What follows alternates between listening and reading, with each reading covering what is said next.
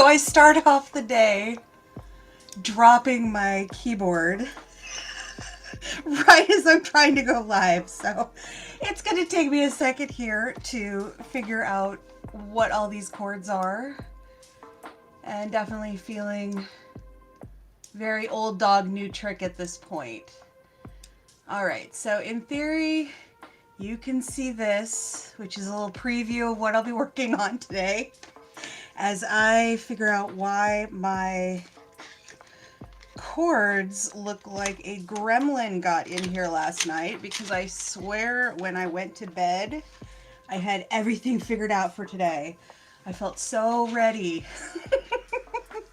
Well, this is a good way to start out the last stream of 2021 as the most bizarre year yet. It was like the sequel of 2020 where they didn't have the budget, but they wanted to just double up on the explosions. So yeah, we're just going to spend the day here playing around with all of the projects that I have not gotten done during the year. So that includes, I wanted to make, what's that? Ginger fruit or ginger candy. I wanted to make all of these reusable boxes, which is actually what I made these medallions for. I have all of these medallions that I made and decorated up, and of course they were for the holidays. But I was so busy with other stuff, I have just stacks and stacks and stacks of pre-cut fabric that will turn into reusable boxes. And yeah, so I think 3 sizes of reusable boxes. And then there's also, what are these?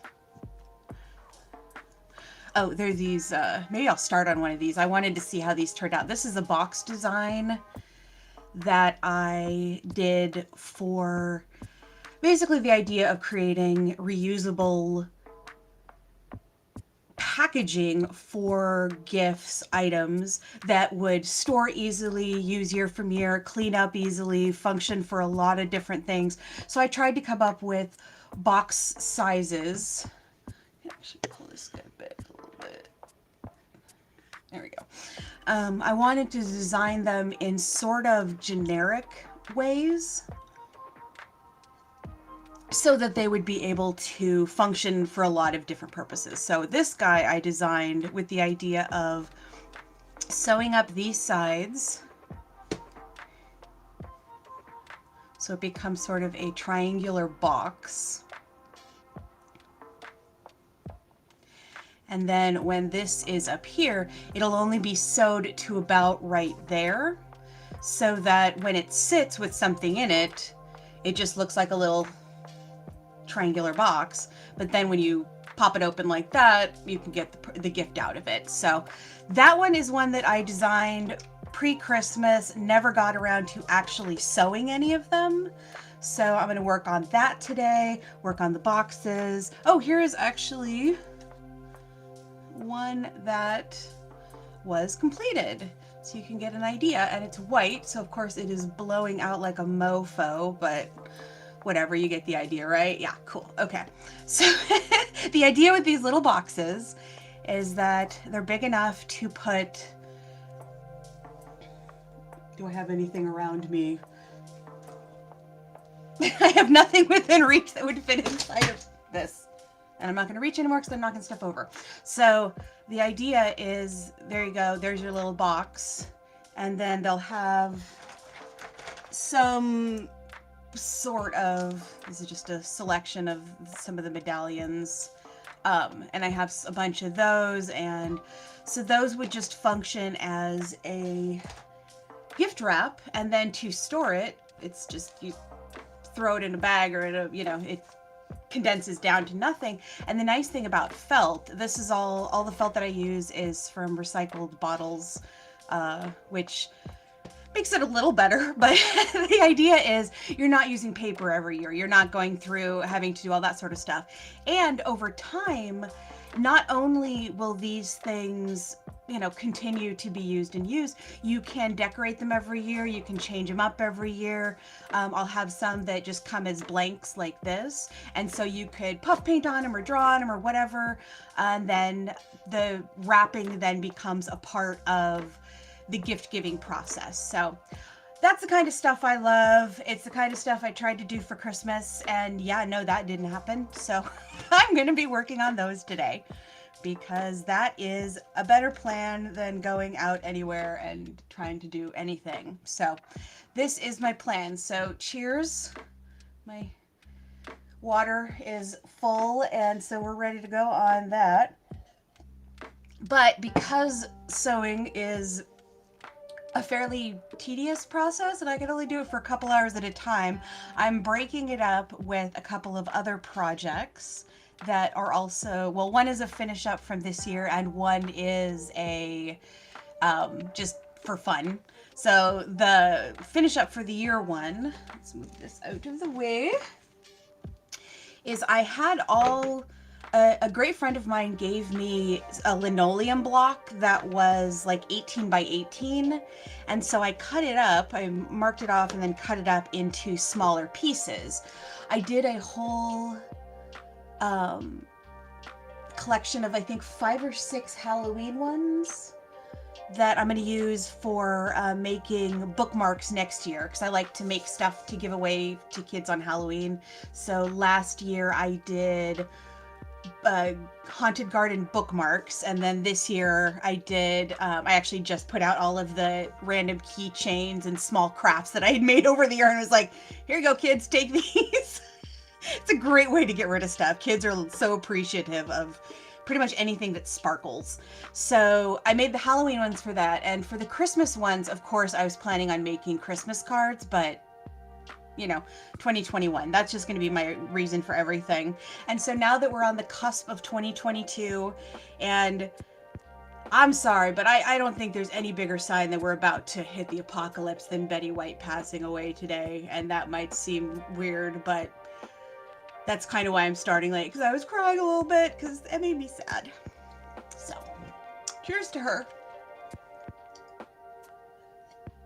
So, the idea is to, rather than using these for Christmas, since I would have to wait another year to actually do anything with them, I'm going to make stamps of things that I will use for during the spring and summer.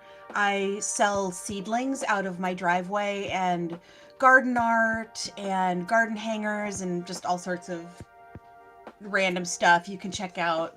Ooh, I can do this. Do I have it on there? Yeah. I do. I've just started doing the Twitch thing, and I've just started a lot of the video stuff in the last, or the live streaming literally in the last couple of weeks. And so I'm waiting on a bunch of cords and a second camera, so like I can say hi in person and not have to worry about futzing with my camera constantly. So for a good look at like what I do and what I'm about, you can follow me on Instagram or just check it out. Look at what I do. I also have the Facebook stuff. Oh, I have the Twitter, but I don't really do anything on it. Most of it's just automatic retweeting for other stuff.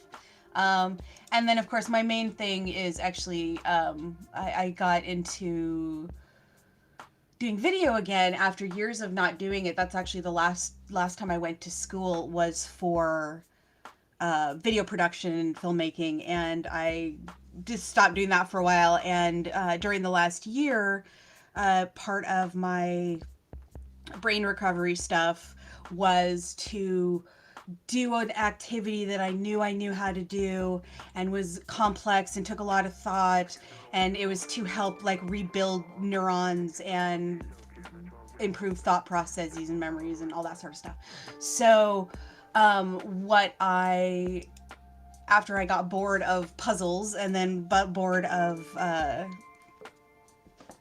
just gonna go ahead and get started on this while I chat, because multitasking is probably going to be the hardest thing of anything in this whole process, because, yeah, focus. First of all, do not need the money. Okay, cool. Let's actually start on a big one, because that is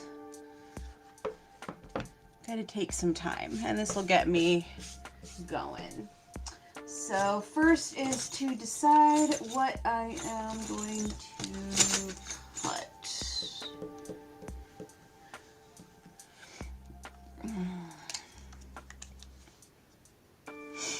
Okay, so the reason I got back into filmmaking, that is a part of the recovery thing. Long story short, COVID kicked my ass in March 2020, and I have been dealing with long haulers since, and I had a lot of brain recovery stuff to do. And so at a certain point, I got bored with puzzles. I got bored with, do I have it right here? No, I have a book that has like word puzzles and association puzzles and all sorts of stuff to try to rebuild the brain links that are necessary for like thought and stuff. So when I advanced sort of past those parts of my recovery, I was trying to figure out something that I could spend hours and hours doing, because I am a very activity, motion oriented person, or I was 2 years ago. And so once I got to a point in everything that I needed to have something that I could just sit and do, and that would help my sort of system to recalibrate, I thought of editing. And it was something that I had always really enjoyed. And I had actually been doing filmmaking all the way since, Mr. Carahard's class in middle school. Or was that high school? That was high school. Mr. Carahard's Advanced European History. Jesus. I haven't thought about this in a while. Anyways, I believe it was 1991 in Mr. Carahard's class, and I think I was teamed up with Tammy and I think Jackie, and we had to do a video. Oh no, you know what? There was one before that. So, long story short, I've been doing filmmaking for a long time. When I was doing the brain recovery, I needed to find something that I could do that it would be stationary and would take a lot of thought, and I got back into editing. And so I just went through all of my old computers and found just any footage that I had. I went to Clackamas Community College, their digital media department, back in, numbers and dates. Pretty much just minus or add 2 years to everything I say, because it's all going to be wrong. So I went to Clackamas, and that's when I got back into filmmaking. And the main reason I went back to that is because I had a script that I wanted to make, and I figured it would take a long time to get to the point where they would like okay a full-length film production in a community college class. But my second term, I was able to do it, and unfortunately, because of financial aid junk, I didn't continue past that point. But I did get the movie made, and I learned through that every single step of the process. Like, I don't know if they still have that program anymore, but if you're in Oregon, I highly recommend. It was a wonderful process. So I started just looking for footage. Anything I had in my computers, in my, off of my Facebook, anything I had uploaded from years past. I like downloaded tons of images and just found everything that I could, and just started editing stuff together randomly. Everything from like random music videos and this and that and the other. And I really started looking into, just all the different possibilities of what I could do with video with zero budget, with literally just zero budget. And so I started doing tons of garden videos. And so I had thought of starting to do video and streaming and everything back right after I got sick. There's actually, I think, a video of me gardening or something, like 4 or 5 days after my initial sickness.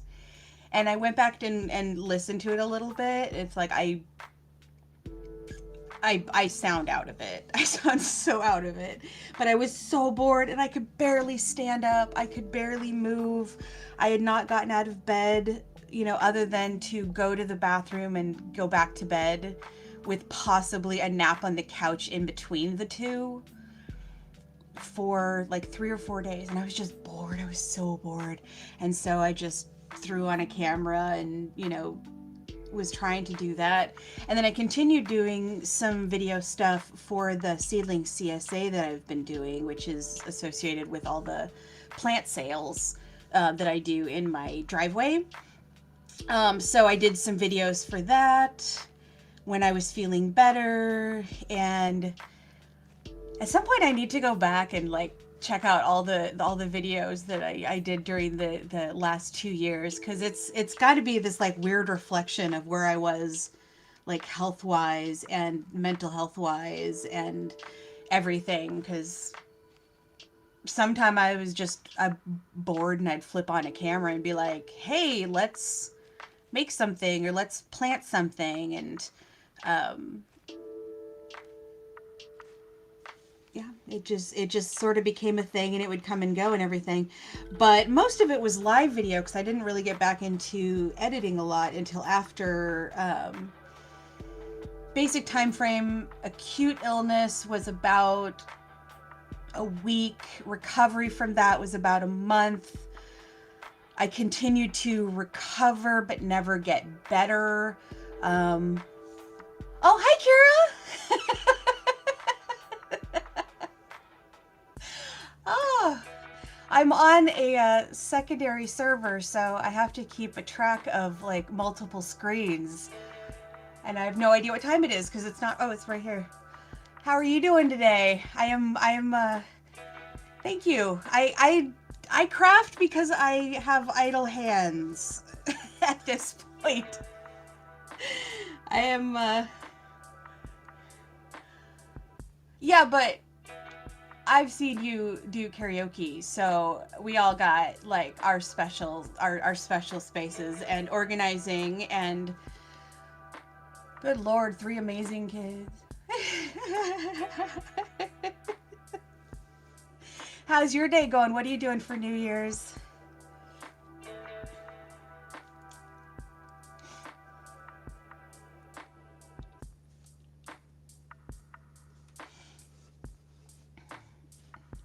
I'm currently working on a Linocut. And I always spend a ton of time on the outside because I never quite know what I'm going to do on the inside. But I think I want to do it as a, do it so it's this way. And then have this as a print so that I can do it on a piece of cardstock that's a little bigger. And then have it as a price in the middle. And I'll probably want to do the pricing with this size of a marker. So what I'll do to make it easy, this will mostly be used for seedlings. So I'll just make it specifically the stamp for seedlings that will hang off of the side. So I want it to be big type. So we'll do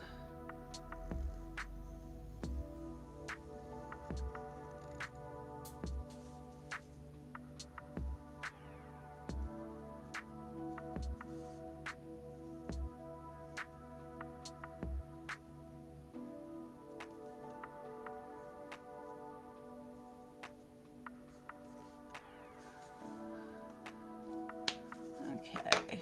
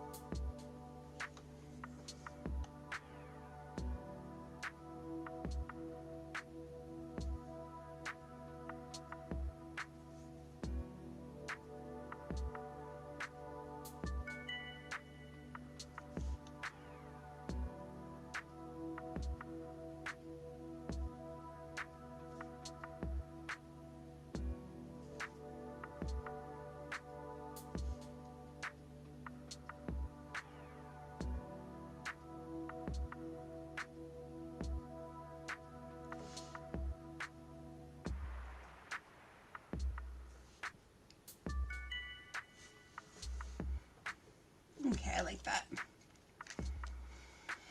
And of course I'll have space to write here. So yeah, let's do a little detailing along the side here and then start curving.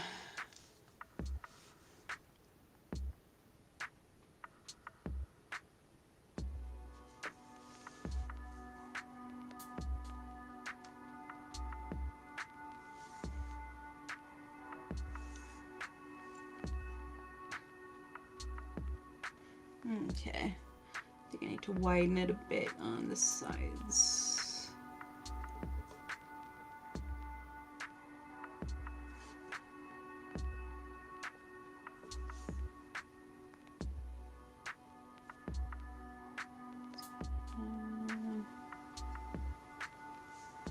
There.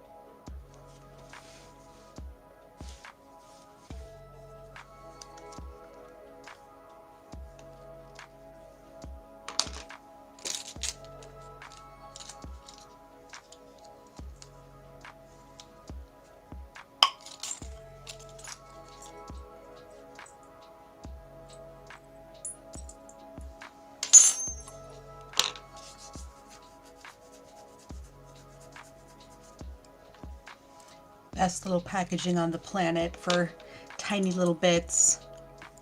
So these are the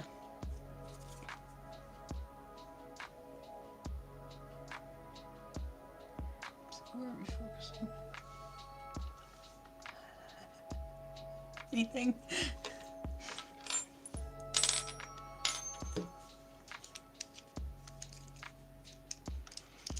I should also preface this with I am not the most proficient linocut artist.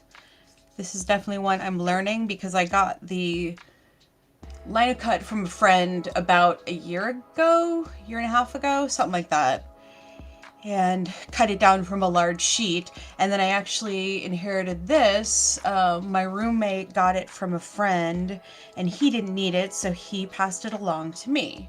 So I have been putting the two together and having some fun with it. I just did this one. This one, obviously, for Valentine's Day. And it is, I go over it with black ink just to check for final edits to see how it looks. But I will print this one probably in red, in a garnet color, something like that. I'm thinking of making some either tags or cards for Valentine's Day. Haven't really decided.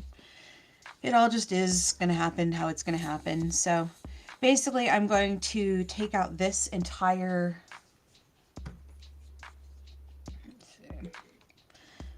I'm going to be taking out this entire area, knocking that back, and then all of the black indicates the edges of lines, but like this just means a thick black line, whereas this means a thin black line, and then there'll be some ridging in between the two, and then the vines will be all black with a little bit of texturing inside. But I basically draw those out. Let's see if I can get any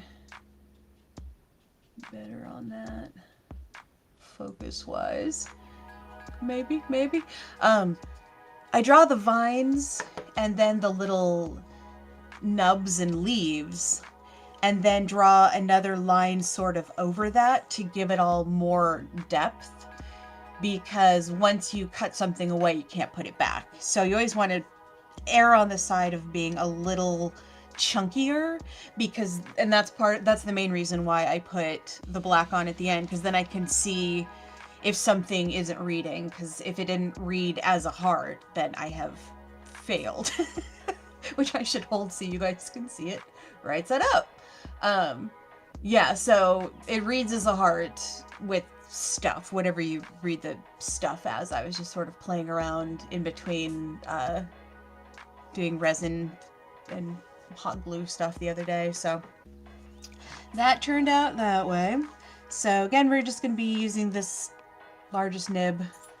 I'm guessing there's other ways, but I like it to have a really rough look, and I want it to almost look like wood grain, which can turn out looking good or bad, but if it ends up looking bad, you just go back and take out the little chips and it's an empty block. So after it's all done, because you can see these are very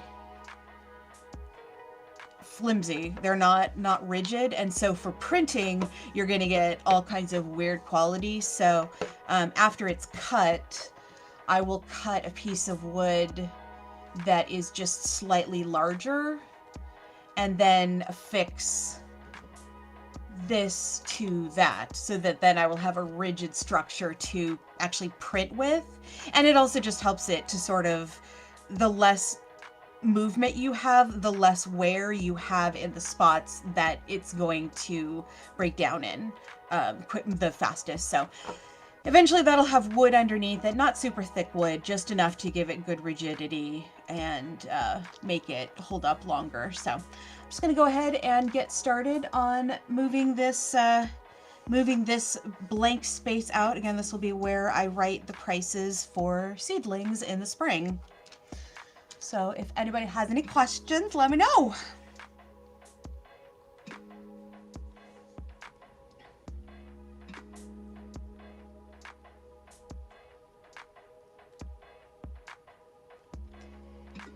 And with these, the harder you press and the angle that you press at will all give you different widths and depths.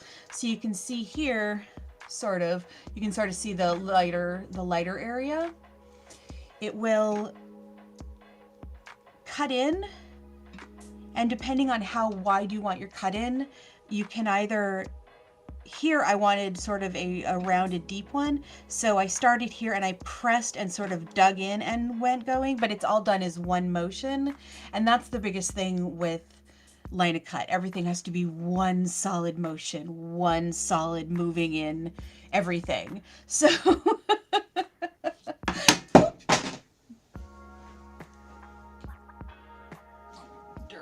okay.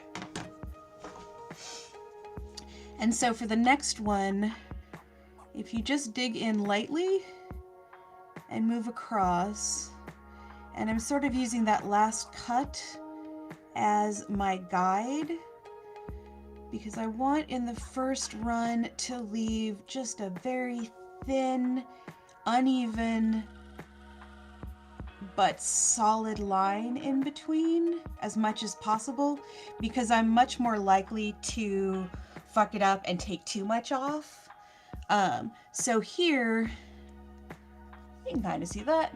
I guess it's kind of works that it's a little bit on the dirty side. As I cut in, you can see what's left behind as the slightly darker color. So that actually gives a good indication of how it's going. And obviously this is wanting to be narrower. So now I just go through really lightly and cut that back. Sometimes detail work is easier with a smaller, what are these, nibs? I think it was nibs, but they probably have like a very specific term that I'm not super aware of. That small is quite often the best for really good detail, but for stuff like this one is easy because you can kind of gauge a little bit more, and if you go really slow, the blade is more flat if you're just cutting with the one side, whereas this you're trying to cut with an angle. So yeah, learning basic movement, keeping everything solid, and using the right nib for what you're trying to do is all in how it works out. But I mean, honestly, once you get to a certain point, they either look cool or they don't. And if they look cool, you did everything perfect. If they look like awful, then you probably have 2 or 3 things that you just need to fix in the final product, and it will look fine. It might not look exactly like what you want it for, or what you wanted it to look like, because sometimes I'll start with a duck and I'll end up with a penguin, but you just got to go with it sometime. So rather than going back and doing all these lines, I'm going to just go ahead and go through and do all of them, because that's what I want to do. I don't feel like doing all the nitpicky stuff yet because it's a lot less satisfying than the big chunks. So I'm just going to start with the big chunks.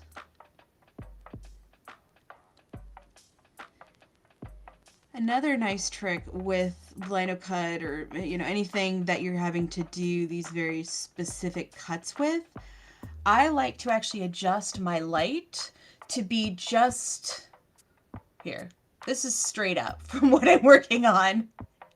And then my light is just beyond that. So it's casting just the slightest shadow in this direction. Like I have other lights going on, but my main direct light for down here. So what ends up happening is as I put the piece down, you can see that the shadow is cast just past the edge. But as it is on, show that. Yeah. So the shadow is cast just slightly this way. So as I work this way, I have a slight guide that's about 1 millimeter to 2 millimeters to just give me a point of reference. And all of that working together is, giving solid cuts with clean edges that are going to print well and are doing what I need them to do.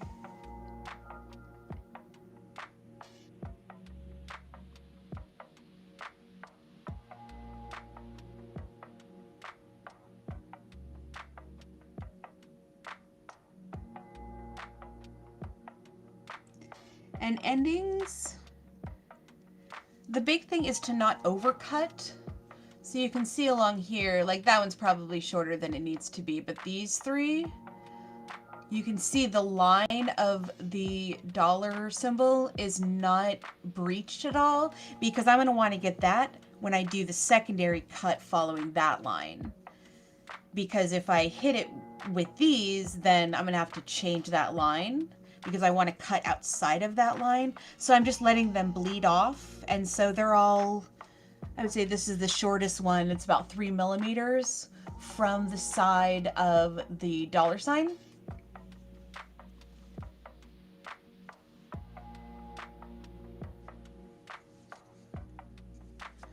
So that will make it much easier. A lot of, there's some art projects that are additive and some that are subtractive. There's other math problems too, but we're just going to focus on those two for the second. This is one that is definitely subtractive without the possibility of additive. Meaning you continue to take stuff off, there is no way to put stuff back on. I mean, if you MacGyvered it, you can MacGyver anything into existence if you're determined enough and have duct tape and a hot glue gun. But really, you're going to want to look at this as just subtractive. Just, if you take it off, it's gone. And so rather than lamenting when you slip and grab something or do a weird angle or something just goes at a weird angle, or, you know, there's so many things that can go wrong with every single time you lay the doodad on the whatchamahoozy. And, you know, that's what crafts are all about as far as I'm concerned. It's like art and craft are a process, and they are a process that people can actually learn how to do.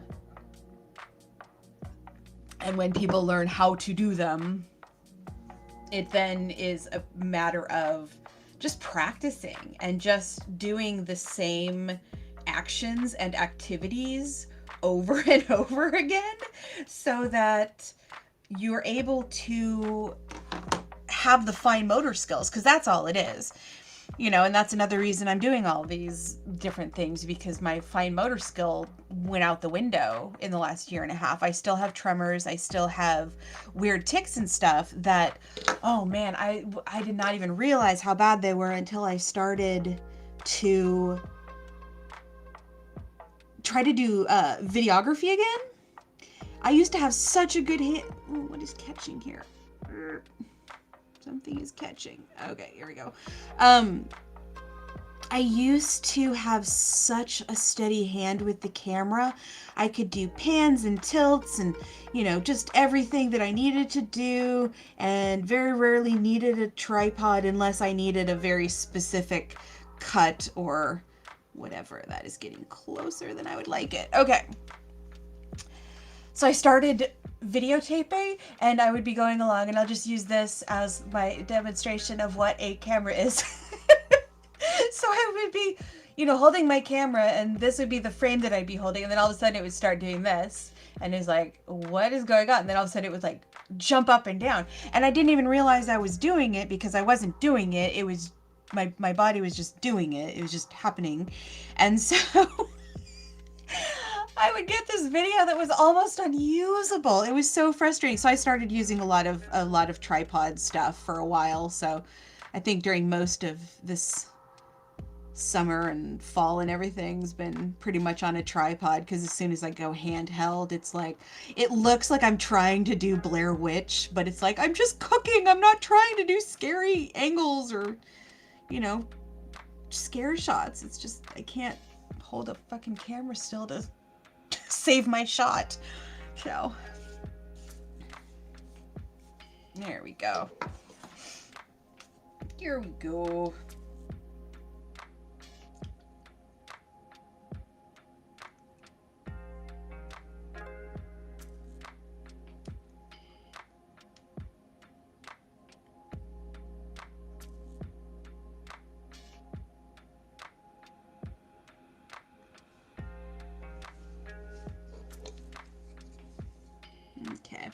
I can see I'm starting to bow a little bit, which is fine because I'm going for sort of a faux wood pattern.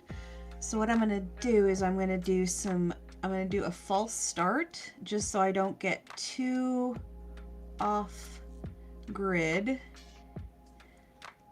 It's catching here for some reason. Oop. Okay. And then do one shorter one.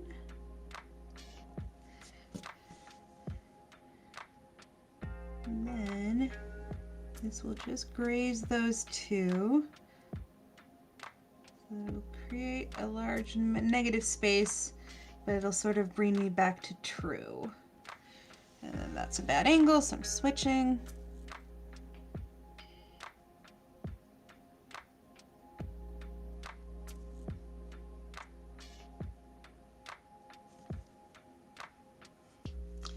All right. So let's see.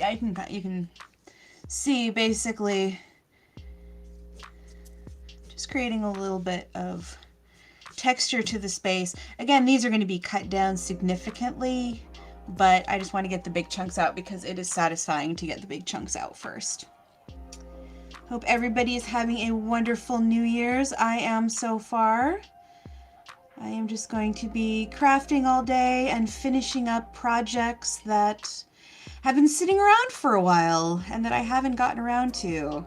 And I'm starting off with some linoleum that I had lying around for a while, and I had planned to cut some stuff for Christmas, but yeah, it's not Christmas anymore. So instead I am cutting out reusable stamps to make signage for the little seedling marketplace that I have in my driveway during the summer. Because last year I did ones that were lovely but printed off of a computer, and so I had to reprint them every time I had to change prices. So what I'm going to do is I'm going to take this, once it's all cut, affix wood to the back so it's rigid, so it prints better and it will hold up better, and then print cardstock with this, and then laminate them, and then use permanent marker to write the prices. And then if you use permanent marker, you can use a dry erase marker over it, and it takes the permanent marker off. Handy trick for a lot of different things. And so I will have semi-permanent, signs that look nice and have a sort of hand felt thing, but I don't have to redraw them every single time. And I can make, multiples if I need, and just have, I'll have what the seedling is up here, and then the price, and then probably the price over here, because they're usually, they're not like $1.99, I'm not a retail chain. It's like everything's like $1, $2. I think the highest price starts I had this last year were $5 for artichokes, because artichokes are, once they're established, they are the easiest plant, and they are the most beautiful plant, and I love them, and I have them in 4 or 5 places in my yard so far. There will be more because I love them, and they are so easy, and they're great perennials. They'll last for like a decade, I think, ish.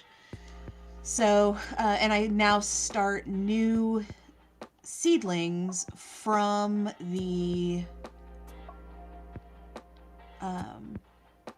plants that I have, because this last year,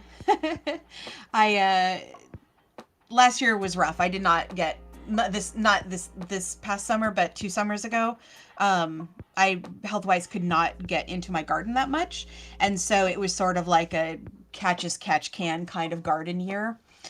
But I did have artichokes all year long, because that's the beauty of artichokes. They're just like, okay, well, I'm just going to make flowers whether you do anything with me or not. And so I had a fabulous supply of artichokes that at a certain point you need to stop eating them, because they once they get to a certain point, they're not really food anymore. They're just decor. So a couple of the heads, once they went to seed and everything, rather than clearing them out or putting them in the compost or whatever, one or two of the heads I just left in the garden. Not for any particular reason, just because that's the way that I garden. Clip and drop is a idea within permaculture where when you clip something, you drop it, clip and drop, obviously. And that is part of the whole cycle of what you're doing with your garden. So with artichoke heads, I'll use the leaves as mulch because they're wonderful mulch. And I will use the seeds or the flowers. They make great cut flowers. So, but occasionally, like if I'll cut a flower and it drops down, and I can't find it again in the whatever, so a couple heads got left out there and they sprouted, and I started like 50. Oh my goodness. Hi Valderly, how are you? I was watching you earlier, but I was dealing with my tech stuff. So hi everybody. Good to see you. Happy New Year. Hi everyone. Oh my goodness, this is my first raid. My first raid and my last raid for 2021. What year is it at this point? Yeah, I saw the project you were working on. The robot guy looked awesome. And that make me sound like a weirdo for calling it a robot guy? Hello everyone.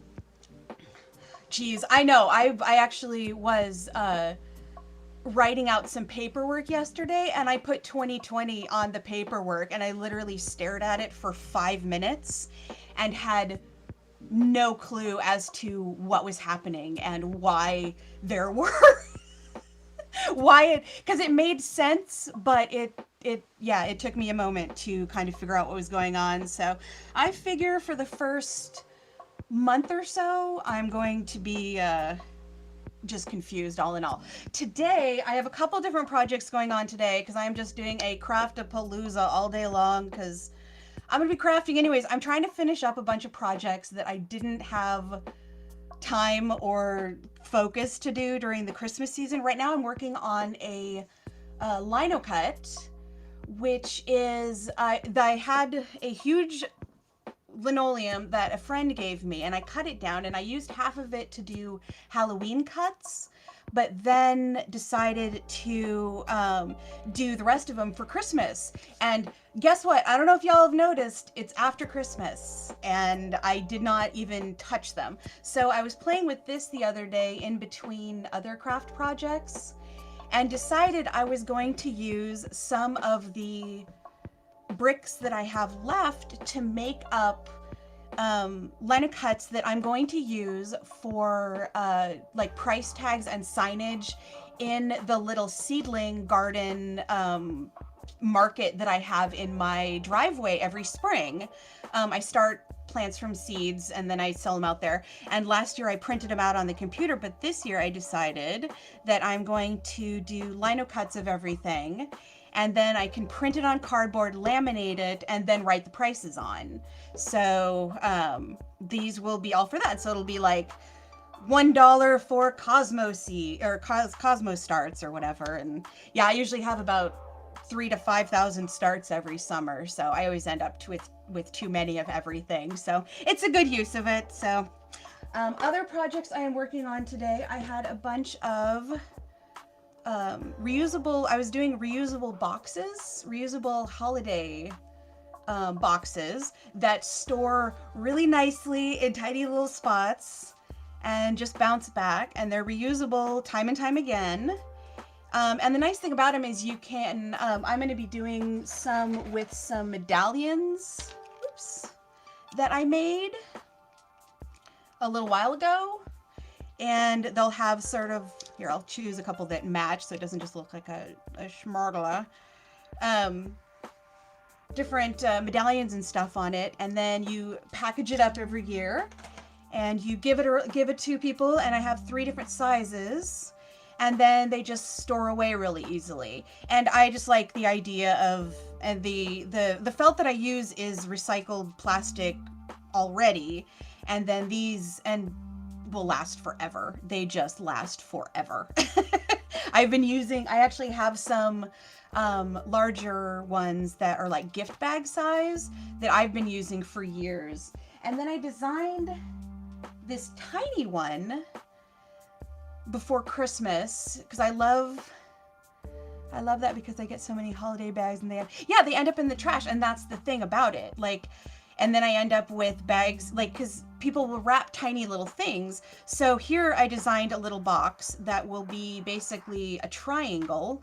You can see how it's folded up here. And so it's stitched all around the edge here, and then stitched just a little bit way in here. And then it just pops open like that. So that's a good size for if you're doing like a little thing of makeup or some candy or anything like that, or it's a little thing inside of a stocking. Because I make stockings and stuff too. So yeah, I've been wanting to do that. I also have one designed that's specifically for a DVD size box. And that one I really enjoy because I love movies and I watch tons of movies, and I used to, back when the world was, I don't know whatever the world was before it is now. I had a friend who worked at a video store, and they sold used videos. And so I would go in there every single week, and they had a deal that was like, 5 for $10 or whatever. And so I would get, 5 new movies every week. And so I ended up with a whole lot of trash. And just some movies that I would watch and enjoy, and then they would be gifted elsewhere, or or they would be, just I would watch something and be like, oh, this would be a perfect gift for so and so, and so it's just a little specifically made gift bag that just fits one DVD in it, and it's decorated, and it's just a great way to. It kind of makes the gift itself, the packaging part of the gift, because they can then use that for gifting stuff in the future, or they can use it for storing stuff of their own or whatever. So yeah, but sewing only can last so long. I can do sewing for like 2 or 3 hours at a time, but past that it gets a little intense, shall we say. It gets a little intense, and I start like poking my fingers. So I'm doing this to start off with, because this will take probably, I don't know, I'm at about an hour right now. And then I'm working on boxes, but I also have this, which I bought as part of a gift box from an auction. Yes, I actually do most of my sewing by hand. This is a quilt that I'm covered in right now that I actually did most of the hand stitching on during the ice storm that we had in the area that I live in last year. We didn't have power for 4 days, and it was insane. So I started a quilt because it felt very appropriate for it felt very appropriate for, living rustic, because I was sitting by, our propane fire or natural gas fire, which thank goodness we had that, because it was insane. It was so bad here for the time during the ice storm that there was even the emergency broadcast, because I have, I'm not a like doomsday person, but I'm prepared. And so I have a solar radio that picks up, like, it has an emergency band specifically. It was so weird because even the 3 emergency bands that I usually can pick up on that during an emergency, all 3 of them were completely off the air for an entire day. It felt like the apocalypse. It was so crazy. It felt so crazy. But yeah, so I decided to spend that time hand stitching a quilt. in front of a gas fireplace and cooking food and everything on a propane little stove top and taking lots of pictures. Although I've lost most of the pictures, I don't know where I stored them. I still have some of them on my Instagram, but there was a good 3 or 4 millimeters of ice on everything. Luckily, we don't have any huge trees in my yard or overhanging my house, but we lost. I have a lilac tree, which just is a blessing. It smells so wonderful. About half of that fell down from the ice. And then the Japanese maple that's right next to it sort of lost its top half. But yeah, it's totally amazing. It was so amazing. And the crazy thing about it is that happened in the same year that we were affected by the heat dome back in June, mid-June, whatever the actual date was. We hit 117 degrees. 117 degrees. It's been the craziest year, and it's already started snowing here. We just are coming out of 3 or 4 days of snow, beautiful fluffy snow, and it was icy a little bit, but we usually don't get any weather, winter weather at all, until after my birth. I think I get my snow on my birthday. My birthday is January 6th, and the times that I've gotten snow on or before my birthday are so rare that, that's one of those things you take mental note, especially when you're a snow freak like I am. And so the fact that we not only got snow the day after Christmas, but that it stuck around and was beautiful for 3 days was such a blessing. It was so wonderful. And I just sort of sat in here and crafted, enjoyed watching it out of my window, because again, I don't leave the house much. And so for my New Year's, I will be sitting here and doing all of the stuff and making the things and enjoying the chatting as it happens. So it's so cold from here. It's so cold from here right now. I can't imagine living in snow. Usually we don't get snow. It's pretty rare. I live within an hour of the mountains, so there's snow there, and I actually live within 15 minutes of a beautiful area that has waterfalls and all that sort of stuff, and then an hour in the other direction is ocean. So I live in a really great area, and our particular pocket tends to be pretty moderate, really nice and beautiful during the summer. This year has just been really weird. The snow is definitely weird. It's not snowy here now, but it is still cold. I'm not sure exactly the temperature it is right now, but I went outside. I let the cat out earlier and immediately shut the door and came back inside. So it's that temperature here right now. Do you ever get snow where you're at, Vanderly? Vanderly, yes. Do you ever get snow where you're at?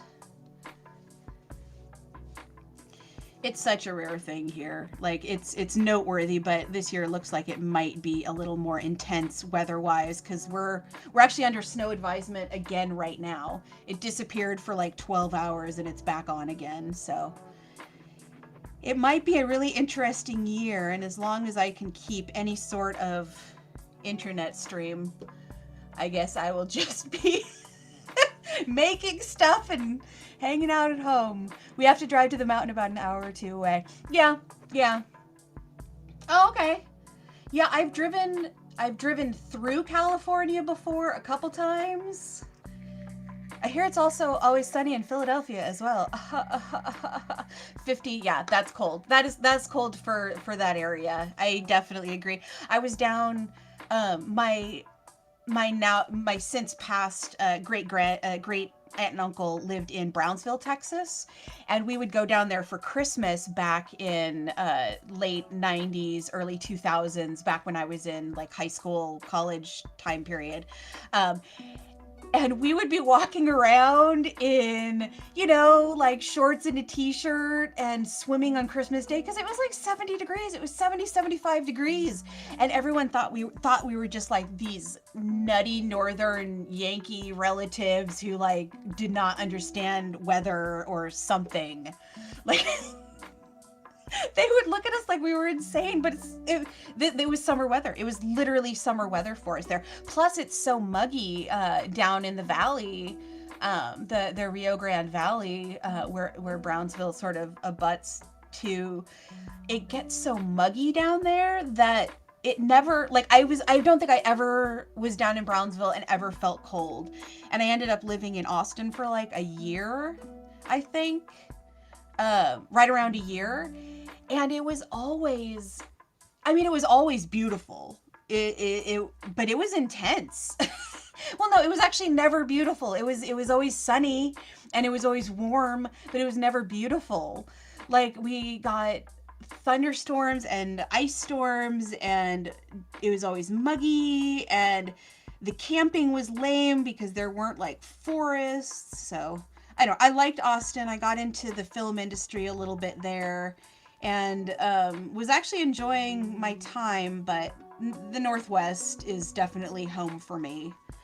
I grew up in Washington, and now happily enjoy the Oregon life. Which is better because it just rained too much in Seattle. It just rained too much. I know it's a cliche because people always say it rains a lot, and when you're living in Seattle, it doesn't feel like it rains a lot. But the fact that it rains often, and it's like almost in the process of raining, or starting to rain, or about to start, all of the time. So yeah, I like where I'm at. It's just been some pretty crazy weird weather in the last year. Especially in the garden. My garden has been super confused by absolutely everything in the last year, and pretty much every time I go out there, I have to. Oh yeah, family up here, cool. Yeah, it's a beautiful, beautiful area, and there's so much to do. Um, if your family up here gardens at all, I wonder if they've noticed how insane the gardening has been here. Because right now, I mean, not as much after the snow, but we had like spring, fall, spring, winter, summer, just over and over and over again. It's been a crazy area. Did they have to deal with the summer situation at all, or the winter situation at all? Have they been dealing with the weather scenarios here? There seems to be a lot of weather this year.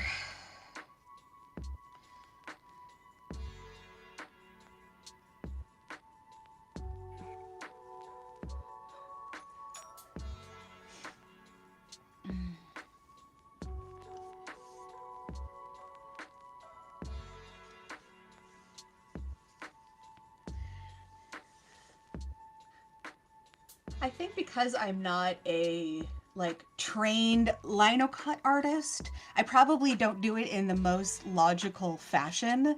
I tend to just spin and cut at whatever I can get at that angle, and then spin and cut at whatever angle I can get there. Which is probably, I mean, you're probably supposed to work in a certain way, or from the middle to the outside. I don't know.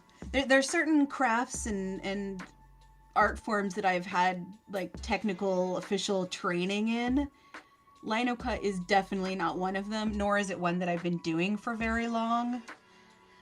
Like, I'm self-taught with making cakes, but I've been doing it long enough that I know how to do all the stuff. Oh, they get snow all the time. They kind of live in the middle of nowhere, it seems, because they have a beautiful log cabin my uncle built by hand. Wow. It's amazing. I think around Bend. Yeah, Bend and Medford are gorgeous areas. I know people who grew up in both and or now live there. I think I have never been to either. I don't think. Which is weird because when I lived in Washington, I seemed to travel all over the place. But in Oregon, I haven't really traveled much. But I'm sure they are shut down right now. We've gotten so much snow. And I think, yeah, Medford is, I believe, significantly south of where I am, and I think Bend is like southeast, like into the mountains, I believe. So if they're in Medford, I don't think they probably have as much snow, but if they're in Bend, they probably don't even have internet or phone right now. I don't know. They're probably more ready for it than we are down in the valley because we're not used to this kind of stuff here. I'm jealous of how beautiful up north is. Down here we have smog. Yeah, well, to add to the fun of the weather this year, we got to join in the joy of y'all's fires situation. There was one day that we got the like, we have in Oregon we have 3 levels of like evacuation. 1 is it's coming, 2 is get your shit ready, and 3 is get the fuck out. There was a point at which we had to evacuate. We were on 3 in my town, so we had to leave. So we went to my friend's parents' farm, and we were there and just settling in, and all of a sudden it started to get dark outside, and we looked at like the map of where the fires were, and okay, I'm just gonna draw this out because it's easier. So we were basically right here, and the place that we had just got away from was right there.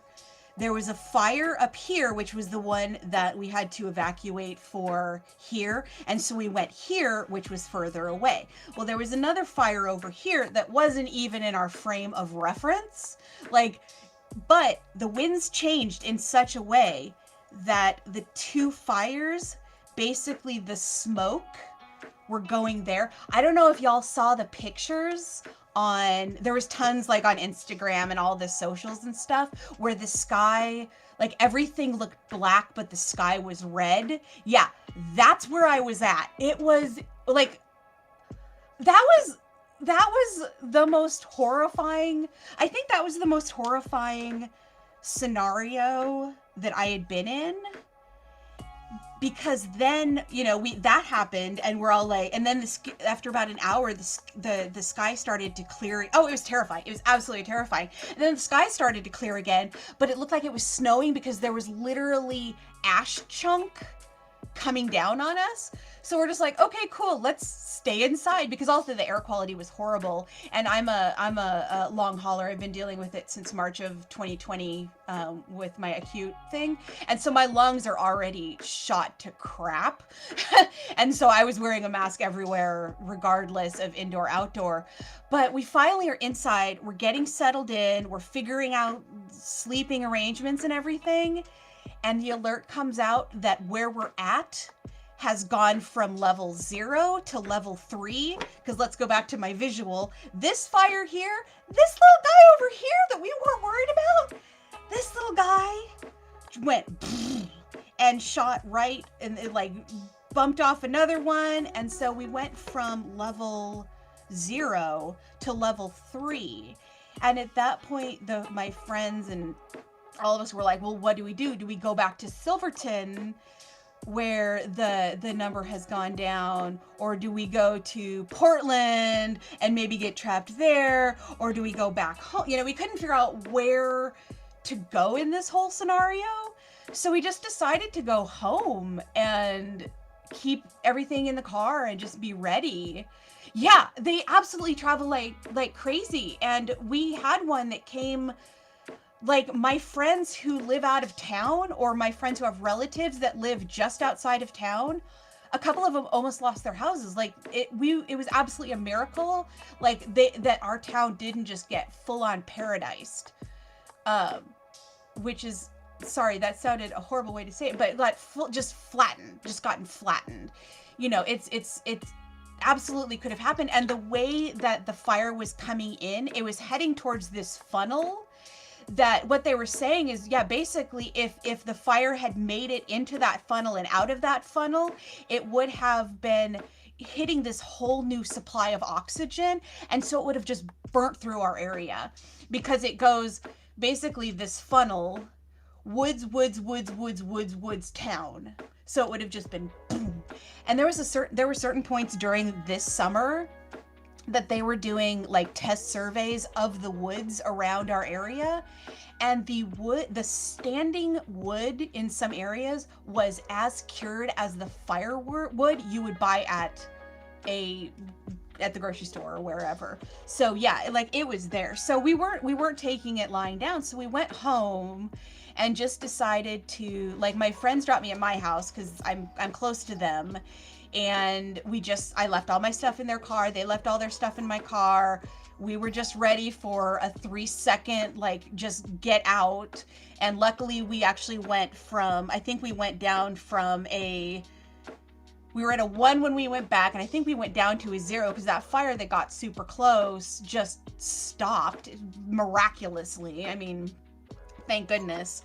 So, but then suddenly the next day, it shot up. It didn't shoot up again, but the air quality was like it was off the chart. I think it was like toxic or hazardous or whatever the top of the chart is.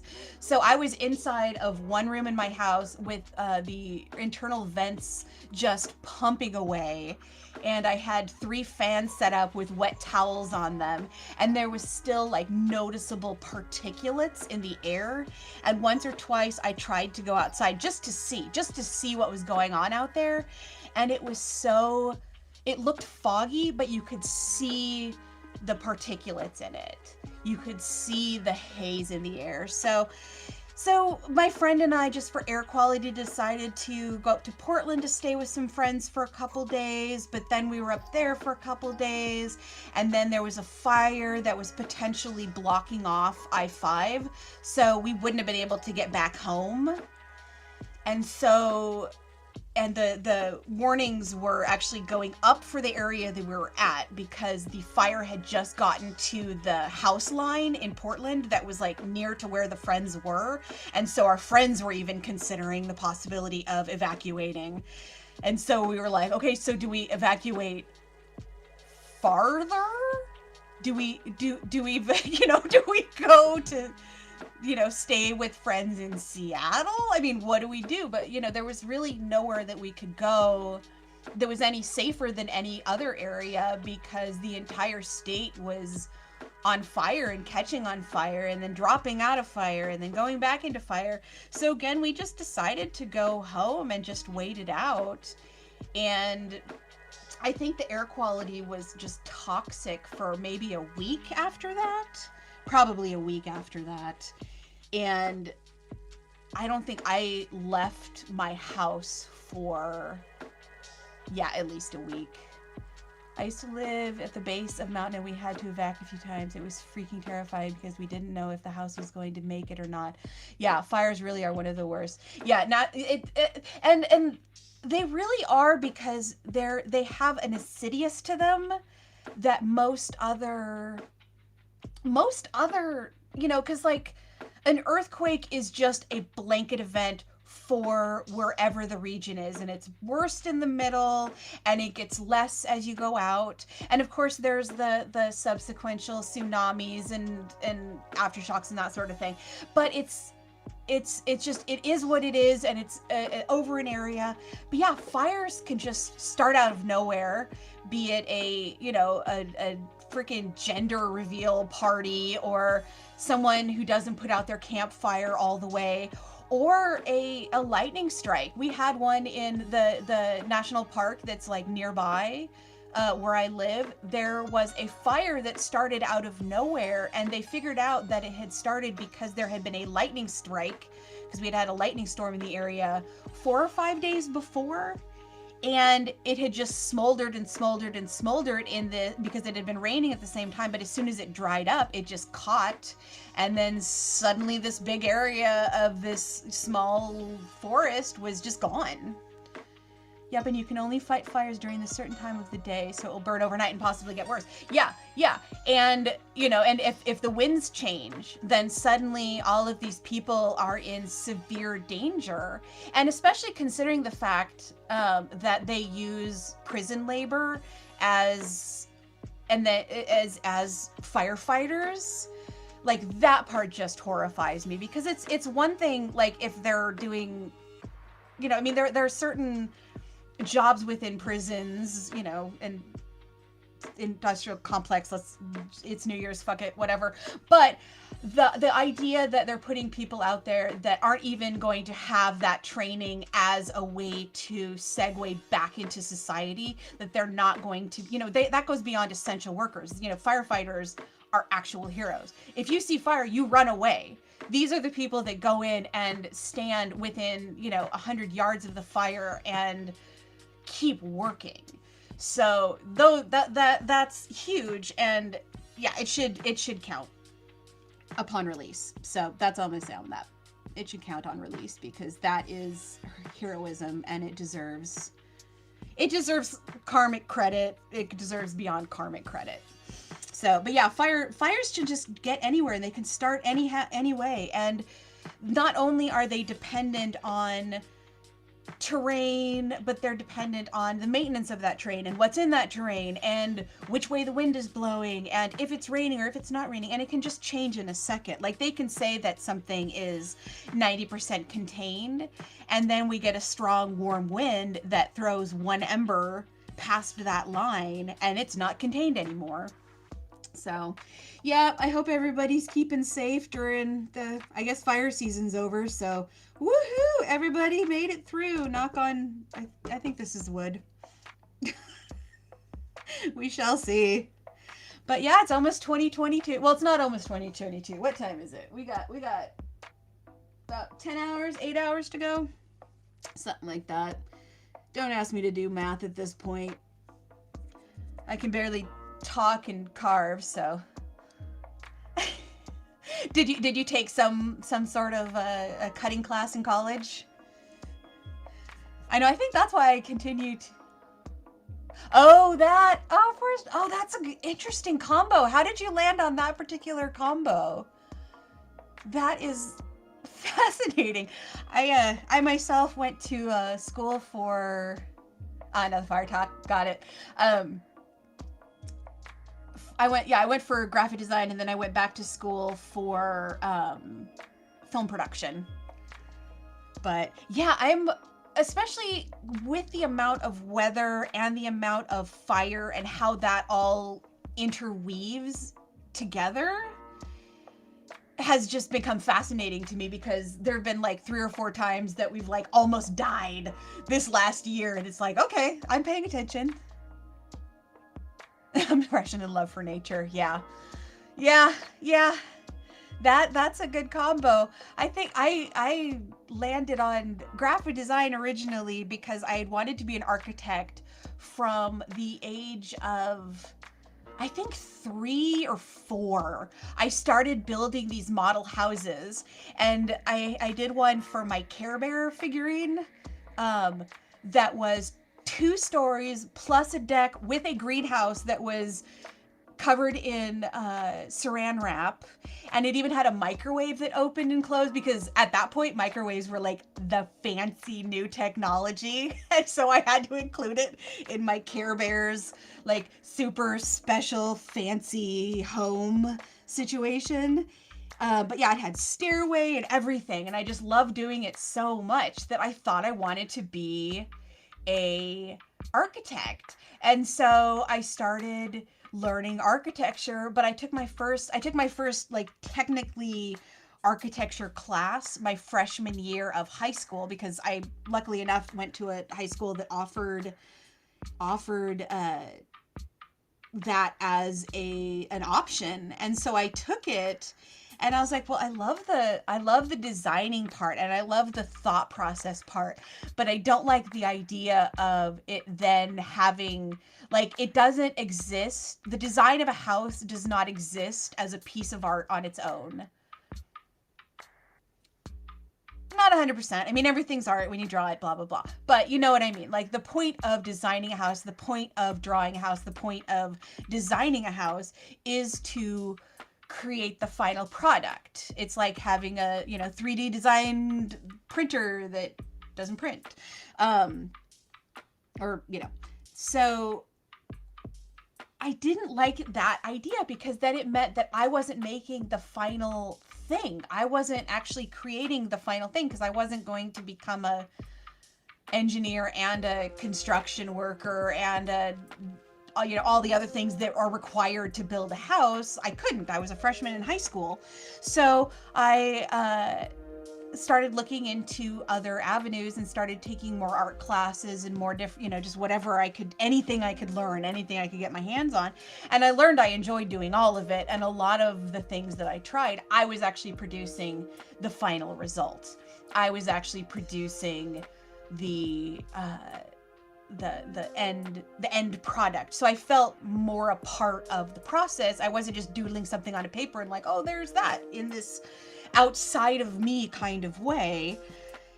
And yeah, and I not only loved all the different projects, or all the new media and all the new methodologies that I was learning, I also really, really enjoyed learning, just the process of learning to do new stuff.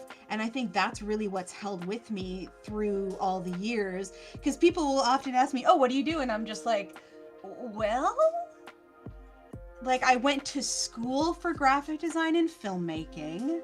I worked professionally as a sweets baker and make epic cakes, but that's all like self-taught and totally like random off over here.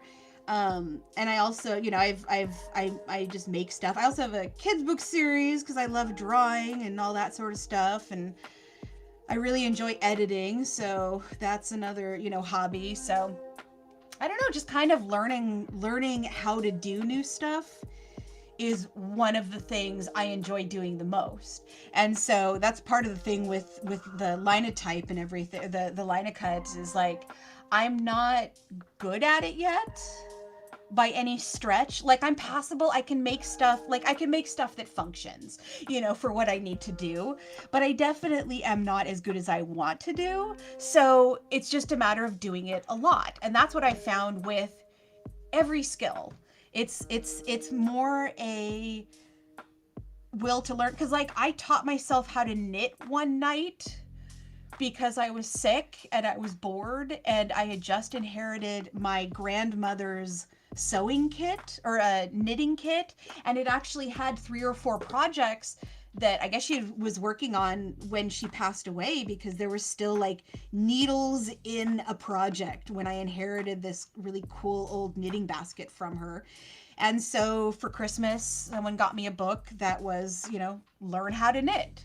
So I was like, cool, and I have friends who knit, and it was something I'd always wanted to learn. And so I taught myself how to knit that night, and I ended up making like 5 pot holders and a couple scarves, and learned how to do it and became proficient. And I don't think I've actually knit since, because it just wasn't like, it was the process of learning how to do it. But once I learned how to do it, it just didn't intrigue me as much, or it did, like, it wasn't a go-to. Whereas, a lot of my go-to stuff are, I do a lot of felt sewing, like the boxes, and I do a lot of costume making, and a lot of like painting and making and jewelry stuff and everything. But I don't know if it's multi-talented or just the inability to focus on anything for a long period of time. Cause yeah, or just, yeah, I just enjoy it all, and I'll just do whatever is fun. And now that I've discovered this whole Twitch scenario, it's like, oh, I'll just broadcast it. Cause I also miss teaching art classes. I used to do art classes all the time. Tomato, exactly. I used to teach classes through the Art Association, mostly kids classes. I did like an inventors class, and I did like craft specific classes, and like the inventors class was making art projects that required physics. So we made, like the racers that are like the what are they called? straw racers that you make a little thing and then you put it on a string and then it races down. And based on your weighting and how you proportion everything and how you cut everything will affect your speed of how quickly the thing goes down. And so we would have the class and we'd talk about the physics of, if you have the weight in the back, that's what it does to this. And if you have the weight in the front, that's what it does to this. And we would experiment with the different ways to cut the straws so that you could hook it on to the track, but that it wouldn't drag so much that you would, keep the speed up. And, this was with kids generally between 8 to 12, I think was the general age range. And then they would be let loose with all the art supplies because it was through the art association of the town that I'm in. I think I was on the board at the time. I don't know. But, and then I just let them loose with all of the art supplies in the classroom area, and they would just come up with whatever they would come up with, and there would be races at the end of the class, and then we'd go through and talk about everybody's design and why they did the physics the way that they did it. And I've always loved doing classes, and that's not as much of a possibility at this point, primarily because of the fact that I can't really get out of the house that much, but also for the fact that there aren't as many opportunities and there isn't as much of in-person venue as there was 3, 4, 5, 10 years ago, whatever, when I was doing classes. So the idea of just doing, just crafting and being able to sort of put that out online, and if people want to learn what I'm doing or give me tips, because I don't know what I'm doing with some of the stuff. There's some of the stuff I'm definitely trained with and know how to do, and then there's stuff like Linotype where it's just I'm figuring out the physics of how it works as I go, and then I use it and see what I come up with and just call it good. But later today with the sewing, I know what I'm doing. I've definitely spirographed before, so that'll be professional level spirographing. Whatever that means. Although I did play with that set once. I bought it from a charity for a school, a local Montessori school that in the before times I always donated my cleaning services, because professionally before all of this I was a professional cleaner. I would do houses and businesses and all that sort of stuff, and it was something that I was able to donate to the local charities in town, that people would then bid on, and then I would go and clean their house and the money would go to the charity. And so I would also go to the extravaganzas that they would have where they would auction everything off. And not last year. If I say last year, just add 2 years to it, because the last 2 years don't count. So last year, 3 years ago, 4 years ago, something like that.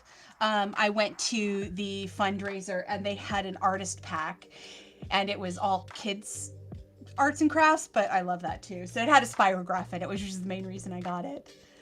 A friend of mine used to have their own art studio as well. It definitely hard now. 1, with COVID, but 2, not a lot of kids are into creative arts anymore. Yeah, at least in our area, unfortunately. Yeah, and that's the big thing that I noticed when I was doing the classes is that engagement with kids was the hardest part, which is why I think I focused mostly on craft classes with another aspect. Like the inventors class used physics and also like logic and all that sort of stuff. So it wasn't just necessarily, because kids don't have, I barely have the focus to sit down and do a Linocut that's going to take usually it would take me about 2 to 3 hours, but since I'm yakking the whole time, and it's going to take longer for that. But it's hard to get kids to focus on one project for a length of time, especially, kids today, that's my old granny voice, have a tendency to have a need for instant gratification or for something to happen. If not instantaneously, they want to see progress or they lose interest. So something like this, which is basically, oh, look, there's less white now. They wouldn't even understand what I'm looking at here. So if I was doing this same thing for kids, it would be something, yeah, the smallest size, and it would be probably a cat or a unicorn or something that is very recognizable and beloved. So if I was doing it for kids, it would be like, let's do a cat. Oh, what does a cat start with? And I wouldn't be using this voice. I'm overdoing it. I should stop.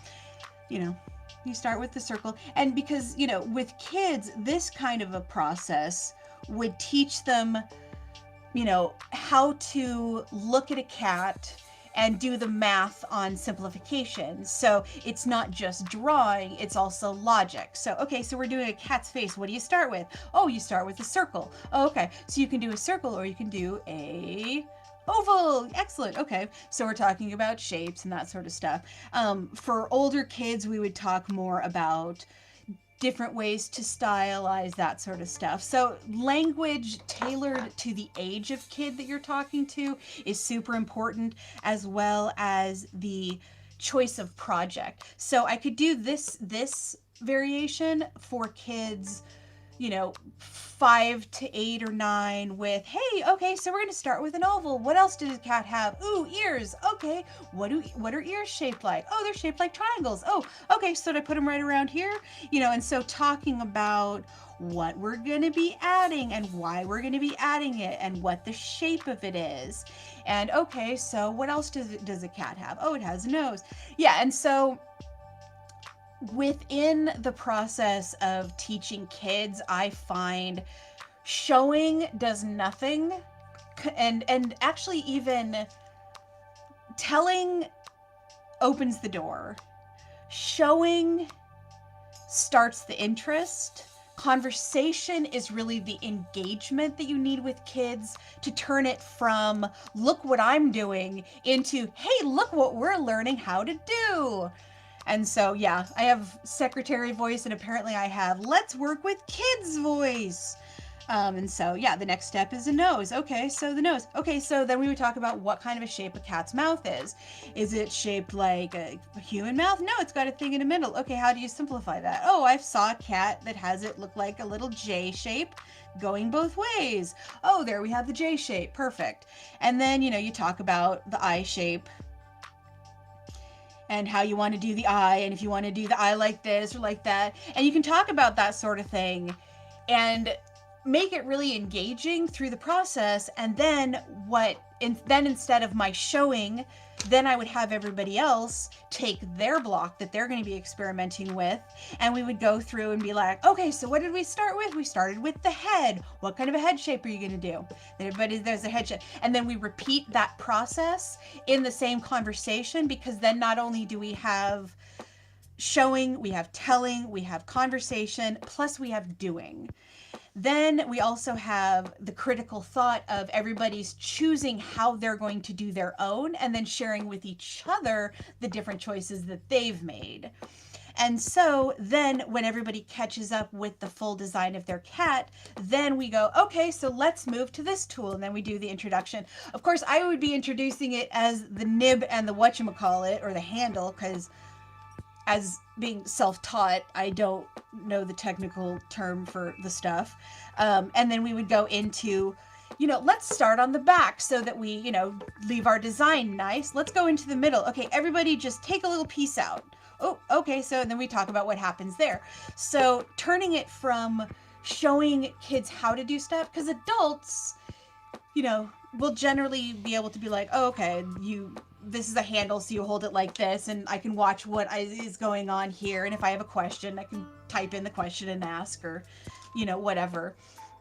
So then you're looking at this product that everybody gets to finish, And one thing that I really like to do when doing a kids class is to leave the next step teased but not revealed. So like when I'm doing the straw racers, I don't tell kids we're doing a race at the end. I just say we're going to test them at the end. And so, there's this fun element at the end. We're like, okay, we're going to race everything just to see how everybody does. Because what we do is we do a test run, and then based on the conversation, the kids get to go back and do minor changes, which might be cutting the front end of their straw slightly differently, or putting an extra hangy thing back here so that it tilts up slightly so the drag is different, and then we come back together and then we race them. And what that does is, beyond the conversation and engagement and learning each step of the process, with this particular project, I wouldn't tell the kids that we're basically making a stamp. It would just be like, oh, hey, we're doing Linocuts today. And not necessarily bring up lino prints unless one of the kids knows about it, which one of them might, and be like, yeah, it's so cool that you know what that is. We're going to do that at the end. And if they want to talk more about it, like, I don't cut them off or anything, but generally speaking, kids aren't going to know what those are. So at the end, we're going to be like, okay, cool. So everybody has this lino cut that they made out of, a cat or whatever. And then they would put, I'd have pre-done pieces of wood that they would be able to put on the back. So they have this like really awesome, really finished piece that they can like write their name on the back of or whatever. And then we're gonna do a print with it, because I bet you didn't realize you just made your first stamp. And so the kids get to then play with the stamp and play with the different inks and everything, and then they get to go home with it.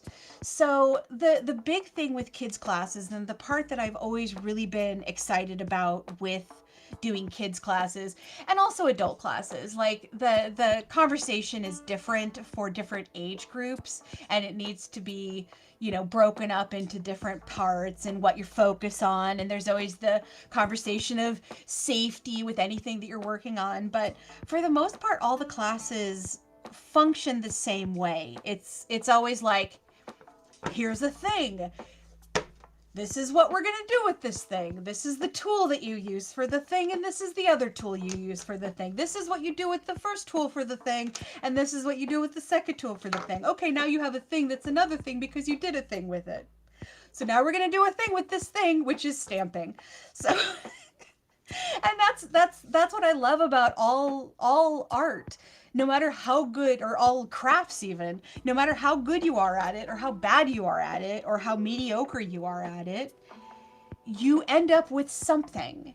And I always, with cake making especially, that's the big thing, because I was doing a lot of cake baking, and I do like epic cakes. I think the coolest one I ever did was a red velvet foot infection cake. Which, let me tell you about this cake. Okay, so I had a client come to me. They were a house cleaning client, but they needed a work for a cake for somebody at work. And the person had a foot phobia, hated feet, was disgusted by feet. Apparently not a totally uncommon thing in the world. So they hired me. And they were just like, it just has to have toe jam. Beyond that, whatever you want to do. So my criteria was, it needed to be big enough to feed 20 people. And I always like to do with leftovers. So I always do about 50% larger than the size that the person requests. Just because extra cake is always good. It doesn't really cost me anything, and it doesn't affect the price at all. So that's always fine. And plus, then I always have extras to give to friends or my roommate or whatever, because he's great for taste testing stuff. So the criteria for the cake was, had to be a foot, had to feed 20 people, and had to have toe jam. And they wanted it just to be as nasty as possible. So it's like, okay, cool. I can do this. And so I chose to do red velvet cake, which, if you are not familiar with red velvet cake, beyond the fact that it's just a very bright red color, that is the most distinguishing factor. But the flavor profile of red velvet is in fact buttermilk chocolate, which is weird, but that's just actually the flavor profile. The only other flavor in it generally is like vanilla, which is just standard in baking anyways. But yeah, that is what is distinctive to a true buttermilk cake, or a true red velvet cake, is the fact that buttermilk and dark chocolate in particular, or milk chocolate, are the flavor profiles. And the thing that makes it red is an entire bottle of red food coloring. It is nothing beyond that. But they're beautiful, and they are especially useful if you want to make a freaky looking cake. The cake itself was built up in 3 layers, which was 2 large layers for the foot part, and then a sort of 1/3 layer so it would go up the ankle. And it was covered in skin colored fondant that, if you're not familiar with fondant, it's basically like edible sweet Play-Doh. And it's used to cover a lot of cakes nowadays. It's not super delicious, so you want to do a thick crumb coat that's really yummy underneath the fondant, and then roll the fondant as thin as possible. So it was red velvet, and in between the layers was custard and a raspberry filling, so that when you cut into it, it would look like pus and kind of goo. Bloody goo was coming out of it, and then the whole thing was red on top of that. And then I did a passion fruit cream cheese icing crumb coat underneath the fondant, which is like super rich and thick with a little bit of passion fruit flavor, which has a kind of, you can't quite place it. It's somewhere between a berry and a citrus, but I've had people guess any combination thereof. But it is in fact passion fruit, and it goes really, really nicely with the buttermilk dark chocolate flavor profile of a red velvet cake. And so the whole thing was covered. And then I went back through and cut through some areas so that the red velvet would kind of peek through a little bit, and then added some of the raspberry, and then added what looked like stitches. So it looked like the foot had been cut open or whatever, and had been kind of stitched back together. But oh god, I used these pearls, the edible pearls that I had left over from a wedding cake that I had done, and kind of built up the fondant and then touched it with red so it looked kind of mottled and sketchy. And then I pushed the pearl down into the middle of it, and they just looked like whiteheads that were like ready to burst. So there was the cuts and the pimples. Oh, and then the toe jam itself, I actually used what I used, more of the custard that had been the filling, so it would look pussy. Only I added in like flex. Hey.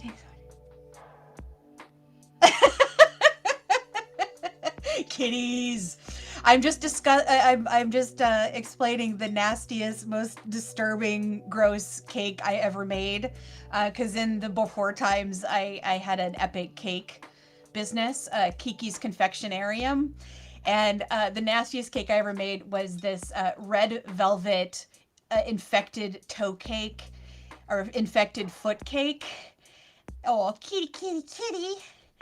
And it had like custard, green custard as toe jam, and everything looked infected on it. And it was actually for a office party that at a bank at a bank in town, and it was for a client of mine, and they actually had this at work. So it was absolutely delicious, and it was absolutely horrifying because they ate because the toe part was so nasty and it looked really, really cool. I think I have pictures of it. I don't know if I have pictures of it on my Instagram. It was a whole long time ago, but oh, thanks, Miss Rika. I miss baking so much. I can't do it as much anymore because my I get my taste and smell is really funky with long haulers, and I get phantom burning smell, but I can't smell burning when it's actually happening. So I haven't been able to bake so much. Although I did my friend's birthday cake and I burnt it, but it was still yummy. I just said it was Cajun style. Um, but yeah, so they cut this cake up at the bank. But they loved the toe part, so they left the toe part and just cut up the heel part. So then they wrapped it in plastic and put it in the fridge. And they said like 4 or 5 times during the day, there literally were shrieks from the office to the point that they ended up putting something else on top of it. Because at one point, somebody opened it and shrieked so loud that everybody in the bank, like, they were in a bank, so I'm lucky nobody like jumped to the floor or anything like that, but like everybody jumped and like looked in that direction. So apparently they had to like cover it with a towel because they were worried it would happen again. So apparently mission accomplished, because they wanted something that was delicious and disturbing, and apparently delicious and disturbing is one of my specialties. I don't think I have a picture of it on my Instagram because this was from years ago. I don't even know how many years ago. I'm not going to do math today. So many years ago, but I'm pretty sure I have it on my my Facebook, probably my Kiki's Confectionarium page, which is spelled how it sounds. But yeah, I used to do lots of cakes, and I love doing cakes, and I love doing weird. Oh yeah, it was toe cake, toe cake. I'm self-taught with baking. I was working as a professional baker at a restaurant in town for a couple years, like 5 or 6. Oh geez, yeah, do the math, 2 plus whatever, so 6 or 7, 8 years ago. I don't even know, 9 years ago. What is time? I worked as a professional baker. I was a dishwasher. I was just working as a dishwasher because I mostly did house cleaning in the before times. I mostly did house cleaning, but I would generally have not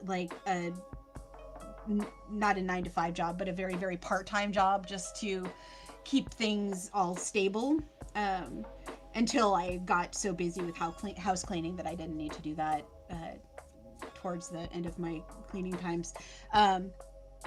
So I started working at this restaurant as a dishwasher, which is all I wanted. Like, that's what I applied for. I've worked as like a barista and stuff. I've never been a server. And at that point, I did not want to work as a server, even though they were kind of like, don't you want to be a server? Or, you know, you can get your bartender certification or license or whatever and be a bartender. It's like, nope. Because I make good money cleaning. That's all I wanted to do. I did not want to deal with people. I mean, I'm pretty social and liked going out, but I did not want to have to deal with people while I was like working, because I have no time for people while I'm working. So yeah, that's why work cleaning houses works for me, because I just go to people's houses and I'm the cleaning fairy that shows up when nobody's home, and they come home and they're happy, and I get to hang out with their animals and snuggle their dogs and all that sort of stuff. So yeah, so I started working as a dishwasher and was enjoying that and everything. But the head chef at the time, because I would be in there opening, and we'd be in there for an hour or two before the restaurant actually opened, so we'd be yakking over the kitchen, because I was also doing prep and that sort of stuff, because when they hired me, they knew I had worked in kitchens before. I had worked in cafes and as a barista, and had done baking and cooking at those as well. But then I started doing cooking, and we got to talking, and he thought that I should give a shot, because they didn't have anyone doing desserts and stuff on site. And so he asked me if I would consider doing baking for the restaurant, and it actually took a lot of convincing, because I know what's involved with baking, and I know the time involved and I know the commitment involved, and they were wanting me to do all the baking for the restaurant during my dishwashing shifts. I don't know if anybody's ever worked as a dishwasher as a restaurant. There is not a lot of downtime, and plus, I would have to I would just have longer shifts. So I'd basically be starting my day in the kitchen doing prep, and then I would have a section in the middle where I would be doing the baking, and then I would close the day doing dishwashing. So I would be doing the most physically demanding thing after a full day.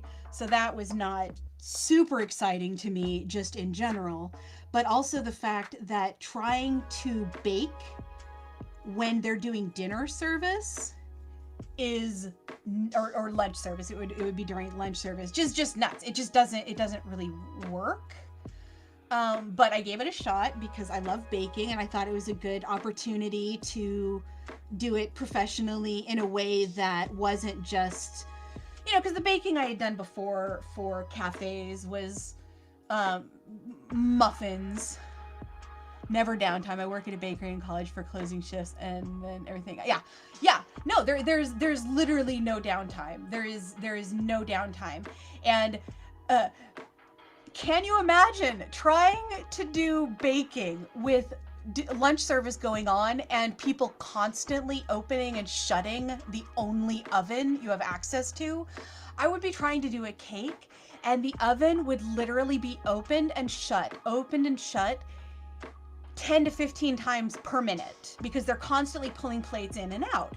So it was really hard to get any sort of baking done, let alone like finishing work. But then as soon as I would make a cake, like on the rare occasions where I would actually get a full cake done, they would bring one slice out and literally there would be a hush. And I wasn't making toe cakes. I was just making like pretty, I don't know, there's a picture of me with this like really pretty white cake with like strawberries on top and everything. And that one was so beautiful. Like the owner came in and took pictures and it's on, put it on their socials and everything.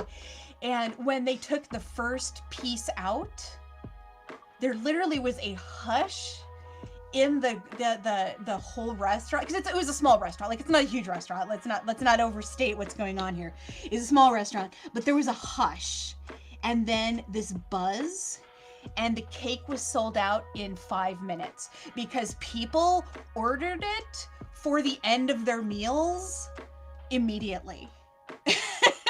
So it was really worth it. And so eventually, as I proved myself at that I was producing great stuff, but I had to modify what I was baking a lot for the fact that I was trying to get stuff in and out of the oven during lunch and or dinner service and do dishes and all the other stuff that I was supposed to be doing.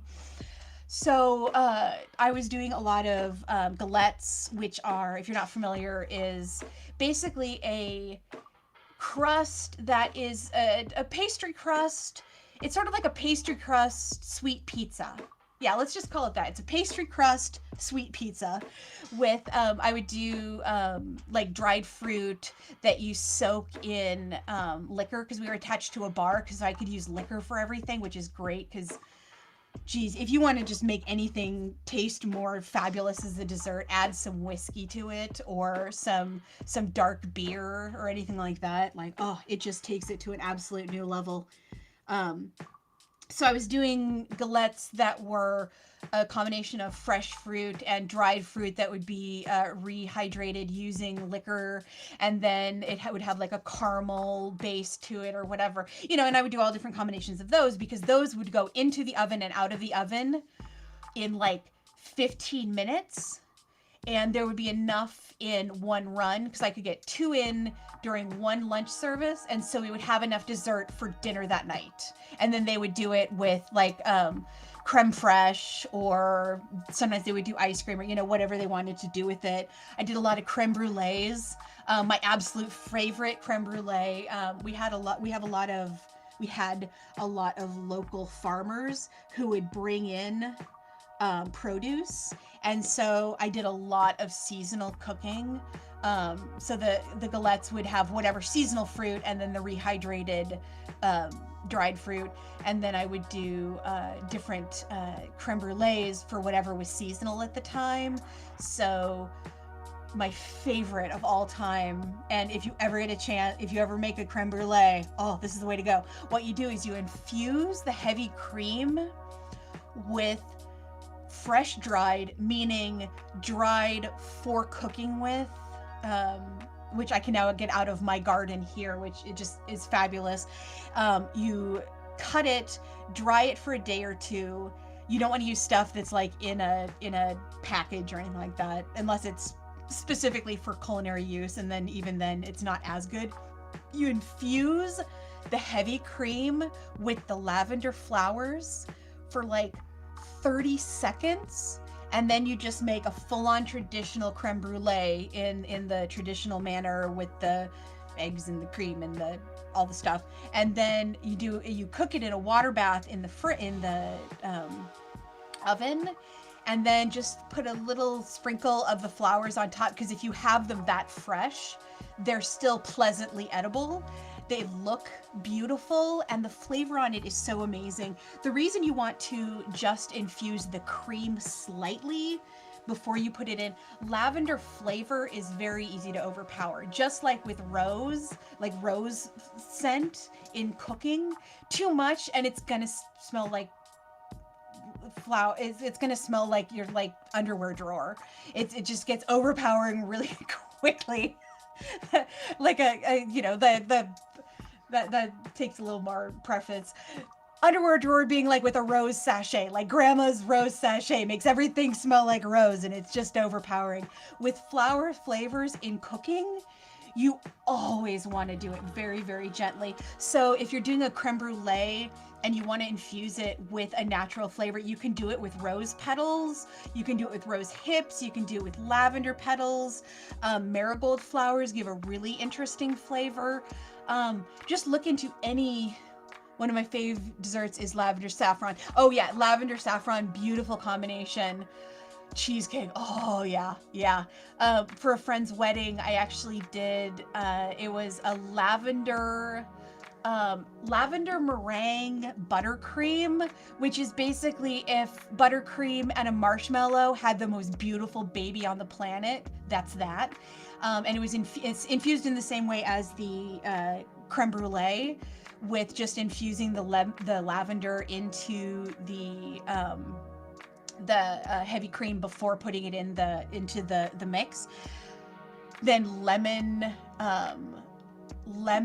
yellow cake, gluten-free cupcakes for my friend's wedding. Oh, such a good combination. I don't like the smell of lavender, but I love using lavender in cooking.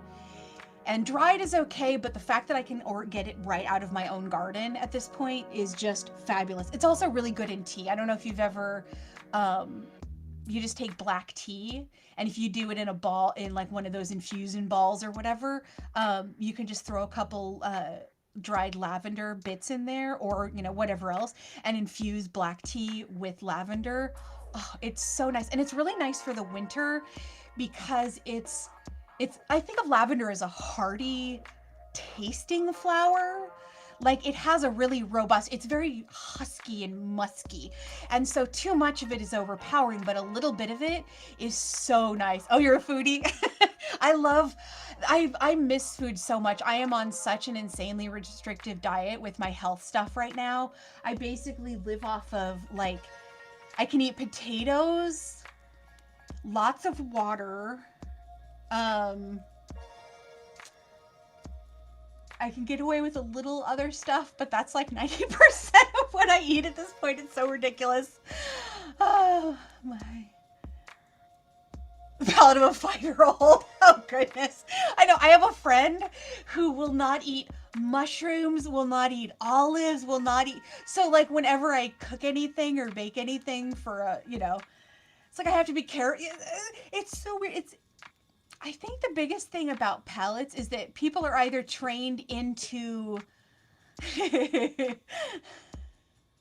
I know. It's and that's the problem with food and health, and the fact that 90% of what's wrong with my system right now is like 90% of it is an autoimmune disorder caused by traumatic illness.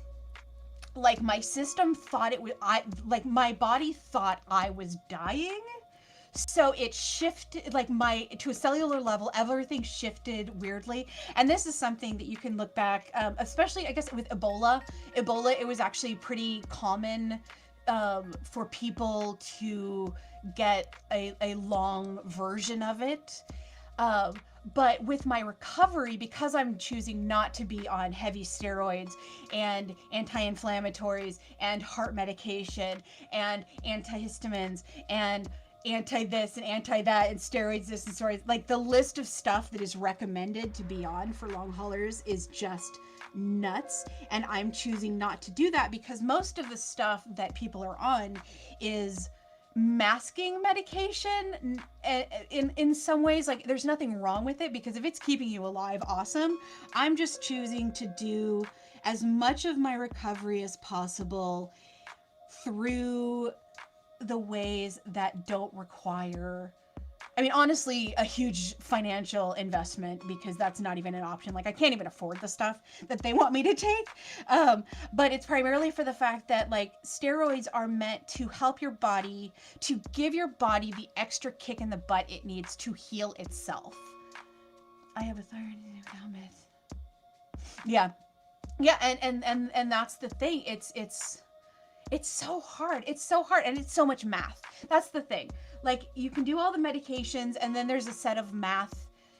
And anyone with autoimmune issues totally understands what I mean with math. If you don't, like, Google the autoimmune spoon theory, because it's fascinating.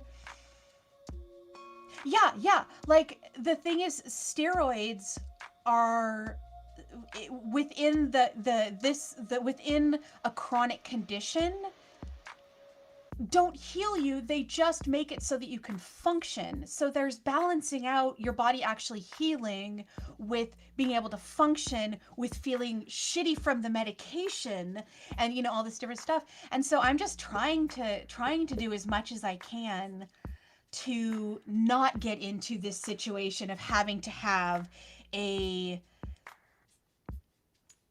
heart attack. Like, it's mostly keeping my meat sack alive. Like, that's the big thing at this point. But yeah, if I got on steroids at this point, it's not helping my heart damage. It's not helping my brain damage. It's not helping my lung damage. It's not helping my vascular system damage. It's not helping my my digestive tract issue. Like, that's all it would be doing, is giving my body enough strength to possibly stand up for a longer period of time. It might make my heart strong enough to beat enough that I could stand up without compression socks for a period of time. It's all this different stuff. But what I'm looking at, I guess, I think it's partially because I'm a Capricorn, and I'm just gonna claim that because I loves me being a Capricorn, and my birthday's in a couple days, so I'm claiming it hard now. Yeah, number 45. Yeah.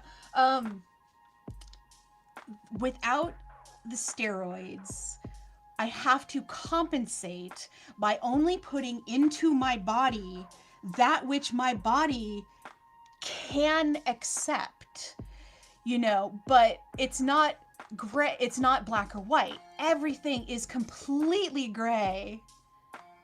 Thank you. I like Aries. Aries are good. Aries, well, the thing is, there's nice in all of them.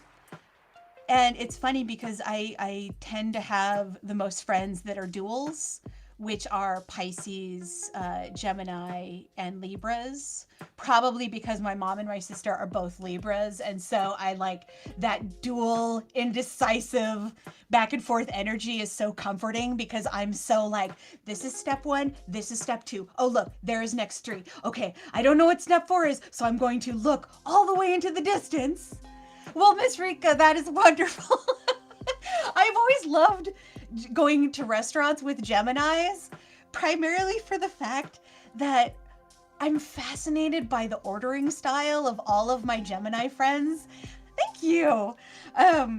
all my Gemini friends, and you know, it's a blanket statement, and I say it half, you know, tongue in cheek, but I always love going to restaurants with Geminis because, well, in the before times when I could actually eat food, but I look at a menu and I'll know basically what I want as soon as I get there, because it's like, oh, okay, this is what I'm hungry for. I'll be thinking about it before I get there. But like, okay, so I go to this is my total blanket statement, overstatement thing of duels, but this is just what I've observed. Oh Lord, I don't know.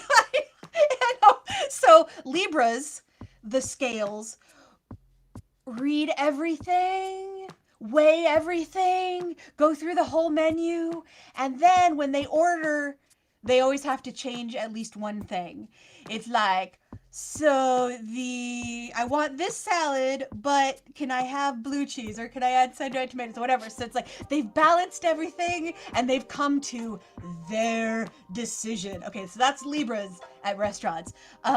Pisces at restaurants, change their mind, change their mind, change their, like they are so decisive over and over and over and over and over and over and over and over. And then you got this, which Miss Rika, you absolutely nailed it. With Geminis, it's just, I think it's the most fun because there's absolutely no decisiveness. There's no process. There's no judgment. It's just like eventually words come out and then food comes, but they're always happy. Like Geminis never seem disappointed with whatever ends up happening. Oh my god. The thing is, I love, I think that's what it's the same thing as like if you have straight hair, you want curly hair. If you have curly hair, you want straight hair. I think that's what draws me to duels in particular. Then I'm like, this will work. Yeah. I find comfort in noticeable and understandable progress, which is why I like crafts like this, because it's like I could walk away from this for 6 years and find it again, or I could just sit here and talk and point at it and not actually work on it for 6 years and it would still be at this exact same point in the process, and I would be able to just keep going on it. And I find comfort in stuff like that. But yeah, I guess it's also, I love baking and cooking, which is literally just making something that it all ends up in the same place. So, you know, the artistry is in the making and the artistry is in the final, you know, fettered foot cake, but there's no longevity other than pictures and all that. So yeah, I think that's always what's drawn me to crafts, because it's like, no matter what you're feeling, yeah, there's a craft for that. I will not bring millions of fish projects. Well, Miss Rika, I don't know if you heard earlier, but that's literally what I'm working on right now as I do my little end of the year live from isolation fun time afternoon. I went through last night, which is why I didn't I was live streaming editing yesterday, and I was gonna have the video up today, but I ended up, instead of editing, going through all of my projects to try to figure out what I was gonna work on today. Works in progress. Oh yeah, I was going through, because my second camera's coming, so I'll have like a little, hi, this is my face cam soon, so I will look like a real person instead of just floating hands and scars and stuff. But my head-on face cam, behind me there are mirrors, and the mirrors actually reflect my, because I'm in my art studio right now, reflect the other wall, the facing wall of where I'm sitting. I know, there I am, if I'm even hands sometimes. But yeah, so over there, that way, are all my art shelves. And so they're behind me in the mirrors in my face shot, which I actually have some. I don't think I have any Twitch ones because I haven't gotten the cameras to work on this yet. But I do have a bunch on my YouTube page that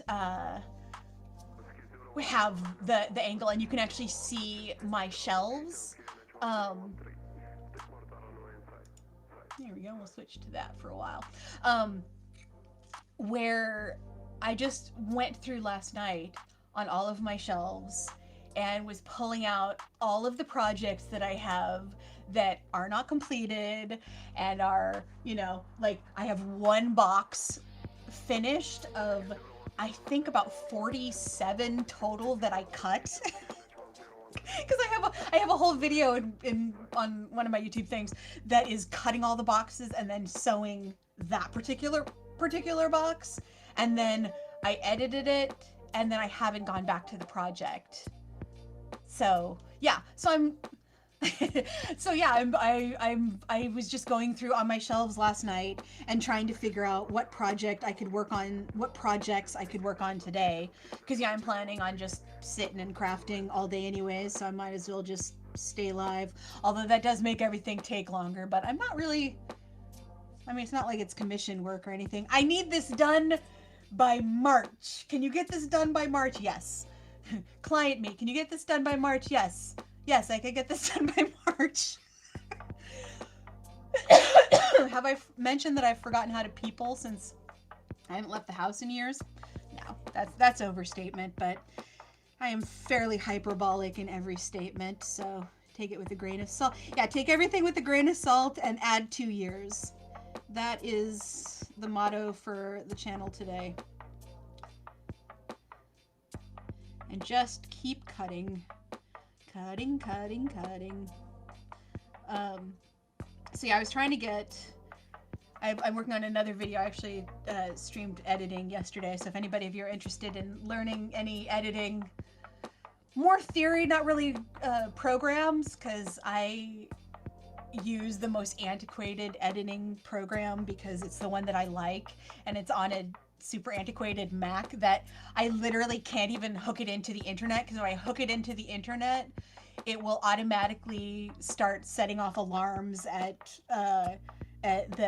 Microsoft, or not Microsoft, at the other place, that I'm using antiquated materials, and then it's going to blow up. I mean, that's my theory. I'm sure it's not going to happen, but so I just have a camera on the screen. But I was editing my Eggs Benedict video because I made myself Eggs Benedict from scratch. That is, my recipe is based on that of the phenomenal and illustrious Julia Childs, who just is a hoot to watch her videos. And I have, like, from Julia's Kitchen. And so this was the first time I had tried her recipe. I have my own recipe. And actually the only difference between her recipe and my recipe is that I add an extra egg yolk, one more egg yolk, and more, like, twice as much lemon juice, and then I add like 2 tablespoons of vinegar as well, because I like really spicy hollandaise. But yeah, so I made that for myself on Christmas because I'm actually working my way towards a complete fast that will be about a week, because I'm doing a whole resetting my system blah thing to try to reset my health. That's starting in just a little while and will be going for a while, and I'm in the process of doing that. But basically for Christmas I was just like, fuck it, I am going to eat whatever I want. And boy did I regret it. I was so sick for like 2 or 3 days after Christmas, but it was worth it. And it's not that I ate a great amount, I just ate stuff that are literally top of the list of stuff I'm not supposed to eat. I ate salami, and preserved meats make my neurological situation just go bonkers. But it's like I had salami, I had ham, I had what else did I have that I wasn't supposed to have? Vinegar. I don't do well with vinegar. And I had gluten. I like gluten is the worst. It makes like the inflammation like horrific. So it's like I just made all the stuff that I wanted to eat, and it's like this one day I'm just not going to worry about it, and then I spent the next 2 days drinking water and like I had an apple or something, but it was worth it. And so I videotaped it to, you know, it was like the first real food that I had without basing it all around dietary restrictions in a while. So I enjoyed it. And so I spent all day yesterday editing that video, and I wanted to have it to upload today, and I worked on it a little more this morning, but it just wasn't going to happen. So that's what I'll be working on tonight. Well, tonight, next year. Yeah, I'll get back to it next year. But yeah, I was gonna work on it last night, and instead I got completely distracted because the idea was to gather a couple projects together today and work on them and make some progress on stuff, and just and then bringing the spirograph into it at some point, just because I've never fully used it since I bought it at a charity auction a year ago. So eventually that is going to happen.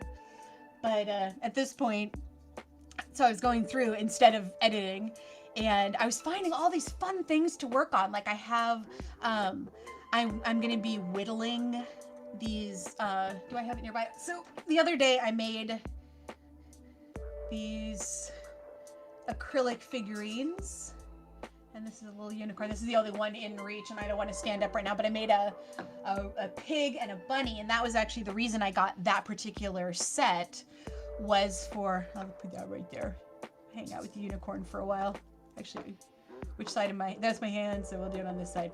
Okay, so I did this whole set, and the reason that I had bought this particular set of figurines was because I want to make a pig versus cow checkers set, where the pigs are all, you know, pink on this side and the bunnies are all blue on this side, and they'd all be poured acrylic with like, and so they'd all be like handmade, different personalities, different colors, different like accenting on them and everything. And I had this whole plan, and the easiest way is to find a mold rather than to make a mold. And so I thought I found this perfect set because it had this adorable little pig that is super cute, and it's wearing an apron, which is perfect, and then the rabbit looked great, and the measurements on the ad for it made me believe that they were maybe an inch across, you know, like, but as you can see, they're much bigger than like an inch across. So they were about twice as big as I thought. I thought they were giving the outer dimensions of the mold, but they were actually giving the dimensions of the final product on the mold, which is great, because usually it's the opposite problem. I'll order a mold and it's like, oh, this is cool. You know, like I one time ordered one that was a wand, and the way that they had it angled and everything, it looked like it was 8 to 10 inches long, you know, a decent size for a wand. It was like that long. It was like 5 inches maybe. I'm like, okay, so I am now ready to make Barbie wands aplenty, or I don't know, whatever figurines. That'd be like 12-inch G.I. Joe wands. I don't know. So I always assume that things are going to be smaller, and these ones showed up and they're much bigger than I planned. And I figured out how big the board would need to be in order to have, oh, I wish I had another one close up, but you can see on here, the board itself would need to be, well, and the other ones don't have the tail on it, but it would need to be like 1.5 to 2 inch squares, which would mean the board would be just huge. And I mean, that's fine and everything, but that was not the plan for it. The plan was more to make one that would be, because I'm going to be just painting wood as the base part of it, and then with felt, I make game dice bags. Do I have one close by that I can show? No, of course I don't. Oh, and here's a tarot card bag that I have for myself that I made. This one's like years old, so you can see how nicely this stuff weathers. It just kind of learns to carry whatever you make for it. But and so the checker set is intended to be, you know, maybe, let's see, I was thinking if it could be about 14 inches, that would be a good travel size. So I need pieces that are about half the size that these ones are. So I was looking last night at the stuff that I have, and I definitely have wood that's around the right size that I would be able to whittle the shapes out of, because that's the plan for the set. And then I sort of reconsidered the idea of sharp cutting on a live stream, because I'm kind of klutzy when it comes to that. And on top of that, because of my autoimmune stuff, I don't have very good feeling in my fingers, so I would be bleeding all over the place before I really realized that I had injured myself. So the idea is to try to figure out projects that I could do that would take a good take time and wouldn't potentially result in really horrific footage going out to all of the world. So I found the set of this, which was for the Christmas. The idea is to use this for Christmas stuff, but as we all know, it's not only is it not Christmas anymore, it's almost not 2021 anymore. So instead, what I am going to be making with these are cutting gloves. Oh man, cutting gloves would not be a bad idea. I've actually considered it, but I'm so clumsy anyway. I might consider it when my fine motor skills come back more at this point, but at this point it's more the grip of the cutting than of actually the actually gashing myself as much. Because I've considered those for the fact that I do a lot of crafts where the potential of gashing myself is not only possible, but whittling is just a thing that can result in cutting happening constantly, especially if I'm not using the right tool at the right angle or whatever.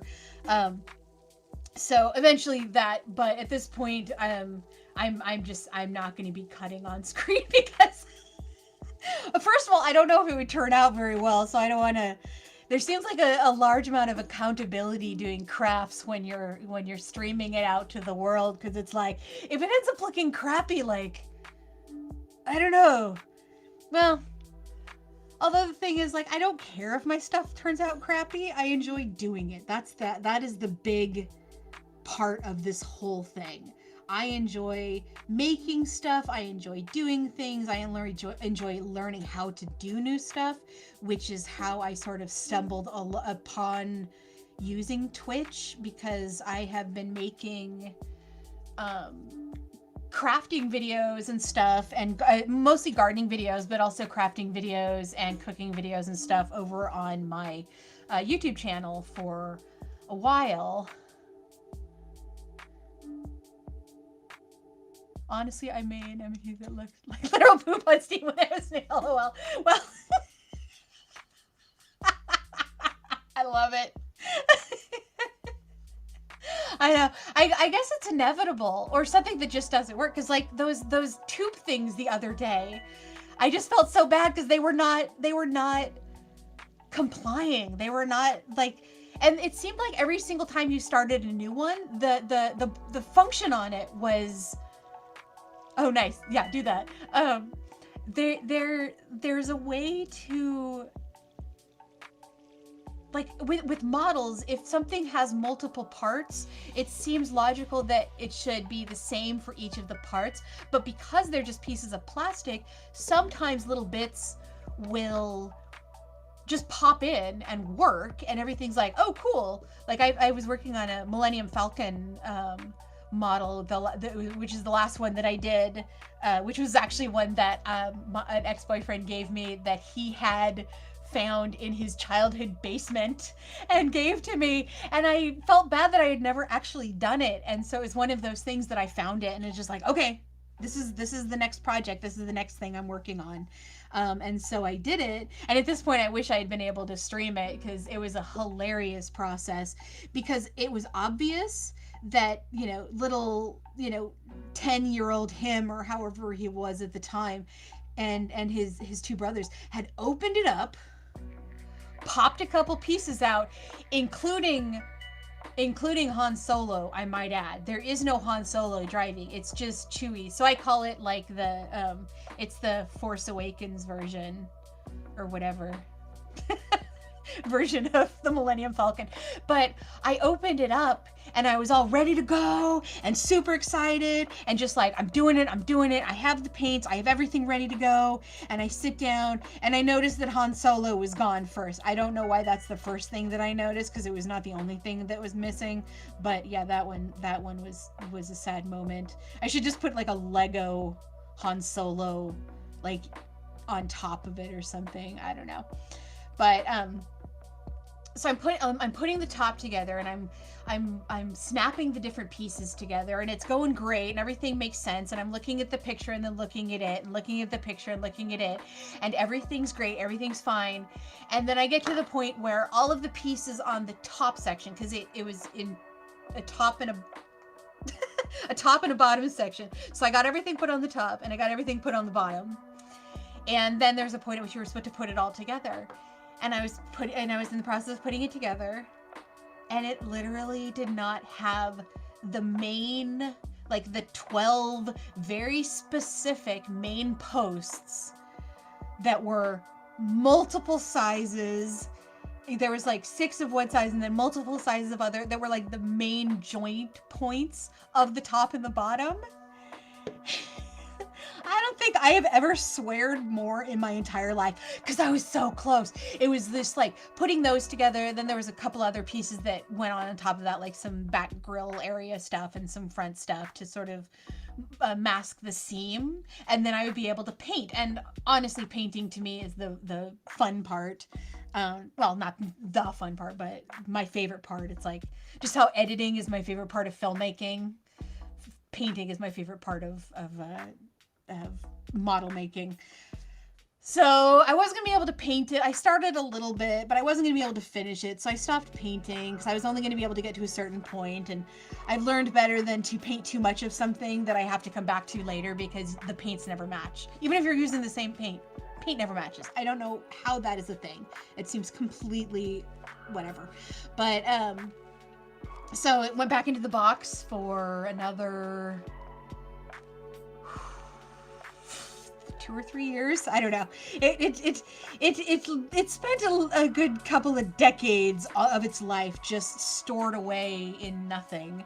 So it was actually an interim step of boredom between puzzles and editing, where I wanted to do something that required time and thought and process and everything, so I could work on fine motor skills and all that. So in order to get it together, I used popsicle sticks, because it basically got to the point where it's like, I'm not gonna, there's no way to like buy these pieces. This model is from like 1979 or something. So, if I looked into it and researched it and everything, I might be able to find something resembling but it's just a piece of plastic, and it's not even a major piece of plastic. It's not even like a specially molded piece of plastic. It's just pegs of very specific size. So I went through with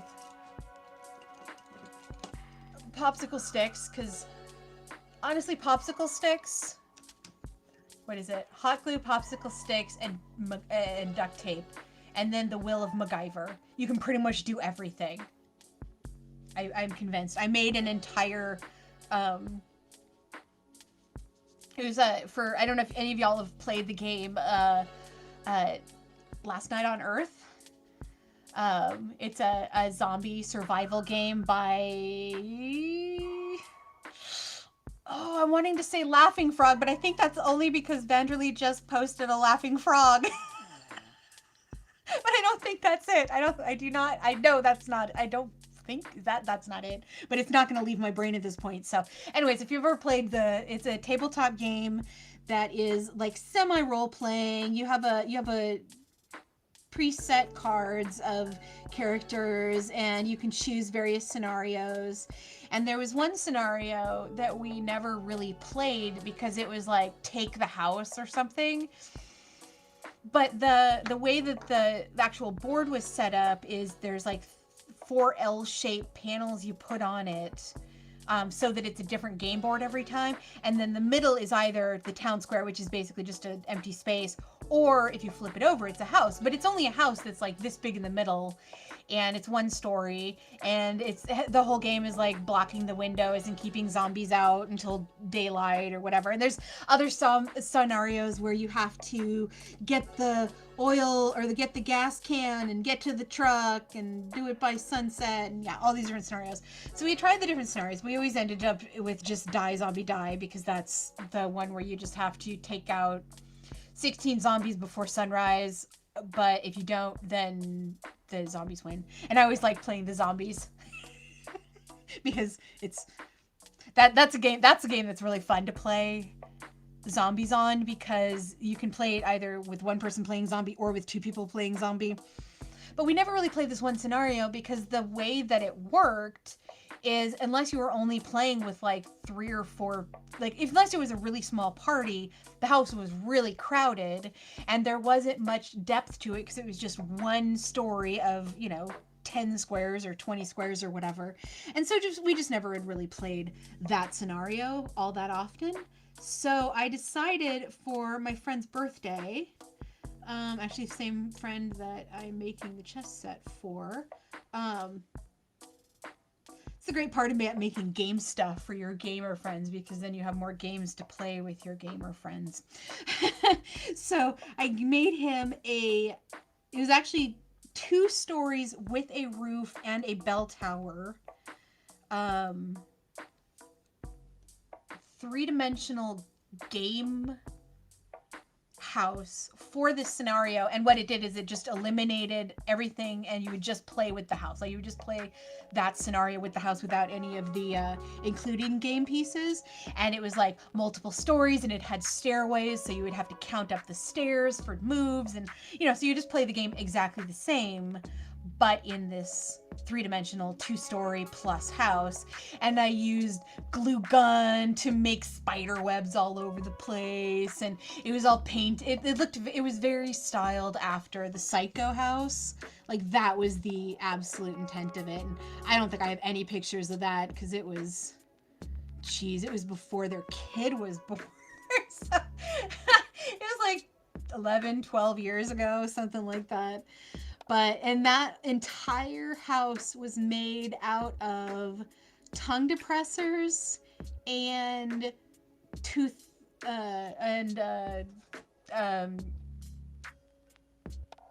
popsicle sticks. Sorry. Words sometimes are very difficult. So it's made out of, that was the basic structure for the entire thing.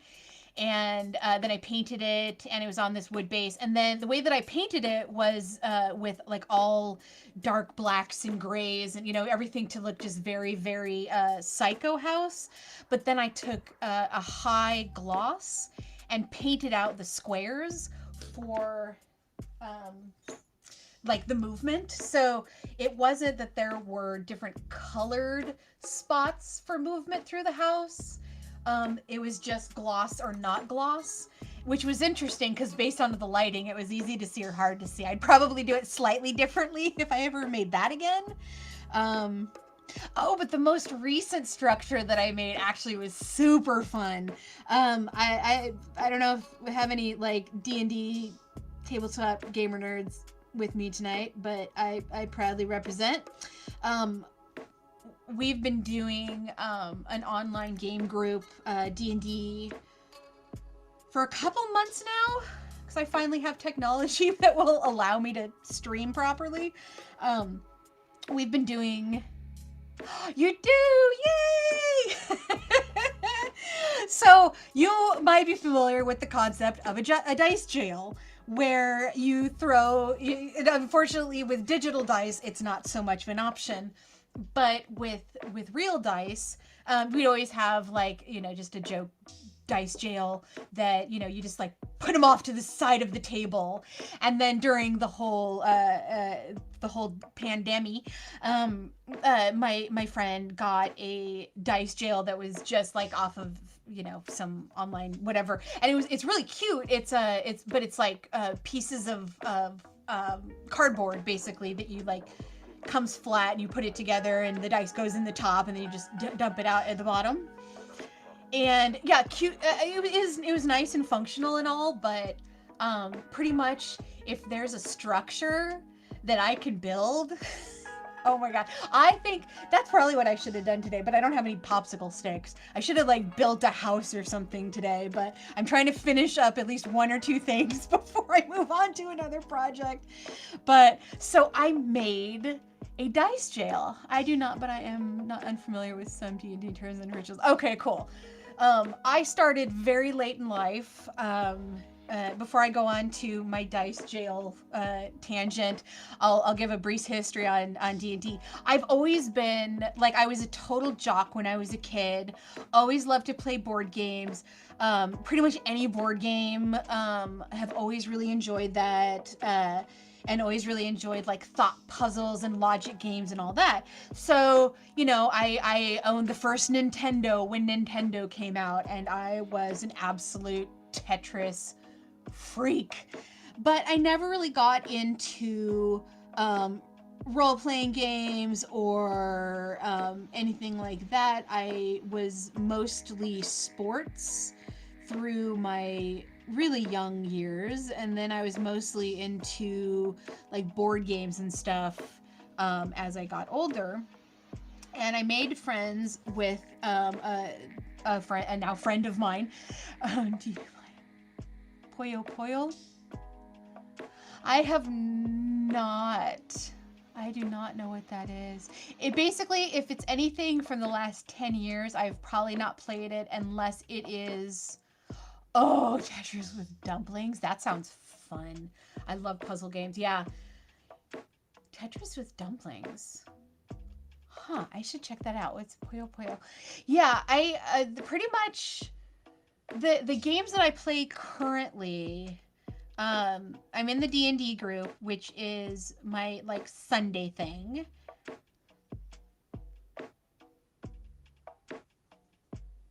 Miss Rika, where, what? Sorry. Puzzle. I love games. Oh my god. Yeah, the D&D stuff is... I didn't learn it until I was in my late 30s. I met a friend... Oh, Puyo Puyo. Got it. I was... a friend of mine found out that I was not a gamer. And so she invited me to come over to hang out with her and her family, or to hang out with her while her husband had his game group going, his D&D game group. They do D&D, Cthulhu stuff, the Masquerade, different formats, but they would always play on Sundays. And when I started hanging out with her, she invited me over because she knew I wasn't a gamer. And so that was specifically why she invited me over, because she's like, oh, good, you're not going to get sucked into this game. But then I went and hung out at their house, and I started hearing them from the other... If you ever get a Switch... Oh, I don't have a Switch. If I ever do, I will look it up. Huh. So I would go over, but then I was listening to their game from the other room while we would just, like, hang out and chat and do whatever. And it sounded like they were just talking out a movie. It sounded like they were just, like, playing out a movie or doing a table read. It sounded like a table read in a lot of ways. Like I have a little bit of a theater and like background and theater and film and everything. So it sounded like a table read, only like the final performance table read.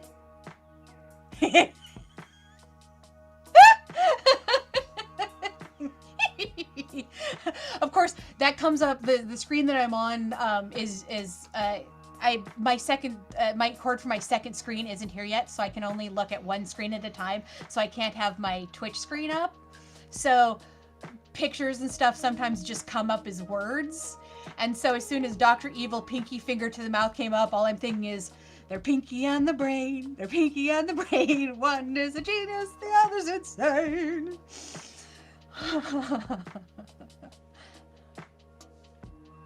Good night, Vanderly. They're very nice to chat with you today. Have a wonderful new year. Is it getting close? I don't even know what time it is. It's 5 o'clock where I am. So I've been going 3 hours. I should be further on this. I'm talking too much. I'm sorry. I'm talking you guys' ear off. Have a wonderful New Year's, and I'll see you in 2022. And I hope this is what I'm hoping. I'm hoping that it's 2022 and not 2022. Oh, and that's backwards and upside down to you guys. Okay, there you go. That is my hope. Oh, nice. Yeah, it's a good time zone to be in. I've been streaming live so randomly lately because I'm really just still figuring out my technology and figuring out my setup. Like I have a second camera coming at some point or a second cord so I can hook up the second camera on my laptop, and so I can have a second screen so I can look at stuff. Because at this point, I'm afraid I'm on a streaming thing that goes to various formats at this point. And I'm worried if I change anything, it'll just all break. And since it's working right now, I don't want to change anything. So I'm just going to go with it, as I'm hoping that basically what I'm looking at is what everybody else is looking at. So, hi, I'm up here. And still working on this guy. So, Miss Rika, in the same time zone, have you enjoyed any of the insane weather that I have gotten in my section of this time zone, being the heat dome from last June, or the ice storm from last whatever it was? It's been and the fires. That was the other one, the fires. Because that seems to be the 3 points of reference that anyone anywhere remotely near me has of the last year, of like random points of reference. Because everything is like, oh yeah. Are you in northern? I am in the Oregon area of the United States. And originally from the Midwest, though I got out of there when I was like 9 months old, so pretty much just grew up in Washington. But I, after a year in Texas, decided to live in the Oregon area, and I'm happy. I've been here for a while, and I love it, and it's beautiful, and the area that I'm in is great because I am a heavy-duty gardener and yeah, I love gardening. It's like 90% of what I do when it's a possibility, and we're in the in-between times right now. There's this very small window in between final cutting everything down. Oh, Northern California. Yeah, that is pretty darn close. That is pretty darn close. So probably didn't experience the... Yeah, you probably didn't have the ice storm that we had here. If you did, it was probably inclement weather, but not like 4 millimeters of ice covering everything it touches. Did you get affected by the heat dome at all? That was nuts. In my area, it got to 117. So from the low temperature this year to the high temperature of 2021, it was a 97 degree, I believe. I don't think we're gonna hit another low at this point. Yeah, the ice storm was crazy. It was just crazy. Oh, cool! Another Oregonian. Yeah, we actually. Oh my gosh, the ice storm was insane. I was talking about it earlier. The power went out. Let's see. So the power went out the first afternoon. The craziest and creepiest time of the whole scenario was I have I like to be prepared. So I have a solar crank AM, FM plus emergency band, radio, flashlight, doodad. And during the first, I believe the first 2 days, was still able to get the signal from the emergency bands. Yeah, they're so handy. They're so great. But you know what the scariest thing? Well, not the scariest thing possible, because the red skies during the fires honestly was the scariest thing I've ever seen, and I was expecting like fire to burst out of everybody's eyeballs or something. It was so crazy. But on the third day, I was sitting and cranking the thing because there wasn't enough sun to power it, and all of the there's usually 3 emergency bands that I'm able to catch, that I'm able to continuously get signal from. 2 are really strong and 1 is kind of hit and miss, but basically 3 stations that I always get emergency bands on. On the third day, all of them were gone. All of them. There was nothing on the radio. We hadn't had internet for like 3 days. We hadn't had power for 3 days. It felt like the end of the world when our skies were orange. Yeah. Some of those, actually one of the photos from last year, like this is the closest I got to a viral video ever. A friend of a friend took a video that was like 5 miles from where we were like huddled at the time, that went viral because it was like a video of everything was completely blacked out with the red sky.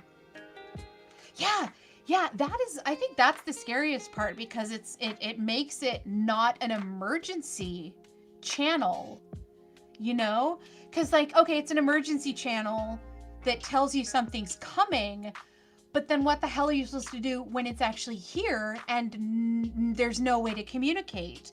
Like, it almost got to the point where it would have been beneficial to, and this might be something that I'll consider pushing forward in the future if we continue to have weather situations like this, to actually have a location in town.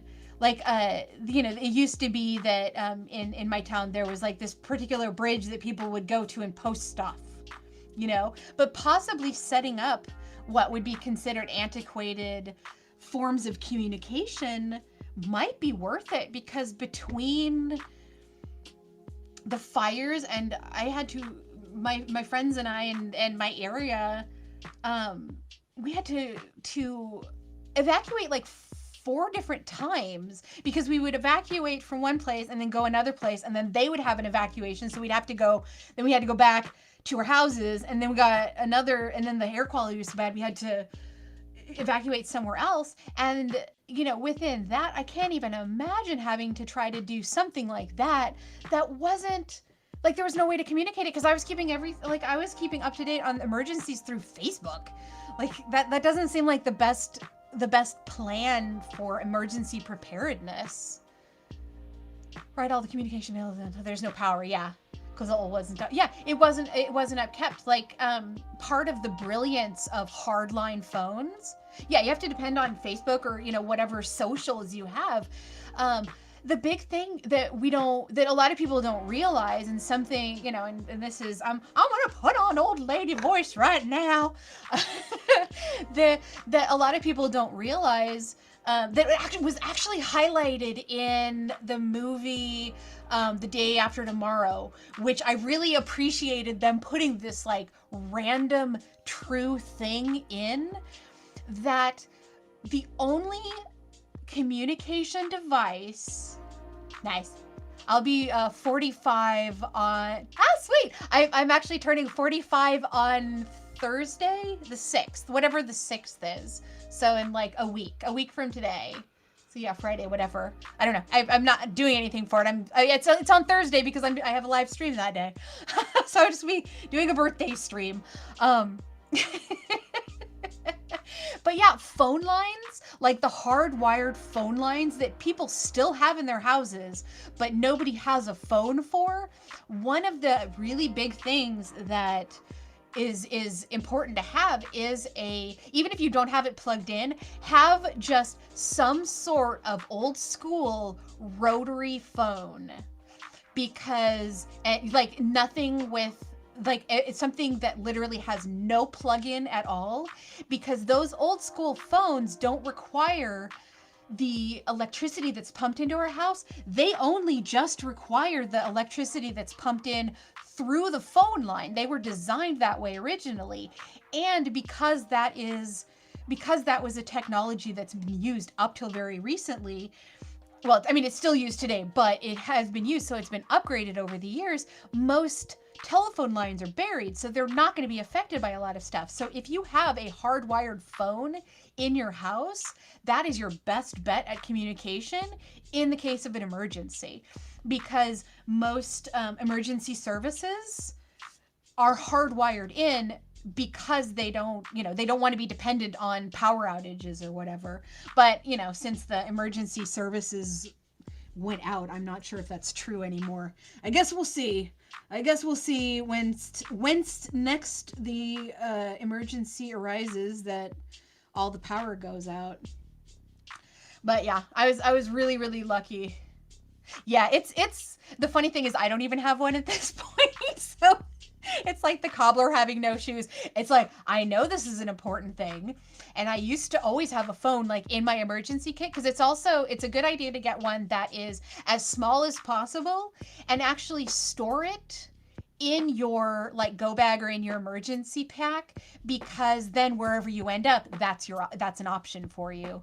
I restart my phone number and give that number out instead of my cell phone number.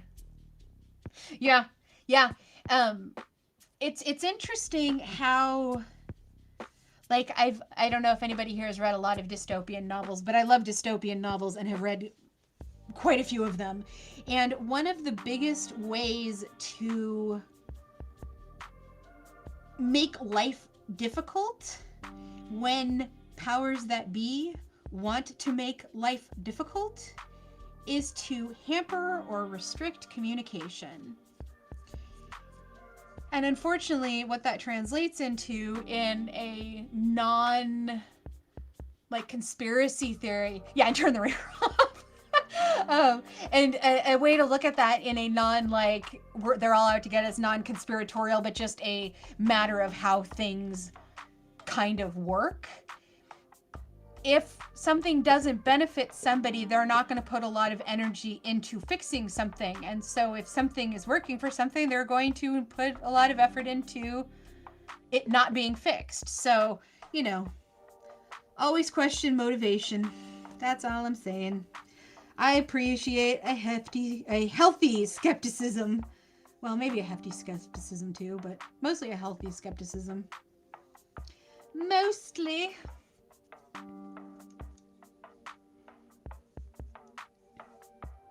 Well, the nice thing about it is you don't have to actually... sorry, it took me a second to process that. You don't actually need to have your landline... And this is something you should check on, because it might have changed since, I last looked into it. But you don't actually even have to have service, because of the way that phone lines work, emergency calls should still work even if you don't have incoming service, because of the way that it's routed through the system. That's one to check on. But I've considered recently just getting a home phone again, which I haven't had in... Yeah, don't trust anything. I don't trust anything. I like to... I'm a Capricorn. Like, I don't trust anything. I trust what I know. I like to think about what I believe in. And I like to learn as much as I can, because that changes both the learning and the believing and the knowing. If I said that correctly, that might have been word vomit, but it made sense in my head. Like, it's really unfortunate that it didn't work coming out of my mouth, because it was very, very poignant in my head. But that's okay, because I'll just go back to little cutting, which I'm actually making progress on at this point, so that's good. I think that's the biggest thing with as a, starting out as a new streamer, especially because I keep checking my main monitor is right over here. I didn't analyze my nanoman. Okay, cool. I'm still getting the hang of my setup and everything, and I think on my very first, like I've done 3 or 4 at this point, but on my first stream, I don't think I talked at all the entire time because I didn't have it open to the chat, so I haven't even looked back to see if anything was even going on, but it was like I'm learning all the windows I need to open up. But I think it's also the fact that my monitor is kind of right up in this direction, but I'm just looking at my own hands, and sometimes I'm looking at what I'm doing while I'm doing it, or sometimes I'm looking directly at it from here. But as I'm looking up to check for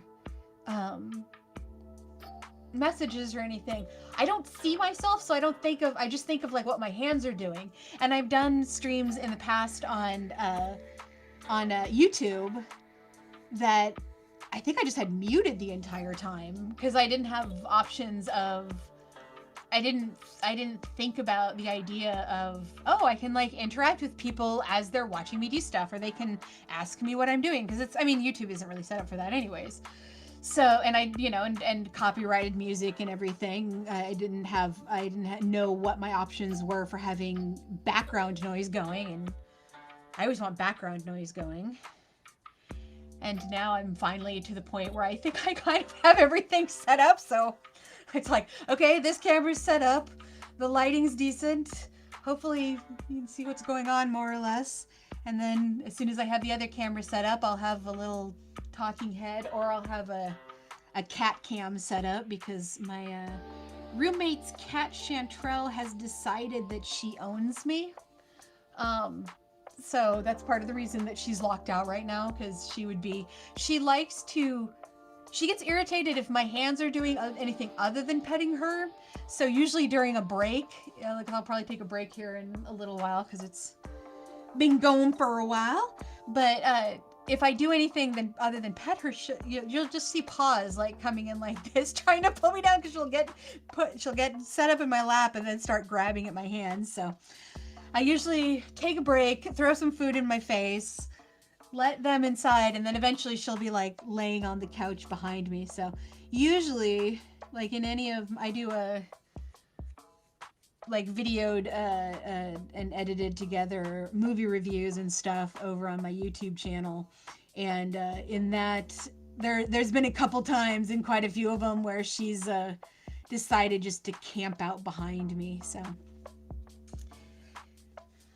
I'd almost do a cat cam, but considering she's just behind me most of the time, it actually makes sense to get a twofer on that. I guess I might do a cat cam if I have a third one, but probably eventually, if I do anything like super fancy with having like some running background image, I'll probably have like a live garden cam or something like that. Because unfortunately, even though most of the videos that I have uploaded on my YouTube at this point, most of them are actually garden related, either being I have a bunch starting seeds and different ways to start seeds and ways of like repotting seedlings and how to plant stuff, and then all the way to how to harvest and either store or cook with stuff out of the garden. Like I did a fried green tomatoes out of the garden, and pretty much if there's parsley in a video, it's out of my garden. So I really love doing gardening videos and everything, but I don't know how I'm going to be able to do a lot of it. I don't think I'm going to be able to do most of it as a stream, primarily because setting up outside would just be ridiculously impossible to do with lighting and my setup and everything. But also just the fact that the main reason I can't do much in the way of audio or live streaming outside is because even though I live in this tiny town, and even though I live in I'm in a neighborhood. I'm a couple blocks out of downtown from the downtown is like 3 square blocks, and I'm 3 blocks out of that. So I'm not near downtown. I'm like outside of downtown. There is still this cadre of, or this procession, that's the word I'm looking for, this procession of Fast and Furious mufflers and compensation trucks going by my house all day long. All day long. And actually, in 1 or 2 of the videos, I was trying to do audio. And I kept in a few times where it was just like, I'd be talking and then I was like, it's just like, oh geez.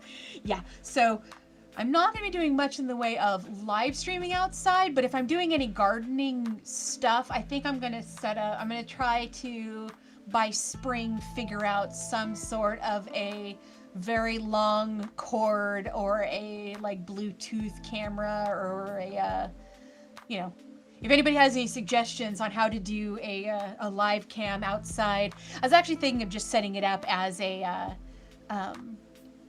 like a live garden cam, and just have it going when I'm out there working, and then just having like nice background music going, because I can get most of my gardening area in one shot. The big thing is it would just have to be angled pretty specifically to not point, because I'm on a corner, and so there's walkways on 2 sides of the garden and a road obviously on 2 sides of the garden. So to angle it in such a way to maximize the amount of space it's showing without getting so bad that I can't, there's this huge chunk of street in it or whatever. Plus I don't want to be, obviously I don't want to give too much location information away, but also I don't want people walking by to appear on the stream, and I don't want people who are, because part of the thing with having a yard right there, not only are there people walking by constantly, but there are constantly people wanting to talk about my garden, which is awesome. And I'm going to try to figure out on here, probably I'll add, might switch topics, or I might add days, just specifically for gardening stuff. For showing how to, for showing how to start seeds, when to start seeds, how to repot stuff, how to care for stuff, all that sort of stuff. Because that's a lot of where my passion is in general, is learning to and maintaining a subsistence, if not overabundant garden, that is able to help, offset living costs, help you eat better. I would never eat as much parsley as I do if I wasn't growing it. And parsley is both delicious and incredibly nutritious. In fact, it's usually the most nutritious thing on your entire plate in like almost every single scenario that there is. So eat your parsley. You don't actually need to eat the Brussels sprouts. They don't have as much nutrition as the parsley. So, if only we had known that bargaining tool as a kid. Okay, so like, I don't want to eat the Brussels sprouts, but how about I eat that parsley? Because that parsley has more nutrition in it than the Brussels sprouts. That would have been great. Although I like Brussels sprouts now. I think the only reason to not like Brussels sprouts is that you've never had Brussels sprouts with bacon. That's like the only reason to not like Brussels sprouts. I'm going to actually change to this larger one because I'm going to do sort of a photo edge along here. Yeah, that's a big one. There's lots of ways to finish your edges with Linocuts. The easiest, I put that in right. I put it in backwards for a sec. The easiest is just leaving the straight line, but it's also gonna look the least finished. At very least, if I wanted a solid edge, I would cut out this line here, which is just with you can see that's just it's not the smallest wedge, but it's a very, very acute angle, and cut out that line. and then come in either with this wide one, or if you have a steady hand, which I do not have right now, so I am not using this tool at all because this is a little more detailed than, yeah, I would just mess things up with that. But with this guy, you would just come in and then using this outer thing as a guide, run this along here to just take a nice, good sausage off of that and then clean it up if you need to. And then you would have a nice, clean printing edge, because pretty much no matter what you do with these edges, especially the edges that, like these were all cut a while ago, and you can see the edge is already worn down on them. And that's just because as you're lifting it and moving it, it's constantly wearing. Like everything you do to these things causes wear. But if you have an edge that goes straight down at a 90-degree angle and that has some ridge on the outside, and then once it has the harder back to it, then you're looking at something that you're getting a nice clean edge every time. But rather than taking this whole section off, I'm going to do what I call it basically ends up looking like the scalloped edges of a oh my gosh, words get difficult as the brain moves along. It gives kind of a scalloped edge like an old school photograph, like old school, like original old school photographs that had these sort of, and it also kind of looks like an old school stamp as well, but it's just a basic scalloped edge. And it's good to cut a hard line first. You don't want to just go in and do a scalloped edge. I mean, you can, it gives a different effect. For this particular effect I'm going for, it needs to have a clean edge on the inside. So I go in with something, not this, this one is more of almost a circular bend. I went in with this that was more of a V. And so you get a nice, deep, clean cut, and then go back with this guy. And then the benefit is not only you get the clean cut here, but you don't have to cut in. You have a lip that you can catch onto on that outer side. The one problem with this is that it does tend to have, because there's no resistance right here. So as you get closer to the edge, it gets more and more rubbery and you don't have the resistance. And so it'll tend to not cut right at the edge. So what I like to do is take just another cut and put it upside down, especially if you can find one that has a slight bend to it. You can see that's not a perfect, I'm getting further away, there we go, more than a 90-degree angle. And just kind of hold that there, because all that does is give a little bit of resistance, and it doesn't matter if you cut into the back of this all that much. It would matter because you're cutting it a little bit, but it's going to be affixed to wood that is slightly larger than it. And so once that heavy duty glue is set, you're not going to have a problem. So again, you want to dig in and cut just until it comes off cleanly. And so what you're looking at is you're going to end up with these little triangles. And so you can either do it by eye, just by eye, if you want it to be sort of like really rustic looking, because they're also, I mean, everything ended up looking like a linoleum cupboard or a wood cut. It doesn't actually look like a photo frame. But if you want it to look more like a photo frame, you do it the best way to do it is actually to flip this and measure to the outside, and then you know where the outside should hit, so you middle in between those. So that will give you, I'll show you that one more time. You basically find the edge of the last cut, which I want to block the head. So you find the edge of the last cut and set it down, and that's going to give you the width of your blade. And then this just sits right in the middle, so you can just do that same thing again.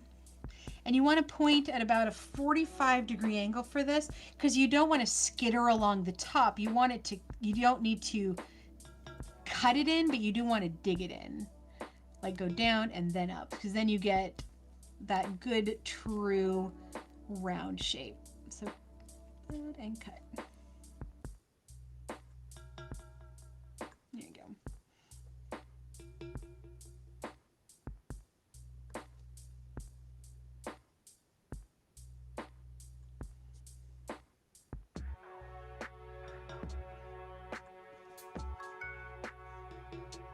This is also a really good way. Let's see. I can show a couple other techniques because this is not really this isn't for anything other than just science. So if you're gonna do the empty space, turn it like that, and use that line to follow. And then that's how you get that done. So you just have that nice clean edge. You can also do it where you cut in right here and push, and then pull it back out and push, pull it back in and push, and pull it back out and push. That gives you sort of this, what does it look like? Kind of like, I don't know if you've ever seen like woodcut signs that have sort of like the edges to them that are sort of, so this is a very regimented cut, and then this is taking everything out, and then this is a really ragged cut. And this is just done by moving it back and forth. And if you do it as a smooth motion, it's going to be more of a wave. If you do it as more of a twist and push, I don't know if you can actually see that on there. Set it down here. A good way to judge what your print is going to look like is taking what you've cut and setting it out and being like, okay, so what I have left are these little nubs on the side, which are gonna look like a nice detail on the edge. Okay.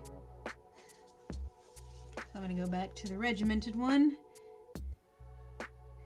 And so on this one, if you push, like if you hold it so that the angle here is straight against, and I mean, obviously that's gonna go right over. So if you tilt it out just enough that you're catching the edge and push, you're gonna end up with a small, shallow, even one. If you push down hard and then pull up, let's try that one again. My angle is weird. Pull up. There we go. You get a deeper one. And then there's also pushing straight. This one's a little difficult because, again, you got that rubberiness at the end. But at this point, you're nowhere near the printing part of it. So don't push through on that point. Just pull it off. And with that, you can get really varied shape depending on what shape and size the scallop you're pulling out is. You can do a fancy corner. Let's do a fancy corner.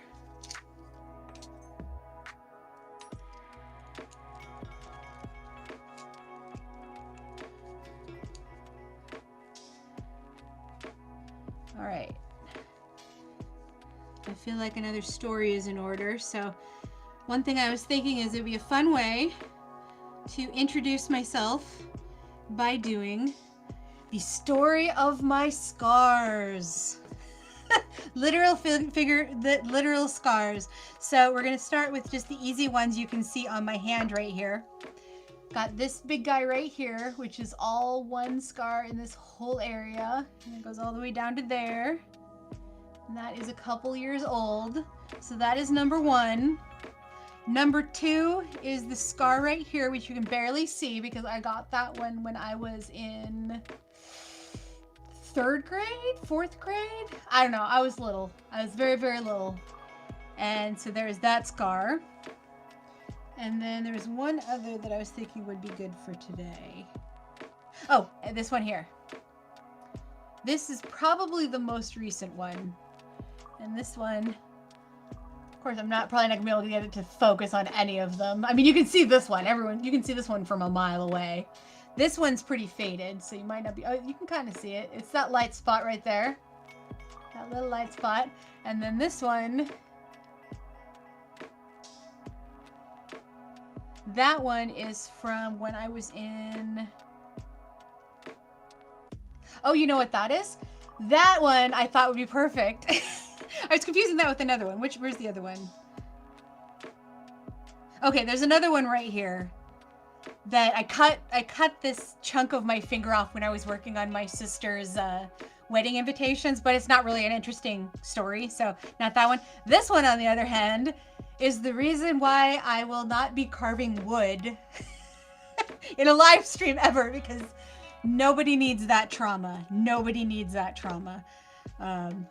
So if anybody has any opinion on which story they'd like to hear first, I'll give it just a second. And if there are no opinions, I will start with the most obvious one, because that one's a beaut, and it has to do with cooking, so it'll tie in with other stuff. This one is a crafting story. This one is a cooking story, and this one is a I didn't realize you could shut a car door all the way story. The other,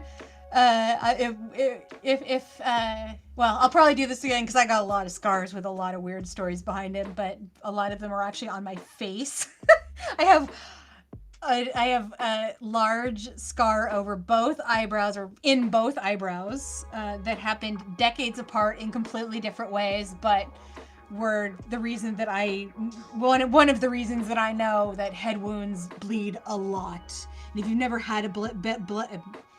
never had a head wound, you are so lucky. I've had probably more than I should admit in my life. There's one where I fell off a swing set and busted the back of my head, and probably the concussion and spider web. The best injury story that I have, though, does not actually have a scar, because the only scarring is the tissue that knitted my skull back together after I fractured it.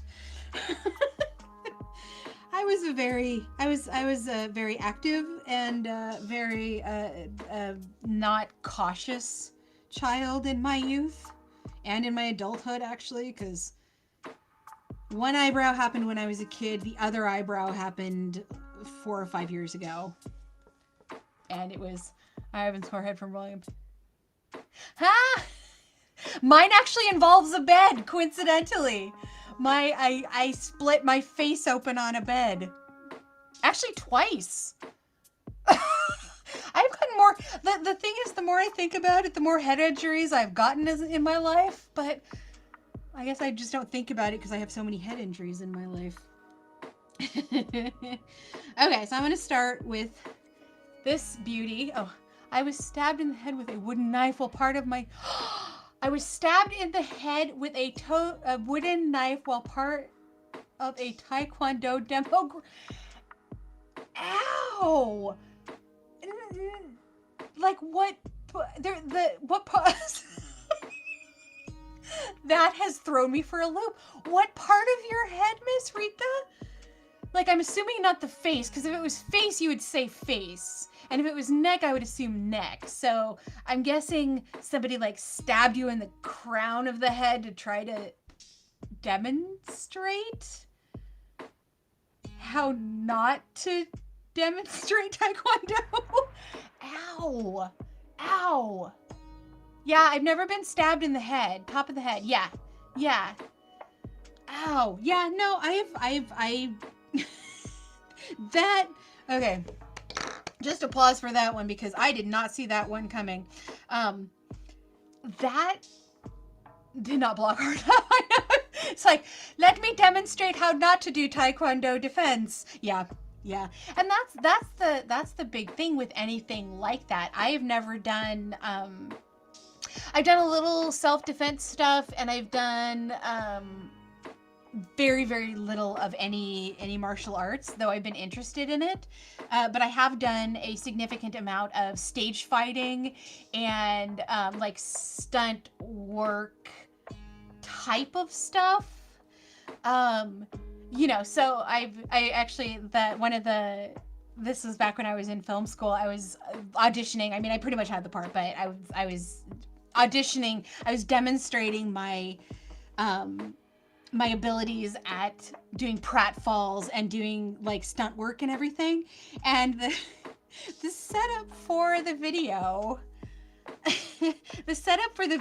is this woman, being myself, is on the phone with her boyfriend, who is in prison, and she is calling him just to like update and whatever, and he's trying to get her to do something. I don't even really remember all that much. And I think part of the reason I don't remember it is because my character does not have a clue as to what's going on. She is like so completely like not cogent of the conversation. So I had to roll off a bed and pop back up and roll, and this was all in one shot. Like I was on the phone talking, then I had to roll off the bed, pop up, go into the bathroom and take off my makeup, and then be back in shot as the camera pulled down the hallway.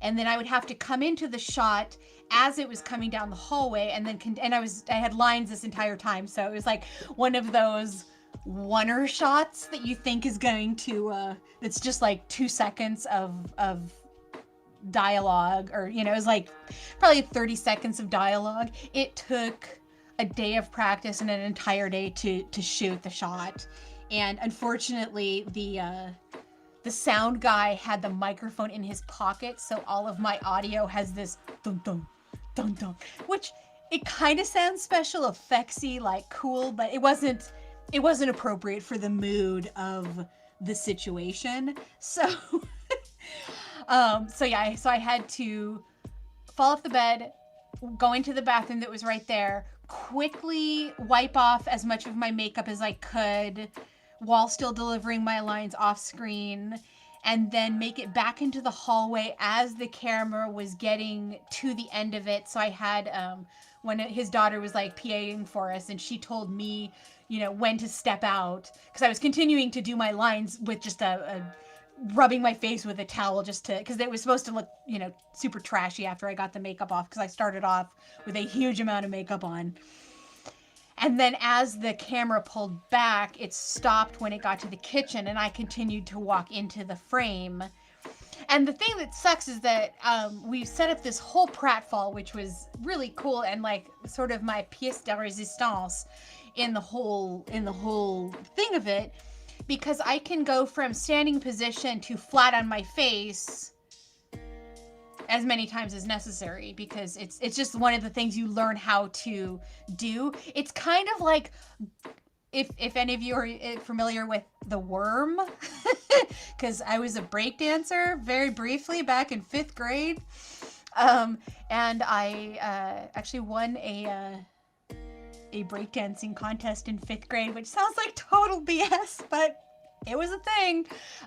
So a lot of pratfalls and breakdancing are the same thing, just with a different starting point, a different ending point, and a different, the result you want is different, obviously, and the duration of it is different, obviously. But the knowing how your body moves in order to make it look like what you're wanting it to look like, or you wanting it, in breakdancing, it's so your body moves in the direction you want it to. In pratfalls or in, stunt work, it's getting your body to do something that looks really, really painful, but doing it in such a way and pretzeling your system and your body and your padding and everything in the right days to get it in the right spot. So I went from a full stand all the way down and looked like I bumped my chin on the ground, and then popped up. And then, but the pop-up was supposed to be a separate shot. So the full shot was supposed to be me all the way to the pratfall, and then the second shot was standing up into the thing. But the cameraman never panned down, so I did it over and over and over again, but I was facing the ground, so I didn't know that he hadn't panned down, and that was the end of the shot. So after all of that, they didn't even show the best pratfall of the whole thing. Oh no, that happened in my elementary school too, the breakdancing competitions. I'm not sure where the card came from, but it was there. I know. It was at, I lived in Everett, Washington, and there was a community center park thing that we would always go to. And I'm not exactly sure what it was called. what was it called? I'm not sure exactly what it was called. Is Evergreen Park or I don't know. Anyways, at one point we were just there and they were doing this little like learn how to break dance, and I was in 5th grade and I was a total little like jock at that point, and I was like, I'll learn how to break dance. That looks fun, flipping around and stuff. And no, I wasn't Southern at that point. I just get a Southern accent at some point. I know the cardboard always shows up. And so I entered in this little like learn how to breakdance thing, and then they were like, okay, we're doing a competition. Anyone who wants to be in the competition can be in the competition. And at that point I was, you know, this spry little 5th grader, and I was just like, sure, whatever. And so I did the competition, and I literally just learned how to do a head spin, and I did a head spin. And I was the only one there that could do a head spin. I think that's the only reason that I won. Because, I mean, I could do the bottle cap and I could do the worm and, you know, this and that and the other. But, I mean, I wasn't better than the, you know, 18-year-olds, 16-year-olds that were there doing in the same competition. So I definitely won for the, oh, look at the little girl doing the head spin. So I don't know if it was really an earned thing, because it was just the fact that I was too stupid to realize that what I was doing could potentially paralyze me for life. So I might as well do it with gumption. And yeah. And I can guarantee you none of that is happening at this point. Like, no. There is not a single move in breakdancing I would even attempt anymore. But it was a fun introduction to the whole idea of breakdancing is a thing. But yeah, just like knitting, it was one of those things that I learned how to do one day, played around with it for 5 minutes, and was like, cool, okay, what can I learn to do now? What's the next random project I can start working on? And luckily there's always something. Just hanging out on Twitch for the last, doing, you know, trying to, crafting really is what brought me onto the platform. I just knew it as like gaming, and I mean, I play Lord of the Rings online, and you know, I've played Myst, and I do D&D, and I have a game group for D&D, and I've been doing that for a while, and you know, so I do some gaming and everything, but I'm not really into the first person shooter or anything like that, or the tactical stuff, and like the stuff that people want to actually interact with. I'm trying to stream Stardew Valley a little bit, because that one seems like an interesting game, and it goes with the kind of gardening mentality, and I thought it would be something fun to play with during the winter while I'm not able to actually be in my own garden. And there's about 2 months till I can starting seeds, which will be tomato seeds and flowers. Those are usually started in late February, so that'll be my first round of seeds, and I'm sure I'll be streaming that, although I don't know at this point if I'll be taking over one of my crafting days or just adding another day. You've been doing video game? Oh, what game are you playing? Oh, and what are you cooking for dinner? Is it dinner time? Yeah, actually, well, I had... My phone died? I had food right before I came on. I think I started... Oh, Fallout. Yeah, Oh, chicken adobo. That is delightful. That is freaking delightful. Yeah, the big thing for me at this point with the gaming, because that's something that I do enjoy doing, and I have noticed that people stream the Lotro on here. Ooh, Prime. Oh, I miss meat. I have to keep, because my recovery stuff, my digestion is so out of whack that I can have meat, mostly chicken, turkey, that sort of thing, but I can get away with a little bit of beef, a little bit of ham, you know. Can't do preserved meats at all, except for the destruction I did to myself on Christmas. But yeah, that's the big one that I miss. Just meat. Sparingly with red meat. Yep.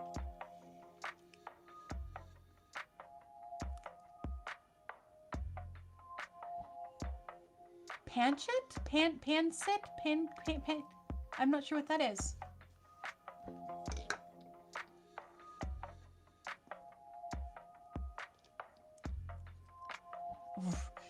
Yeah, I made a, let's see, the last thing. Well, I made myself, on Christmas Day, my gift to myself was, because I'm about to go back onto my, like, super duper restricted diet, because I have to get better. This is just insane. Oh, got it. But for Christmas Day, I was basically, I'm gonna eat whatever I want. So I was editing the video for that all day yesterday. I made eggs Benedict. Yep. Yeah, I went to the high school that I went to was the one closest to Fort Lewis in Washington, and so I went from I had moved from Eastern Washington and started there, and was suddenly in a very international situation. Most of my friends in the early part of high school, because then they opened up another high school, and most of my friends who were from Fort Lewis, you know, all the Army brats, went to the other high school, but I lived on the other side, so I stayed at the same high school. So I had a completely different set of friends from like first couple years to second couple years of high school. For the most part, after the additional high school opened up. But in that first 2 years, I would say 90% of my friends were either Korean, half Korean. There's a lot of Filipino kids there.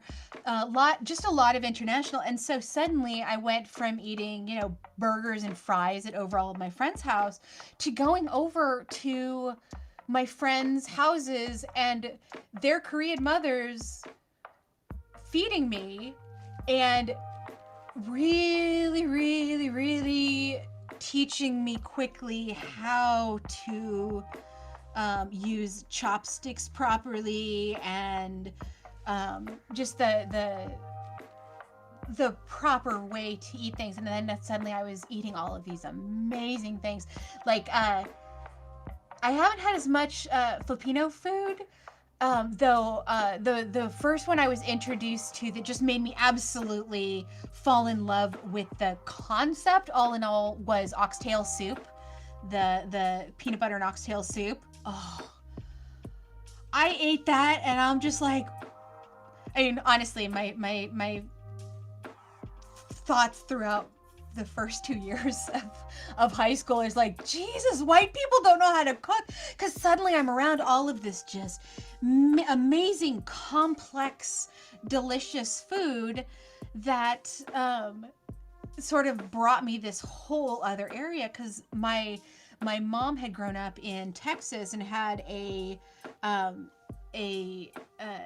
Latin America, I don't know if she's Mexican, I believe Mexican, but I can't guarantee that. So Latin American housekeeper that stayed with them and did all the cooking. And so she was exposed, and because she lived in Southmost Texas, she was exposed to like real Mexican food. So even though I grew up in Yankee territory, I definitely, well, not Yankee territory, in the north. I grew up with a concept of good Mexican food and not the Taco Bell version of Mexican food. Although my understanding was definitely more Tex-Mex than traditional than traditional Mexican food.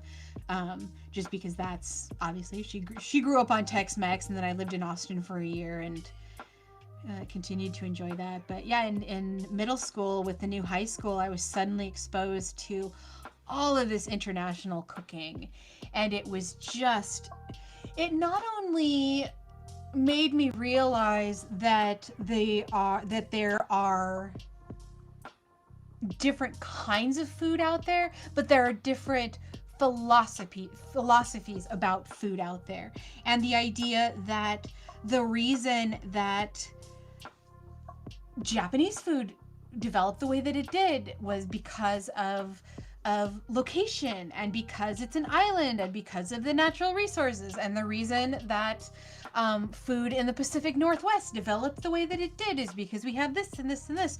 So one thing that I've gotten really interested in, especially in the last couple of years, is going back and finding traditional recipes based upon, not traditional in the way of like, oh, this is what we traditionally eat at Christmas, or this is the meal that we have for this, like the looking at the middle lower class peasant food type of cooking, because all of that will really give you an idea of how to use your resources creatively and use what you have sparingly but abundantly. So, you look at areas that there is a lot of water around it, you're looking at a lot of seafood. You look at something that has big open plains, you're looking at beef or buffalo, and that of course has changed with the fact that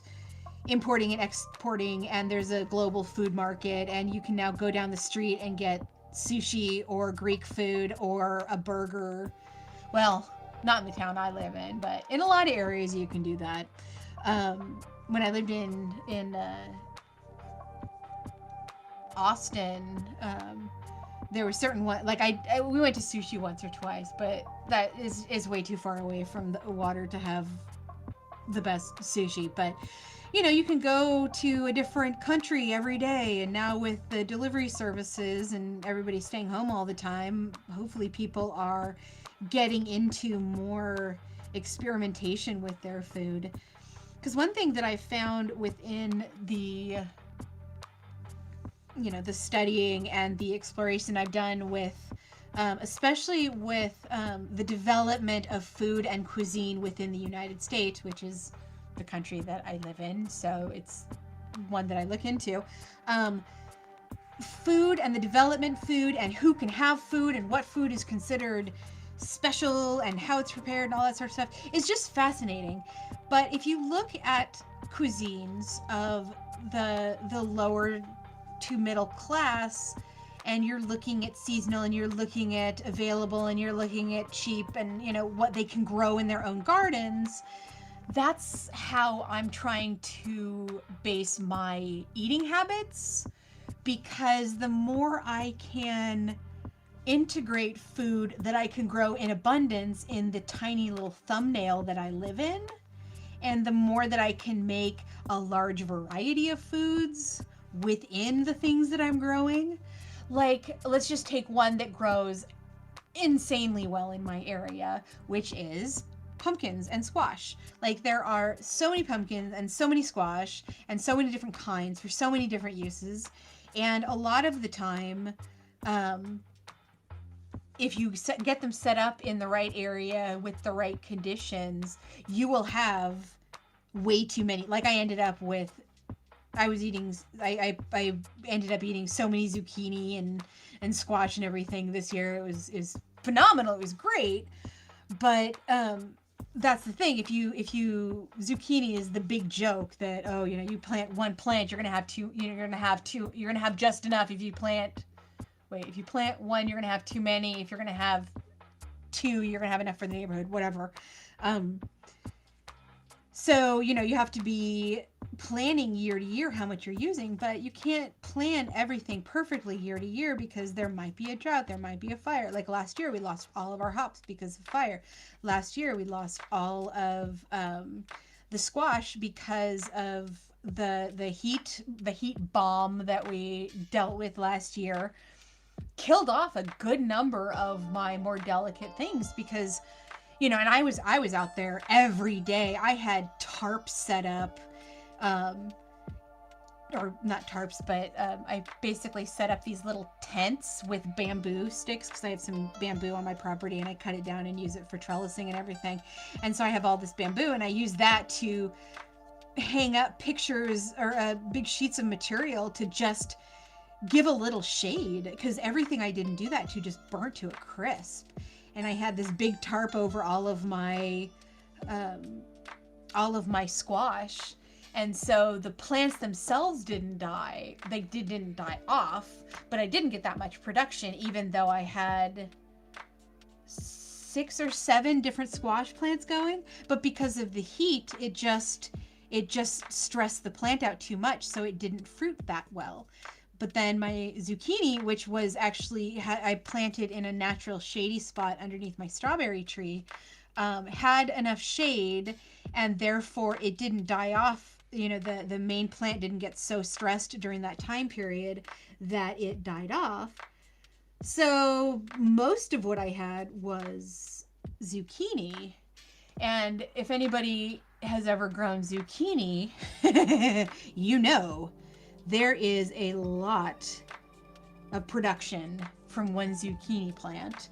And just as a fun little experiment, I actually left 2 going because they're planted right by the sidewalk, and I kind of consider my garden a teaching space. So I purposefully plant stuff right up to the edge and then do certain things with it to show the plant's full cycle, like the artichokes that I planted right next to the sidewalk. I don't harvest all of them. I let some of the flowers go through the entire process because I always come by and their kids are like, "Oh, look, it's blooming bigger. Oh my gosh, the middle's purple." And so it's as much sort of a teaching display garden as anything else. So I did 3 zucchini plants this year because I had them. I had started too many, and everybody who bought any just bought one, and I ended up with like, I think 20 or 30 left over. And so I threw a bunch in the ground, and some of them did fine, but the 3 that I planted right next to the street were so happy and so healthy and prolific that I was eating zucchinis constantly. And so I was looking into how to eat too many zucchinis, and jokingly most of the things were like grow fewer. It's like, yeah, no, we're past that point. And I did end up giving a bunch away and everything, but I was making zucchini soup, which I think is my favorite usage, but pretty much anything in soup form is my favorite thing because I just love soup so much. So I made zucchini soup with some of it. I tried to make zucchini flour, but that didn't quite work out this year. I'm going to try again next year because I like the idea of zucchini flour, because as a gluten-free flour, apparently it's really, really moist, so it's good for cakes. So it's basically just like making everything a zucchini cake, more or less. So yeah, I got tons of zucchini. What else did really well this year? The hops grew really well, but they got damaged by smoke again, so they didn't really... Oh no, they got harvested and then they did not dry very well, so... But that's okay, because I still have huge amounts of vacuum-sealed hops in my cupboard. Because the first year... Planted them 3 years ago, because I've been in this garden space for 3 years. I've been in this garden space for 3 years, and I basically lost a year to COVID, possibly about a year and a half, just because I haven't been able to keep up with some stuff. So the first year, the hop harvest was insane, and got it all in and cured and put it in airlock bags, which the intent was to use them for kombucha, to flavor kombucha, but I never quite got around to that. So maybe that's still a thing that's going to happen. Who knows? So I still have hops from 2 years ago that are dried and air packed. But then last year we had the horrific fire season in my area. And if anybody saw those red sky pictures, that's what it looked like in the area that I live. So yeah, the hops, that pretty much everything that year that was edible outside it didn't work. Like some of the squash was okay. I did get some squash that year. Tomatoes will grow no matter what. But yeah, I didn't get much planted. I didn't get a huge amount started. I was having really bad heart issues that first summer after that summer of 2020. So yeah, didn't have much going on, didn't do much, didn't produce much, and the hops got destroyed. This last year got a good harvest, but they didn't get cured properly, so that did not happen. But it's a nice thing about a garden. It's always growing. But I'm ching.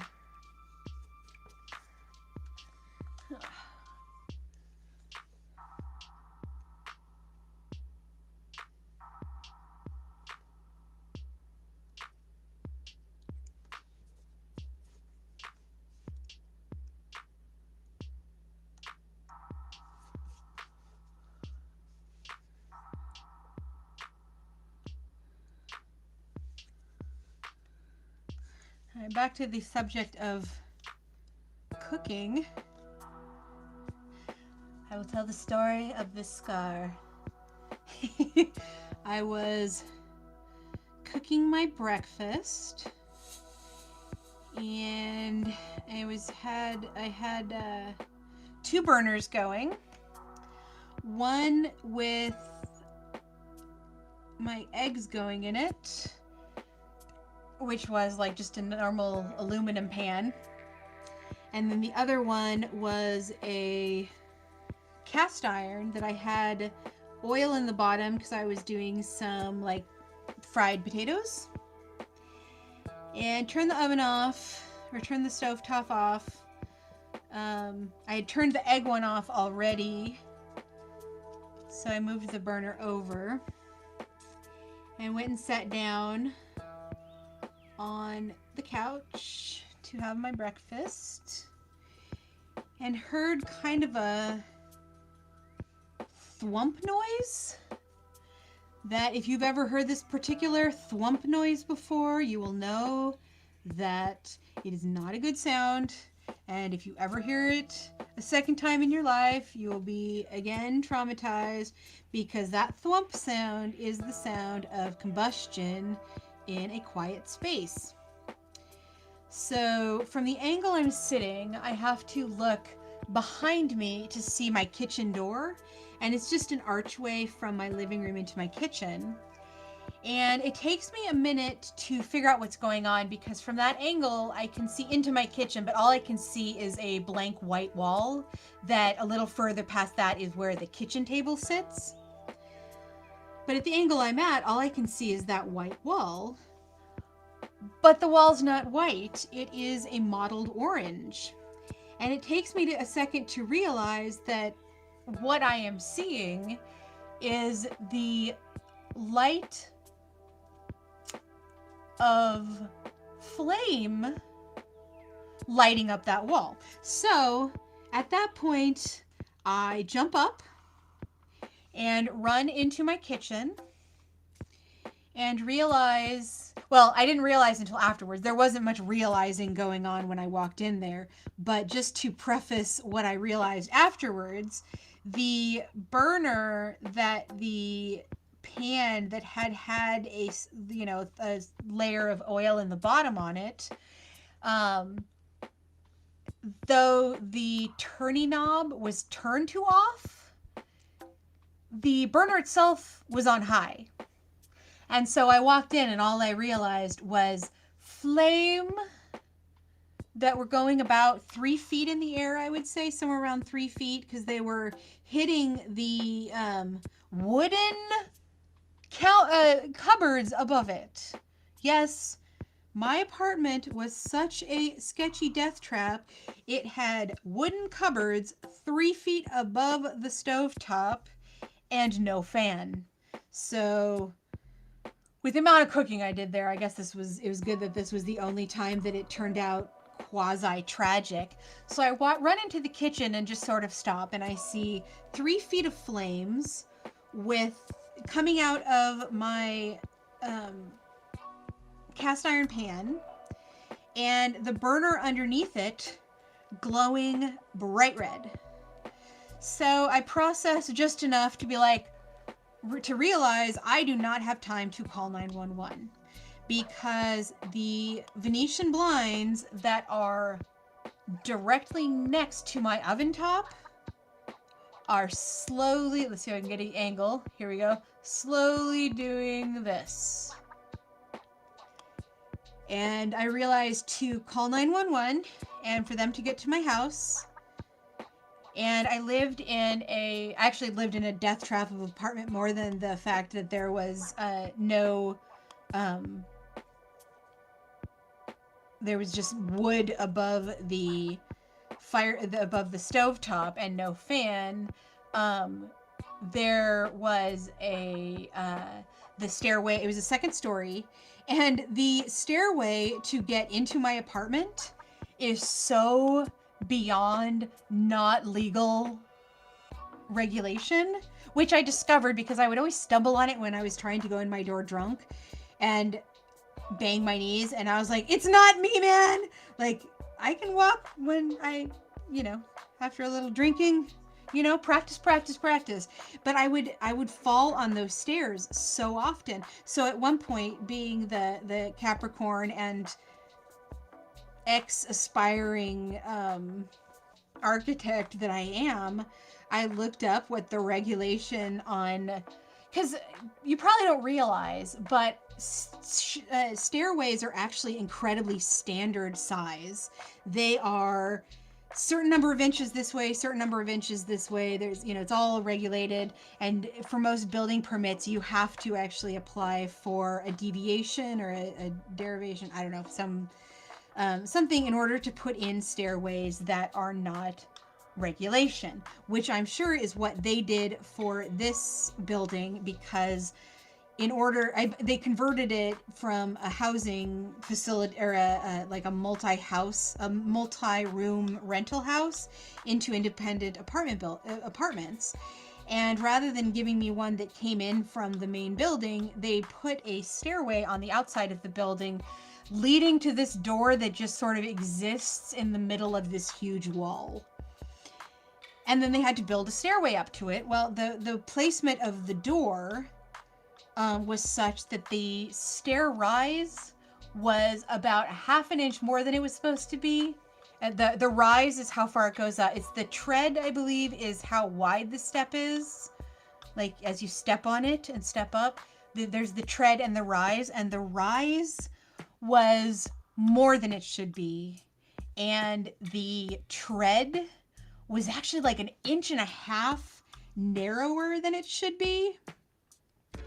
And it's the funniest thing. I actually looked it up because I was like, okay, that doesn't seem far off enough for me to be falling as often as I do. And it wasn't always involving alcohol. Sometimes I'd be carrying something up, or, and just my toe would catch on the lip of the stairway. And so I looked it up, and according to like research on stair rises, which is the most bizarre, but this is the kind of stuff I look up. So yeah, it is what it is. That if there is as much of it as a 1/4 inch derivation in the rise and or the tread, it can throw, depending on the type of stairway it is, and if there's a handrail and stuff like that. There's factors, but there is a 1/4 of an inch. They said was as little of a change as a 1/4 of an inch can cause people to have accidents. And of course, they've done these studies because people will get sued if you build something and then people keep falling and like cutting their knee open or something. So there's a reason for these studies. There's a reason that people, will do these studies, and it's to save corporations money. So, but yeah, it's just the interesting psychology behind stairs. It's nothing I thought about until I had stairs that I kept falling on. And then it's like, I'm a Capricorn. All I need to do is find the numbers and then everything will make sense. And luckily this was one of the scenarios that it actually did. But so needless to say, I did not think that the fire department would be able to get to this fire that was in the back part of this apartment that had a stairway that the rise and the tread and the rail and the width of the stairs and everything was super narrow and just totally off. And that didn't even include the time that it would take them to get there, because it would probably be 5 minutes till they got there and another 5 minutes until they were actually able to get the hoses up there and everything. And my house would be gone at that point because the Venetian blinds were melting, and it was wood. It was wood, and when I got it out, after the fact, I was really happy I made the decision that I did, because the paint was just starting to bubble over the entire bottom of it. So it was getting close to just that entire flat surface heating up and combusting. So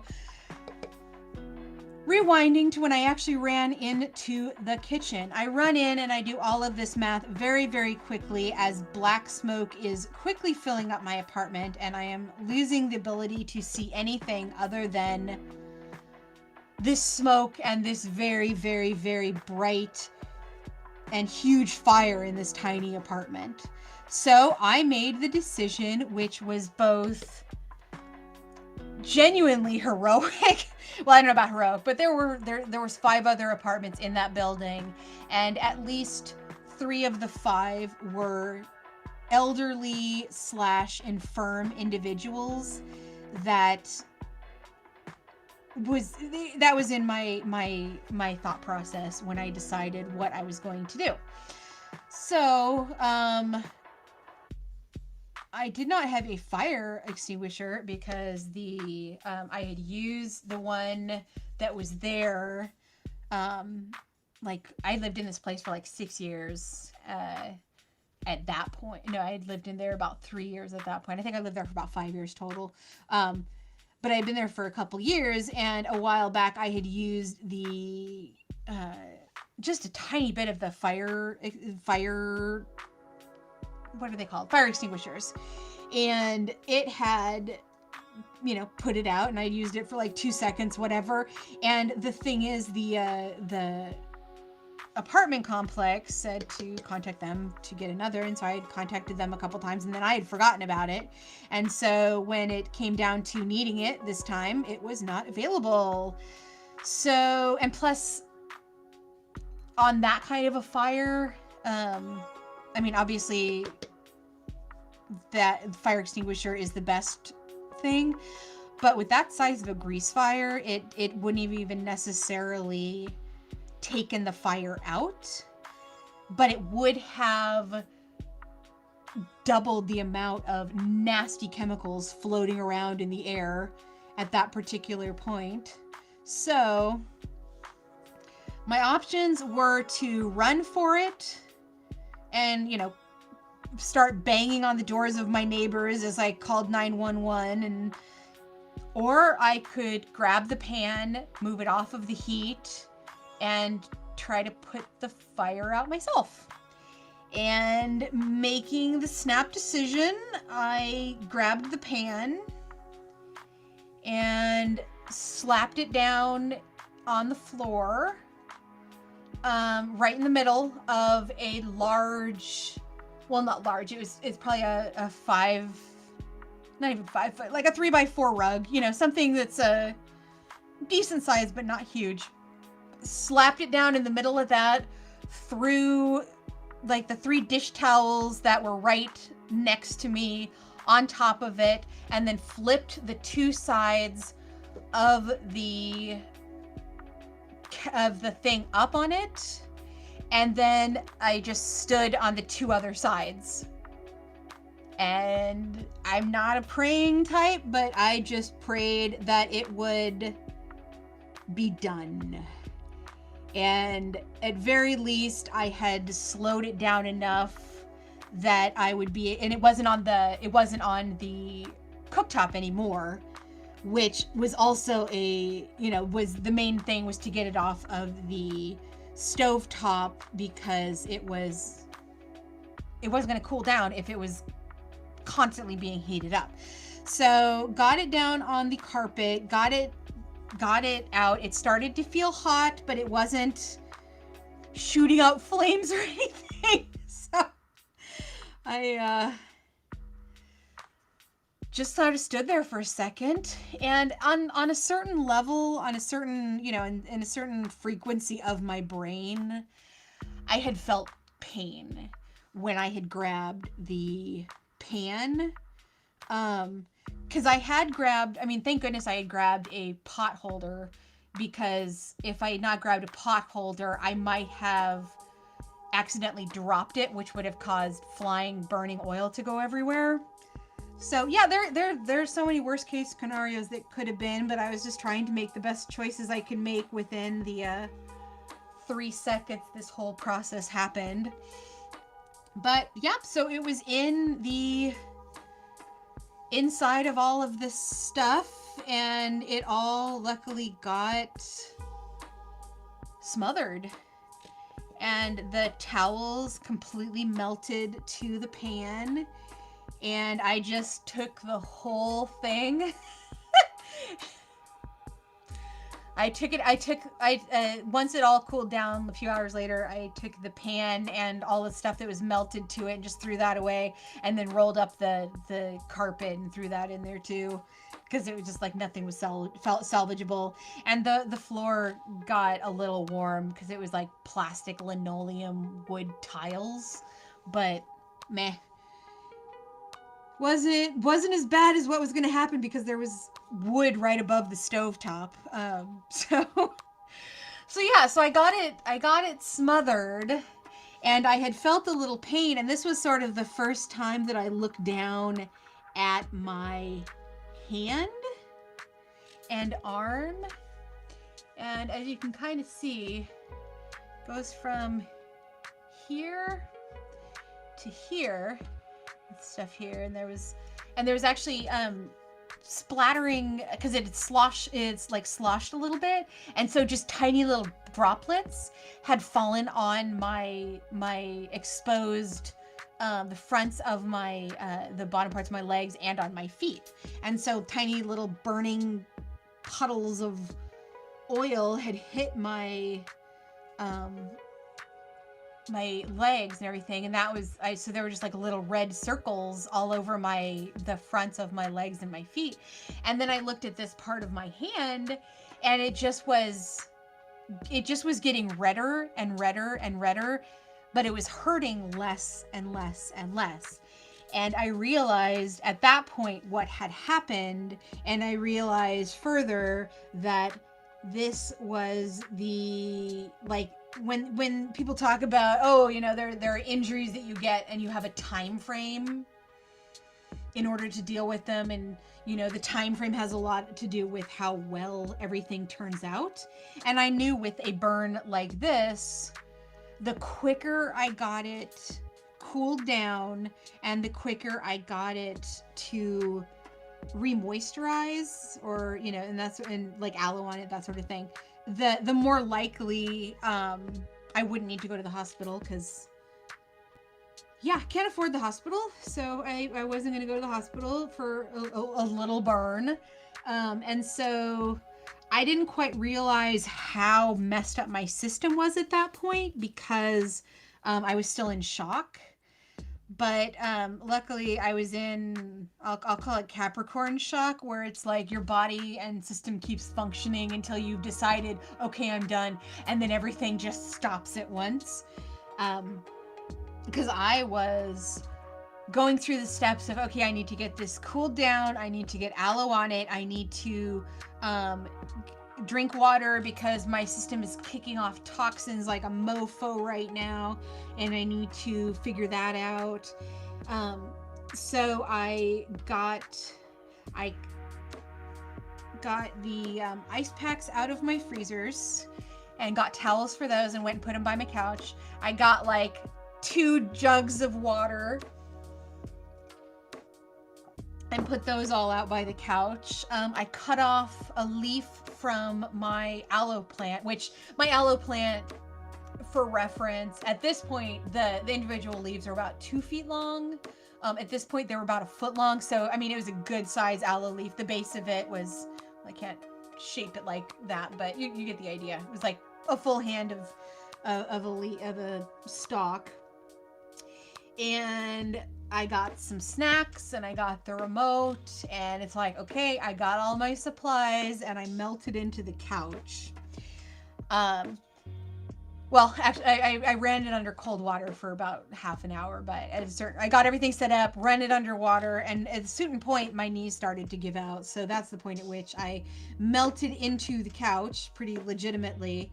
And I was alternate. I would put I had a peeler, and so I would cut little fillets. I would peeler and a knife, so I would cut the skin off the aloe, and then I would cut little fillets I mean, not for lack of a better term, that's what they're called, fillets, and it would fit from here just down to here perfectly. And then I would put the ice pack that's wrapped in a light towel on top of that, and then just find a position that my arm was comfortable, turn on a movie, and pretty much just daze out. And I think it took about a day till I like completely came out of the shock part of the whole thing, because it was an insane process to watch. Because for the time that I was doing the aloe full time and keeping the aloe on it and keeping it iced and doing all the things and doing all the stuff, it looked fine. It looked totally fine. Like it was darkening slowly, and I found out that's because the skin was dying off, because the oil basically had to be. And based on the numbers that I looked up, because I looked up numbers because that's what I do. Based on the numbers, in order for oil to combust without a spark or another flame or something like that, just for oil to combust, it has to be somewhere between. Geez, this was a long time ago and my brain doesn't work anymore. So, but I believe it was somewhere between 700 and 1200 degrees. And it's impossible to know what temperature it was when it was in the pan, or how much it lost in the, 6 inches between going to my hand. But the tiny little droplets that hit my foot, I don't have scars from those anymore, but every single one of them turned red and blistered. So it was 6 inches to my hand, because my hand was holding the pot, but the tiny little droplets that made it all the way down to my foot were harsh enough to leave blisters. So that's a blast. And so, yeah, it took a while, and it was actually, I had to have it bandaged up because the skin was completely cooked off of it. So I had to have full bandaging on it for like a month or two. And I based my Halloween costume off of it, because I had to still wear coverings on it. So I did a banshee where I wrapped both in gauze. So it looked appropriate for Halloween that year. Although I spent more time actually getting ready that year than going out, because I was still recovering from that injury. So was not super partying that particular night.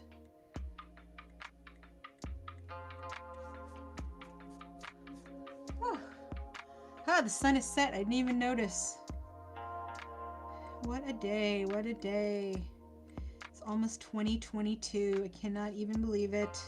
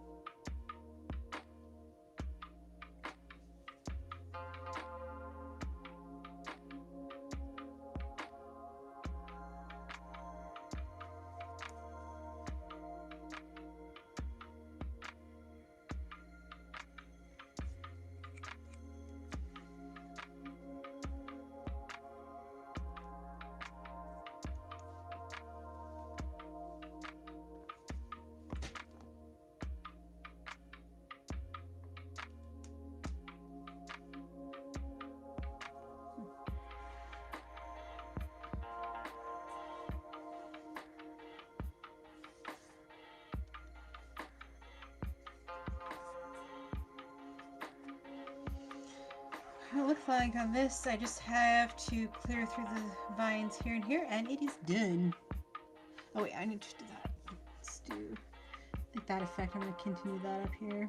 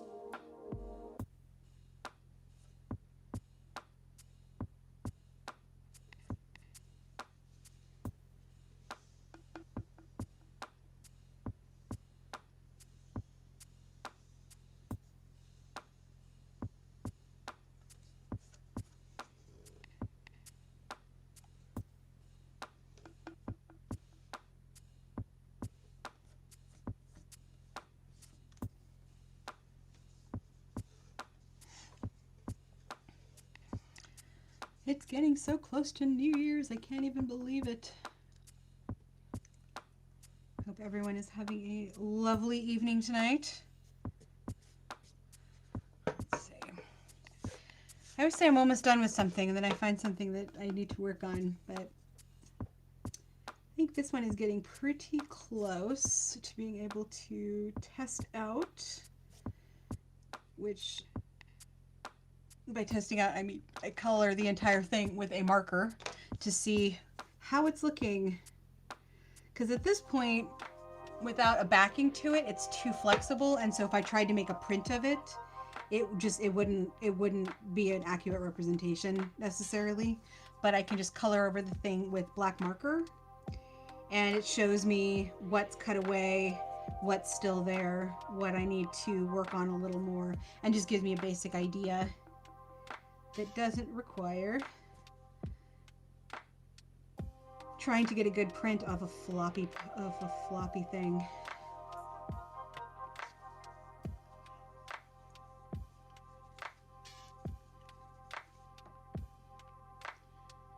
And I'm working on all the projects that I have left over from this last, well, all of them. I'm working on projects that I am attempting to finish that I had started or planned last year and never got around to, or using media that I still have lying around. I've been doing that for the last couple weeks. So right now I'm working on some linoleum cuts that I will be using in my seedling sales thing next year. I start seedlings from seeds for my own garden. And then I have sort of a little neighborhood shop I set up in my driveway to sell starts to my community and hopefully make a little cash back for the fact that I tend to start 2,000, 5,000, who knows, tons of starts every year because I love growing stuff and making things, and my garden is my happy place. But we're in about 2 months where gardening is not much of an option. I have I'll be doing a lot more garden-y stuff at that point, but at this point garden's put away for the winter for the most part. I have some more clipping and trimming I need to do, but not really much else going on out there.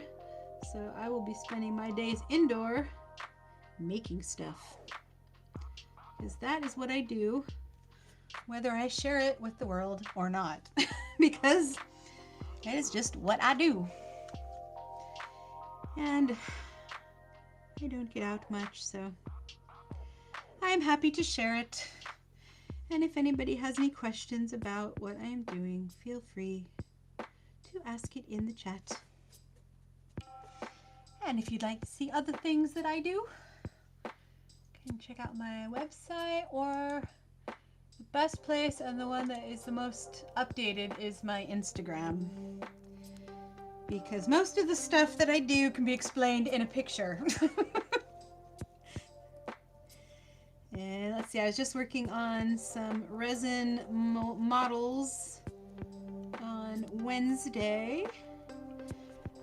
And so Wednesdays at noon, I'm doing random crafts. And so for this last one, I had some new resin molds that I bought for a larger project that I'm working on. And so I just wanted to play around and experiment with those, and made such adorable things as a happy little unicorn that eventually I'm going to paint a glittery horn on. But that is one of the things. I made a whole batch of stuff. And then after I used up all the resin that I have on hand, I went ahead and used hot glue to make resin molds, because I'm going to be making a bunch of stuff for Valentine's Day. And I had made 3 heart-shaped molds. But the big thing with using hot glue to make resin molds is you have to assume that there's a life on them. And they're also, the larger that they get, the less stable that they are as a mold. So usually what I'm making is like super small stuff for earrings or necklaces, or I make a thing called a garden charm, which I take old bike parts and take them apart and strip them down and clean them up, and sometimes use them just like that. Sometimes we'll paint them with like a heavy duty enamel paint, and with those gears and other bits and bobs off of a bike, I make jewelry and house like candle holders, and I don't know if you can even see this. That. There's an example. This is my own one that I made for myself. That's all kinds of bits, and then these are. Let's find some earrings that I actually made. Here's some earrings that I actually made, and so that's just one of the random things I do with bike parts. But I made that one before I got into resin, and so I came up with a bunch of different products and craft products to make with bike parts, because my friend he's passed away, but he owned a bike shop, and while he was alive and had the bike shop, he asked me if I would be interested in making bike crafts and then selling them in the store. And as I have never made bike crafts before, but I'm always down to try something new, I was like, yeah, sure. What do you want? He's like, whatever you want to make, you can sell in the store. So I'm like, okay, cool. So I've made jewelry for years. So of course I started with just taking individual bike links. Let's see if I have any here. I don't think I have any of them here. But yeah, just taking individual bike links and making them into little dangling earrings, or that sort of thing. And then I expanded into making the jewelry holders, which I just showed you. And then that expanded into, I can make candle holders, and I can make blah blah blah blah blah. And so then I branched out into things that don't necessarily exist as an actual thing, but were something cool that I liked. Because I don't like the look of flash tape. If you're not a gardener, you might not know what that is. Flash tape is basically birds are afraid of flashing lights, and so if you put this metallic tape, or there's other variations, but the most common is flash tape, if you put that in your garden, it will help to keep birds away. Well, that as a functional thing is necessary, because if you garden, birds are assholes, deers are assholes. It's it's in their nature. They want to eat what you are growing. So putting up barriers and deterrents and everything is really important. But rather than doing something that, especially because flash tape is just a hunk of plastic that you use 1 year, but it doesn't really make it through another year because it breaks down with the sun and everything like that. So for my own garden, I started making what I just dubbed garden charms, which was just taking some piece off a bike, and it was usually the one of the gears, because those are the most interesting looking and the most dynamic, and also the most abundant, because I could get sometimes I would get a full gear, and then I'd be able to piece it out into like 7 or 8 separate gears, or however many gears were on the bike. So I would take those, and if you can imagine, like I kind of was inspired by dream catchers. If you're familiar with dream catchers at all, I was introduced to them most specifically when my mom worked as a grant writer for an Indian tribe in Washington, and I love the idea behind them, and I love the tradition behind them, and I love the aesthetic of them, and I just got the idea of something like that for the garden, where it was like, the idea of a dream catcher is it catches all the negative stuff on the way in, and so you don't have bad dreams. That's a basic explanation of what they do. Well, I just love the idea of making something like that, but out in the garden.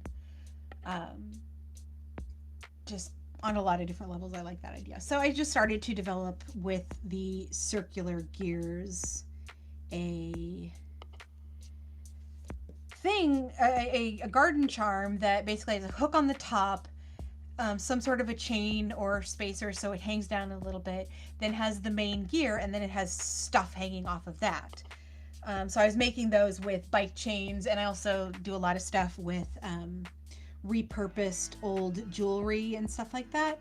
So I was using repurposed old jewelry and bits of bikes and, you know, whatever. And then when I started getting into resin, I realized the possibilities within that, because I could make the pieces that I need for the different garden charms.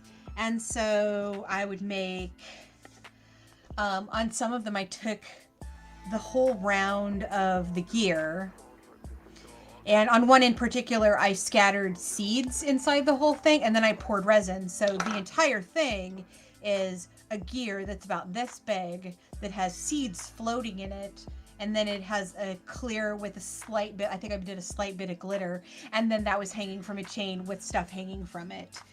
And so those always just turned out really nice. So yeah, I love playing with different medias. I love experimenting with new ways of making stuff and manufacturing. And I've always enjoyed fabrication, and taking one thing and making it into something else, or taking things and putting them together into something that is unexpected. I've always found that a nice way to do arts and crafts, especially for the recycling element of it and reducing new garbage. Because like this craft that I'm working on right now, this I got from my roommate because somebody gave it to him and he didn't need it. And then the linoleum itself comes from a friend who gave me like an 18 by 18 block of it, and I cut it down into small pieces and I'm now making multiple cuts out of it. If I had bought everything, you know, this project would be in the $50. But if I had to buy anything, I wouldn't be doing this because it wouldn't be a leftover project from last year. It would be a new project that I planned and put intention into, and that actually is not how I've been arting for the last little bit. It's like, what do I have? Okay, what can I do with it? I just did the resin the other day because I'm making a gift for a friend, and I ordered the molds because I was going to be using those as the pieces for this game, but they're too big, so I'm gonna have to go through and make molds of I'm gonna have to make a blank first, so I have to cut out a little figure of a pig and a little figure of a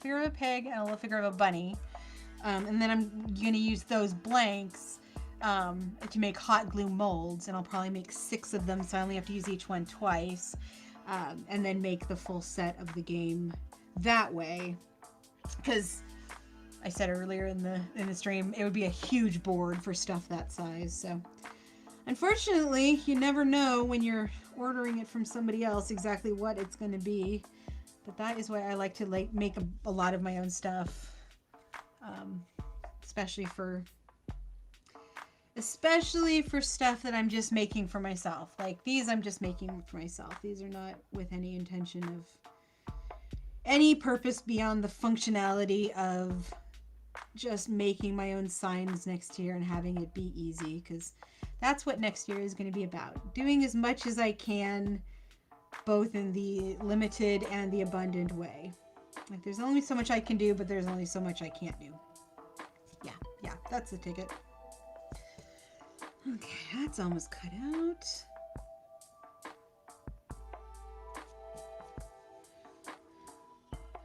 It's always the point at which I get to on a project that it's like, is this looking right? Is this looking like what I intended? But I think it is. I think it's looking pretty close. The one thing I'm probably going to have to do after I do the black coat on it so I can see how everything is looking, I will probably need to cut down these lines, because the idea is to be able to write the price for the seedling here and then have a little description written out here of what the seedling is. So it'd be like $2 Cosmo perennial flower, tall and beautiful, drought resistant, because if you don't know what cosmos are, they are my one of my favorite garden flowers because they are beautiful, they are hardy, they grow pretty much with zero maintenance at all. They reseed really well on their own, but gathering seeds from cosmos is really simple, and storage is really simple because they're more of a nugget. Like marigold seeds are delicate. If they retain moisture, they can be problematic, but cosmos seeds are pretty hardy. So those are ones that at this point, I'm just collecting the seeds every year and starting new seedlings. I don't think I've bought cosmos seeds in like 3 years. I do not think I've had the need to buy cosmos seeds in a year. And this year I definitely don't have to because unlike last year, I was able to do a lot more in my garden this year, thank goodness. And one of the things I was able to do was keep up on my seed saving. So even though I had to buy a lot of seeds and stuff last year, I won't need to in the upcoming season because I have all the squash seeds I need. I have all the tomato seeds I need. I have all the flower seeds that I need. I stopped gathering at one point because it was getting a little out of control. I had gathered cosmo seeds, marigold seeds, snow peas, sunflower seeds, and something else. What was the other one? Anyways, I'd been really, really hardcore on gathering seeds since I hadn't had enough last year and I was overcompensating. But once I hit the 5-gallon bucket full of seeds, I stopped gathering seeds. There is no way I'm going to need that many. I'm actually, the plan was to give them away for Christmas, although I didn't actually get the packets put together. So they're going to be like my birthday presents to everybody else. Because Christmas stuck up on me this year. I don't know how anybody else is feeling, but Christmas stuck up on me this year, and now suddenly it's New Year's, and I'm not quite sure what's going on. So I'm just sitting here and crafting and making things, and we'll see how it all turns out. I think I'm gonna be doing this for about another. Let's see, I have this section almost done. I have this section I need to do. Then I'll check the black color on it. And so maybe another half hour, and then I'm going to take a break, and I will be back with sewing after that. Because I am going straight on through till midnight. It's like a midnight fire sale. I'll probably have no idea what's even going on by about 10 or 11. We'll see how it works. So if you tune in at some point and I'm just staring at things and have no idea what's going on, then you'll know why. Because I've been going too long and I have gotten too out of it to realize I should end the stream. But I'll probably still be crafting, so at least there'll be that. Okay. So finish up this section first. Focus, focus, focus.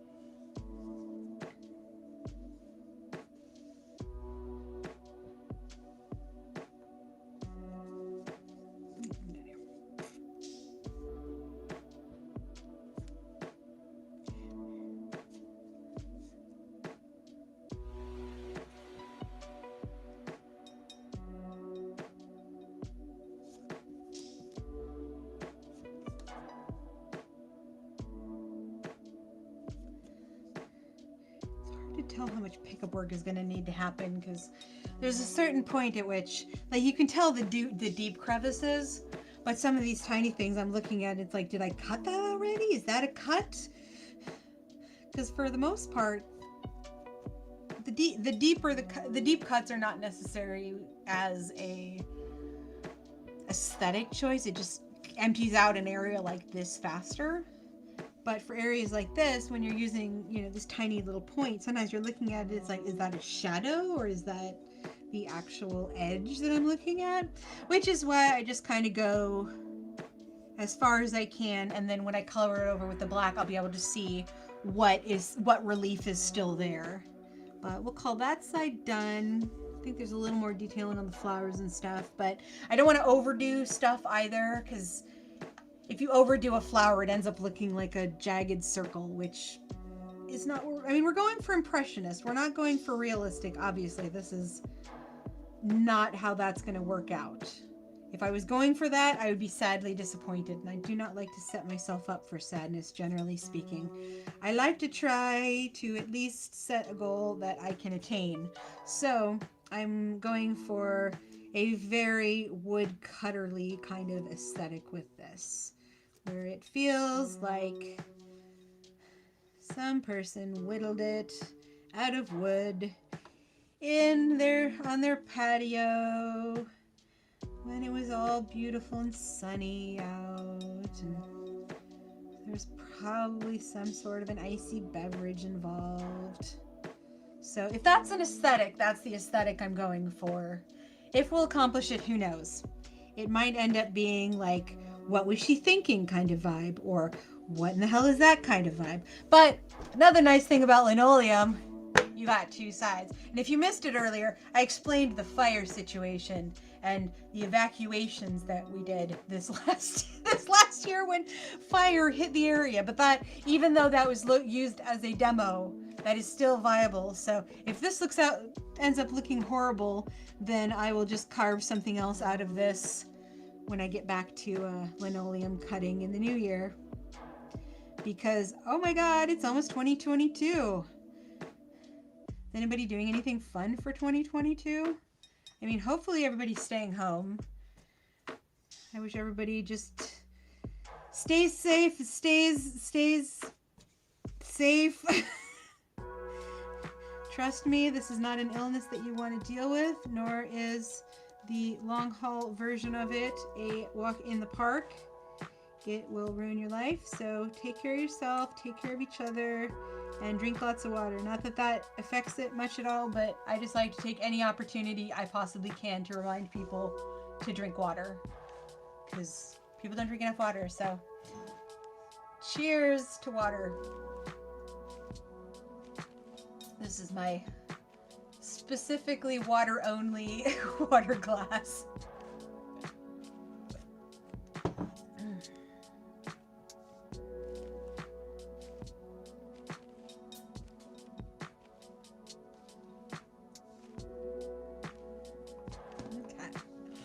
Let's get this done so I can go have some food. I also have to let the cat in, give her some food. She'll probably join in.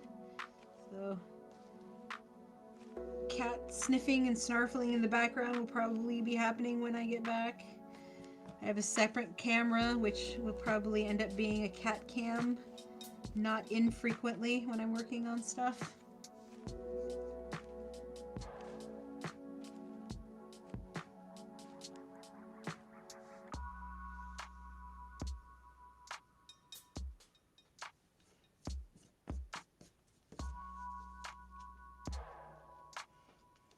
It's always nice to be at this point in a project and actually be happy with how it's turning out.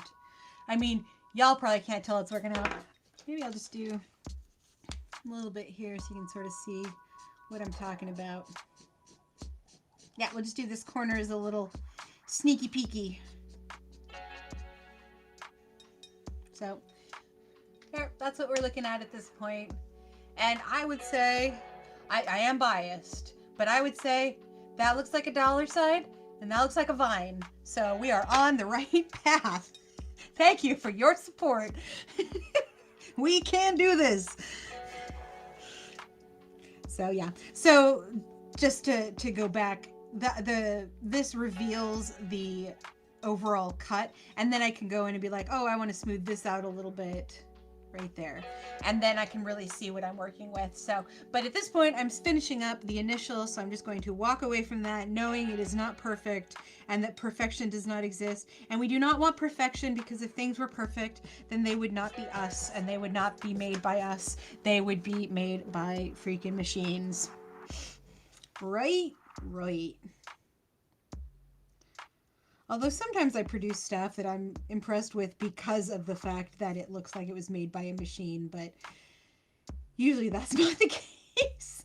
That is not generally preferred. I like stuff that feels like somebody touched it, like somebody did something with it, which is why I've actually done back when I was building my own websites in the 2000s and 2010s, back when my degree in graphic design had any sort of, or my degree is in graphic design, but I was the first class at Cornish that was able to take classes for web design, and we did Dreamweaver and the Java thing, and like every single thing I learned about how to do a website is completely outdated at this point. So I don't even consider myself that anymore. But back when I was that, and I was doing graphic design professionally and had a website, or just when I was building a website for one of my other random things, I loved to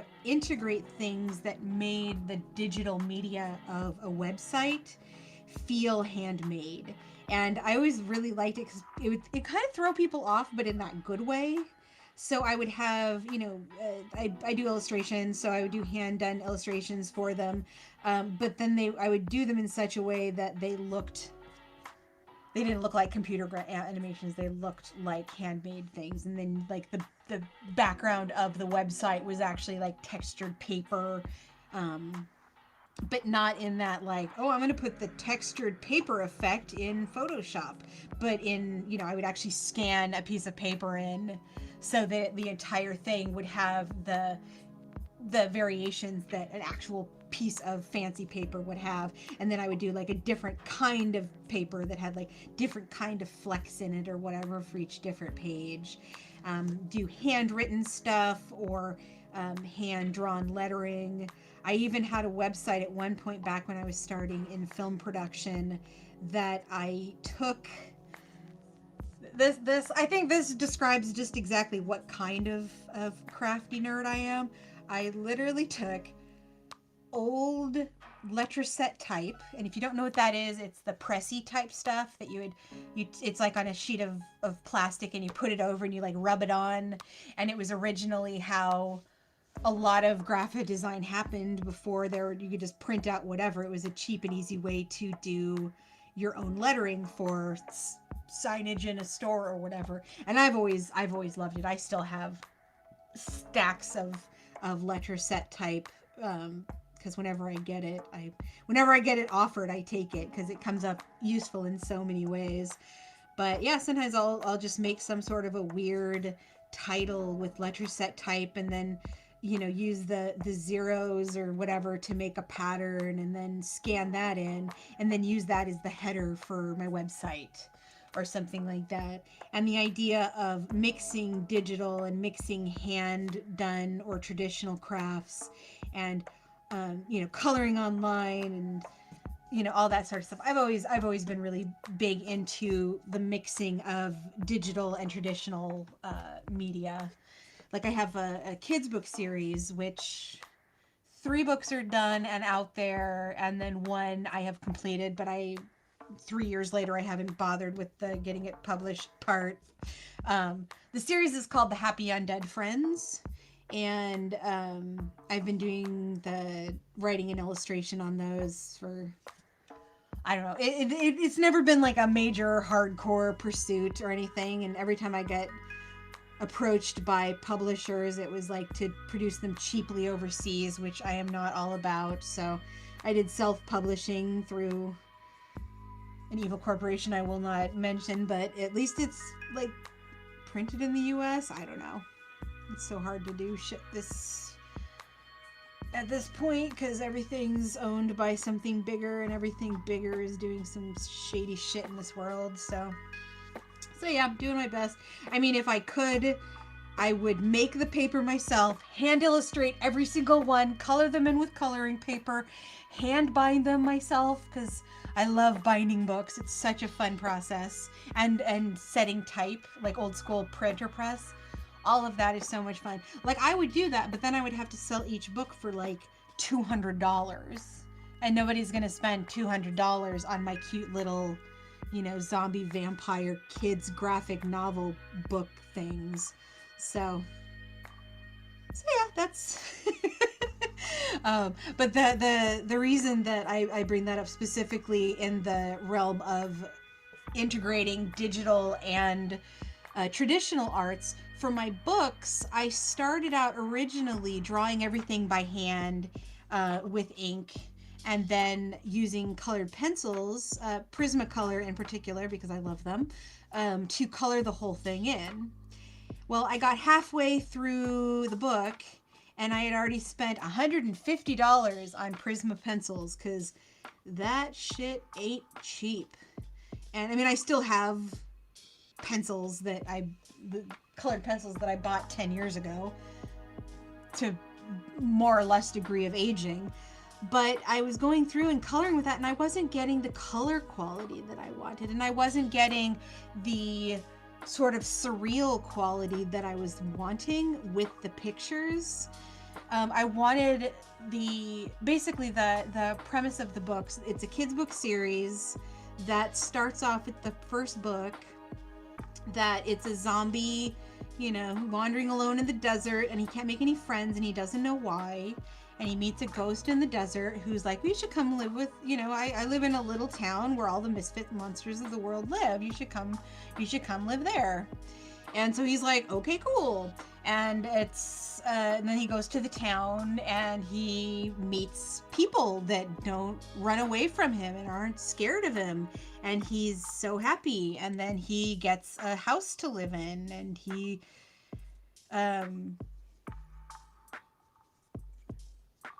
sorry, I tried not to sneeze.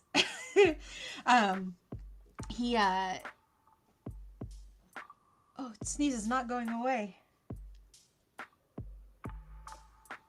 He gets a house, and at the beginning of the story, it talks about how sunsets are his very favorite thing in the whole wide world. Because he couldn't make friends, and he didn't have anywhere to live, so the sunsets were the best thing. And so the book ends up. He never realized that sunsets were magical with friends. And so it's called The Happy Undead Friends. And I guess the addendum would be technically zombies are dead and resurrected, so they are not undead. Vampires I think they technically fall under undead. They're eternal beings. I think they fall under undead. But then there's a werewolf, which isn't dead at all. He's totally alive. There's a ghost who's actually dead, and then Frankenstein, who is just a piecemealed together monster. There's his name Franklin. And so semantics aside, it's called The Happy Undead Friends. And I started doing it all by hand and coloring it by hand. I wasn't getting the quality I wanted. So I decided, after the original version of the book got stolen, long story, it was in my car and it was a whole thing and I lost the whole thing. And it was very sad and very frustrating, but it's one of those moments, especially within crafting or, any sort of artwork you're going to want to do. There are those moments where something just fucks up beyond repair. Whether it's, you're working on something and it disappears, or it gets damaged, or you're working on a digital file and it disappears, or, whatever. There are a lot of times in the crafting world that could just end with, well, fuck, I'm done, I'm out, I can't do this. And that's how I felt when the book disappeared, because I had spent a lot of time on the book, and it wasn't the first version necessarily. It was the first of the story. I had gone through a couple iterations of the story, but I had always had overall concept of where it was going. And so this was the first time I had actually gone through and was coloring it out. So it was devastating to lose that. It translated into hundreds of hours of work, all in all. At this point, I did the math, and each page of my books work out to about 5 hours total between breaking the story, writing the story, storyboarding it out, penciling in each illustration, inking an illustration. And this is where the big switch of the whole thing came. My background is in graphic design, and all the graphic design that I was trained how to do was on the computer for the most part. Although I hit the market right when it was going from hand done lettering into digital lettering. So I got my degree at a very interesting time. I graduated from Cornish in 1999 with my BFA in graphic design. So I when I lost the book, rather than giving up on the whole process, I went ahead and tried to think, okay, so if that book had never happened, I wouldn't have learned anything from it. So what did I learn from it?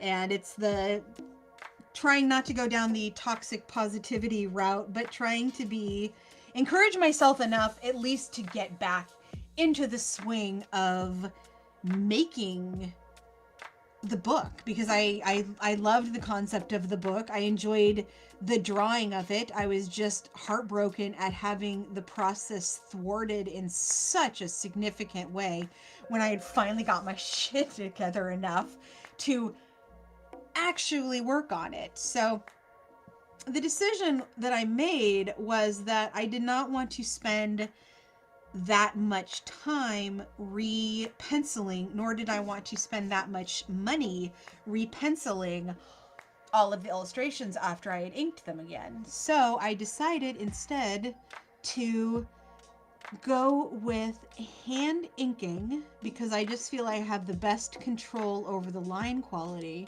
and the overall just aesthetic of it when you're doing it by hand. And plus then I would end up with a black and white page that I could use for coloring books.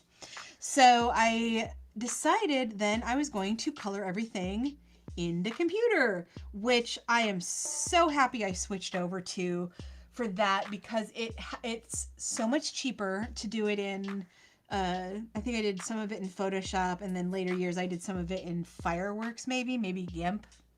I don't even remember. It's been a while.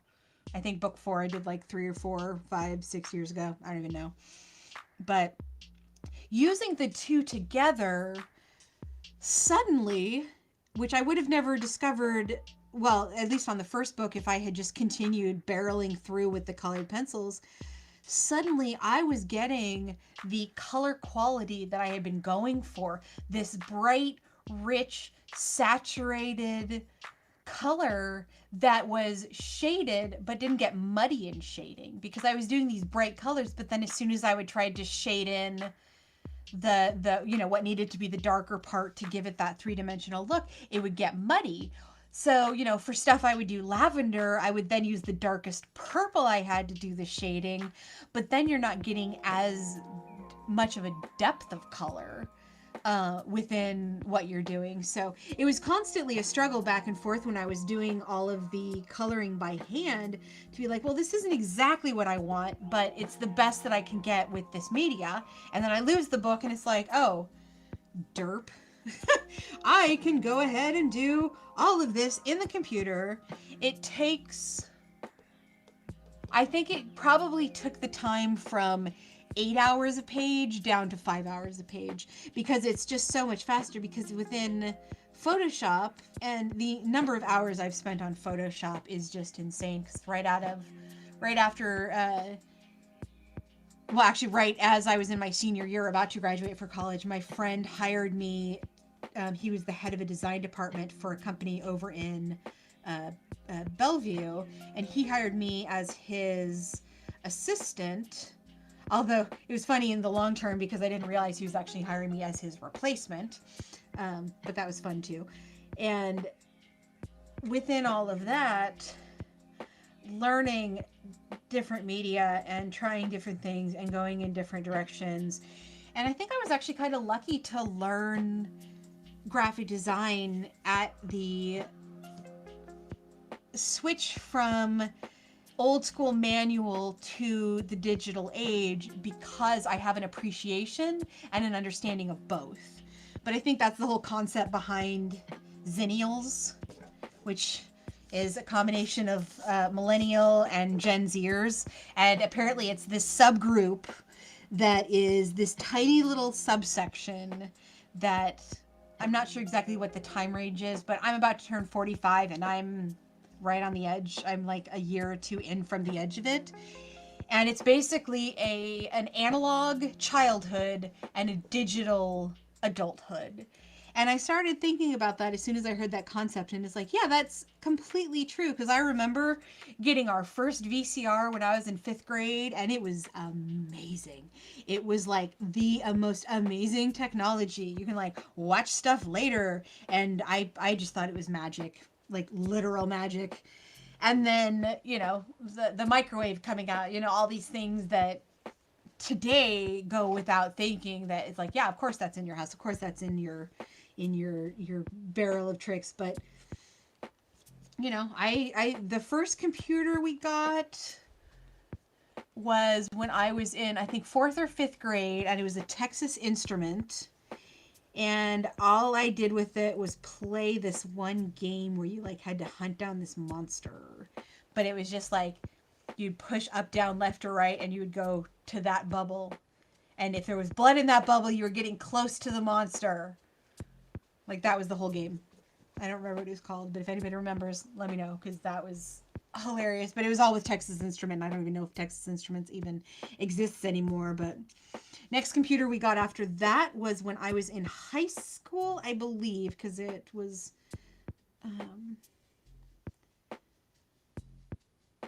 needed for that sort of for, you know, high school start stuff. So I started using it in high school, and with the dot matrix printer. And if you've never heard a dot matrix printer go, like, that's a sound. That is one of those sounds that it's like, if you hear that sound and you know that sound, you know exactly what's going on. You do not need a reference point. You do not need anything other than that noise, and you know exactly what is going on in that scenario. So I spent many hours printing random stuff. And then also with the dot matrix, because it didn't really, like, computers didn't really do graphics or pictures that much. And so I would spend hours, like, figuring out the combination of stuff, which, you know, people now do in text and posts and everything, where you, like, figure out how to make a picture out of, you know, random bits and pieces. Okay, I'm going to move back up to the larger piece just because I want to... These are really wide and these are really narrow, so I want to just pull a couple of wide things out here so it'll match a little bit more. So I'm going to go with... Are these two the same? I think these... Oh, no. I have two that are really close to the same. This one is a tighter angle, so I'm going to go with the one that's a slightly looser angle, because I want to get... I need to get the narrow spots wider in a couple spots, just so that it... Ah! Is it midnight? No, it's not midnight yet. There are just people putting off fireworks now. Already. Awesome. Okay. So, yeah, I'm going to finish this up really quick, and then let the cats in, because I think the cats are still outside. And they are not going to be happy about this whole thing's exploding in the neighborhood scenario that has just begun. Although, let me rhyme. Oh, is it 7, 8, 9?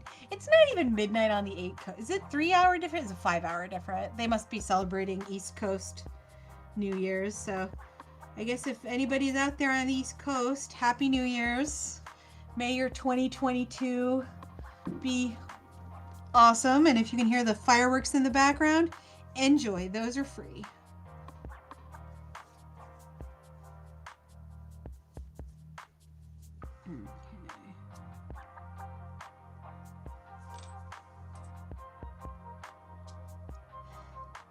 Basically, at this point, I'm just knocking down one of the narrower ridges. You can see right there. So I'm trying to make these smooth a little bit into here, but the big one was too big to get these small areas. So at this point, I'm just taking out tiny little bits of one of the narrow ones, because then that will give the indication of wider ones. And after I do a couple of those, don't hold me to it, because who knows, but we might be done with this first process. And I'm going to move on to sewing because I am burnt out on cutting for the moment. But that will be after I let the cats in and smash some food into my face. So probably about a half-hour break, but then I'm going straight on through till midnight, so it's going to be a a self-imposed long day, but that's okay, because I have nothing else going on, and I would be doing this anyways. I just wouldn't have, if I wasn't broadcasting, I would just have a movie going in the background, because that's what I do 99% of the time. I just have a movie or a show going in the background. Sometimes it's something new. Usually if it's going in the background and it's something that I haven't seen and I find myself getting distracted from what I'm doing by the show, I'll turn it off, because obviously that's something I want to watch when I'm not trying to do other stuff. But a lot of times I make it through a lot of movies that are just like, huh, okay, that was cool. Never seen it before, and that'll be the only time I ever see it, and I sort of saw it, but it didn't really draw me in. But a lot of times I will like rewatch stuff. There are certain TV shows and movies that I've watched multiple times, especially when I'm working on stuff like this, because I want to be able to know what's happening, but I don't want to get distracted. So watching something new is not a great plan, but you know, you don't necessarily want to watch the same stuff. So at this point, I just have my headphones on listening to the lo-fi music that's playing in the background. Ugh, but I do need to stand up soon or I'm going to fall apart. Let's see, we have 7:30, 8:30, 9:30, 10:30, 11:30. So 4.5 hours till midnight. PST. I guess we will see how it goes. Yeah, next I'm going to do some sewing. I have some reusable boxes that I've been intending to finish up. And the plan was to finish them up for Christmas, and that did not happen. So instead, I am finishing up a couple of them randomly for New Year's. I'll probably work on them again. Let's see, my next stream after today is on Wednesday, I believe. And it is a random crafternoon. So depending on how much I get done with sewing today, I might work on that again on Wednesday. I finally have a schedule of viewing times up, so I think that'll be the biggest thing. Just to get regular at broadcasting, because I'm always doing the crafting stuff. I'm always sitting at my house, and if I'm not videotaping some craft that I'm working on for editing together later, I'm editing something to put online, or just doing a craft and not videotaping it. Pretty much my world at this point, so it's fun to share, especially when I think that turned out cool. And I will color it in so everyone is able to see what I am seeing from my angle. And again, if you hadn't heard before, I am using the linoleum that I had left over from some Halloween cuts that I had done. And I had intended to make some Linocuts that I was going to use to make Christmas cards, but in case you haven't noticed, Christmas is over. So I'm shit out of luck on that plan. And by next year, who knows what I'll be doing and what I will have a wild hair for. So I am instead using some of these linoleums, because this started out as like an 18 by 18 and I cut it down so that I could do multiple stamps. I don't have any use for a huge thing, but I have lots of use for lots of tiny little things. So rather than doing this for Christmas and just like holding on to this till Christmas, I decided, as I was poking through my studio last night, looking for projects that I had not completed but that I wanted to complete, and I found these and I was like, oh, okay, instead of doing Christmas for the moment, I am going to prepare for spring, because spring is before Christmas, or at least hopefully it will be. This last year, that wasn't actually as convincing because it seemed like it was just bouncing back and forth constantly, and now it's just cold, though it's not snowing right now, so that's nice. Well, it's not hellacious weather. That's nice. The snow is actually really pretty. It's been snowy here for a couple of days, and it's just been lovely. It snowed the day after Christmas, so didn't actually get a white Christmas, but got a white Boxing Day evening, I think is how it worked out. So that was lovely. It was nice and floofy and pretty for a couple days, and I enjoyed it from the inside because I didn't really have anywhere to go or anything to do, so I just stayed home and drank hot beverages and sat around, made stuff. Pretty much an everyday kind of thing at this point. I have thought of streaming video games. I don't do that much in the way of video games. Really, the only game that I play at all consistently at this point, outside of I have a trivia group that I sometimes do online, and I have a game group that I do on Sundays outside of the holidays, because everything goes higgledy-biggledy during the holidays. But so love doing that, and now I actually have a setup that I can do that on. Forgot where I was going with that because I'm trying not to color.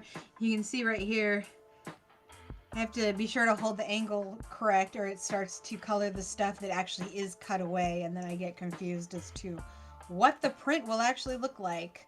So I have to be sure to hold the marker really straight, and then I lose track of what I am yammering about. So yeah, cool. This is definitely indicating that I need a break if I can't even track my own random thoughts. Okay, so let's stop and take a quick look.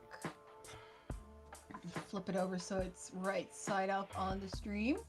So as I'm seeing it right now, this is the area I need to write in. So I need to take off some of the thickness of that line because I still want the texture, but I don't want that much black. This part looks great. I'm just going to leave that as it is. And I'm going to tighten up the area around these so they look a little less chunky. But other than that, I think we're pretty good. I think we're pretty damn good. It's another thing I'm going to have to adjust with crafting and streaming. I get distracted in conversations when people pop in, and then I either stop what I'm working on or I slow down so much that this would have usually, I would say something this size, if I was doing it, just had my movie on, had my beverages, didn't have to do anything, go anywhere, whatever. This is probably about a 3-hour project, and I'm at 5.5 hours almost. So I think that's one thing I will have to definitely work on in the general swing of live streaming, is just keeping going on whatever I'm doing. I think having the separate camera showing my I'm gonna have a second one facing me, and it'll probably show the cat too, because I'll see myself on the monitor when I look up to see any activity going on. And so maybe if I see myself not talking, I'll remember that. Although quiet is nice too. Guess I don't really need to talk all the time, even though that is what I do in real life, is talk all the time. Okay. Going down to it's the same size, but it's that slightly tighter angle. There's nothing focusing today. Anyways, so I'm putting the tighter one on because at this point I just want to cut out. Basically, I'm going to do as much as I can to cut out the wider areas of black to try to get this basically so that when I do a print, and just in the middle here, because I want it to be a little chunkier on the side here and a little chunkier on the side here, just because that's aesthetically looks nice, but I need to get as much out of sort of this area as possible because that's the area that I'm going to need to be writing the price and everything in, which is most likely going to be done with a black indelible marker. And these will be printed not in black, so it will just naturally be less of a line, but you can see there's still a lot more texture there than necessary. So just going to take the bigger chunks off, and we're just kind of going for a bit of a wood grain look to it. So it feels kind of, oh, and that was one of the spots. It was just because I turned the marker while I was cutting, so it looked like there was this thick line, but there wasn't actually.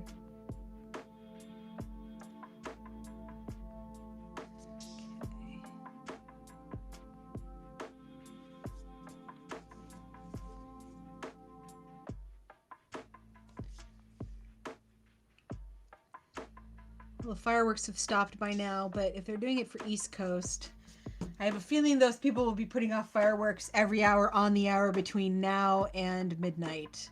And then probably tomorrow, and because once people start blowing shit up, they like blowing shit up.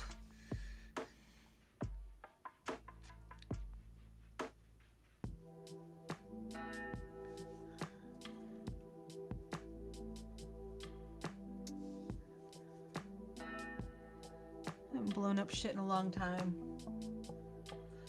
Blowing up shit is fun. It's such a great way to bond with people.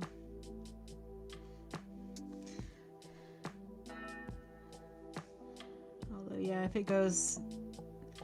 It's part of the reason I figured streaming today for a long period of time and into the night would be fine, because I'm not going to be able to go to sleep early because people are going to be blowing shit up for... Usually it goes until like 2 or 3 in the morning, so I'm going to be up crafting anyways, so...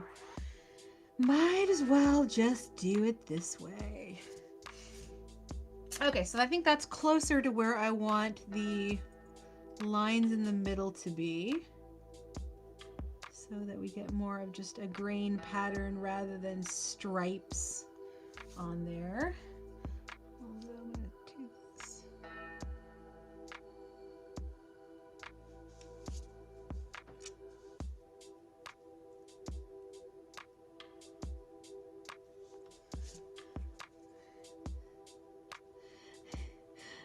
These kind of cuts are kind of like editing, though. I was on Thursdays at noon, I'm doing editing streams, which I'm hoping I'm going to be able to get my situation better so that I can actually share the screen of my Mac, because at this point I just have my camera pointed at my Mac and I can't tell how much is really reading and how much it makes sense. I'm trying to describe what I'm doing, and plus the program that I'm using. The computer that I have, I specifically bought as an editing computer because it ran the version of the Final Cut that I wanted to use.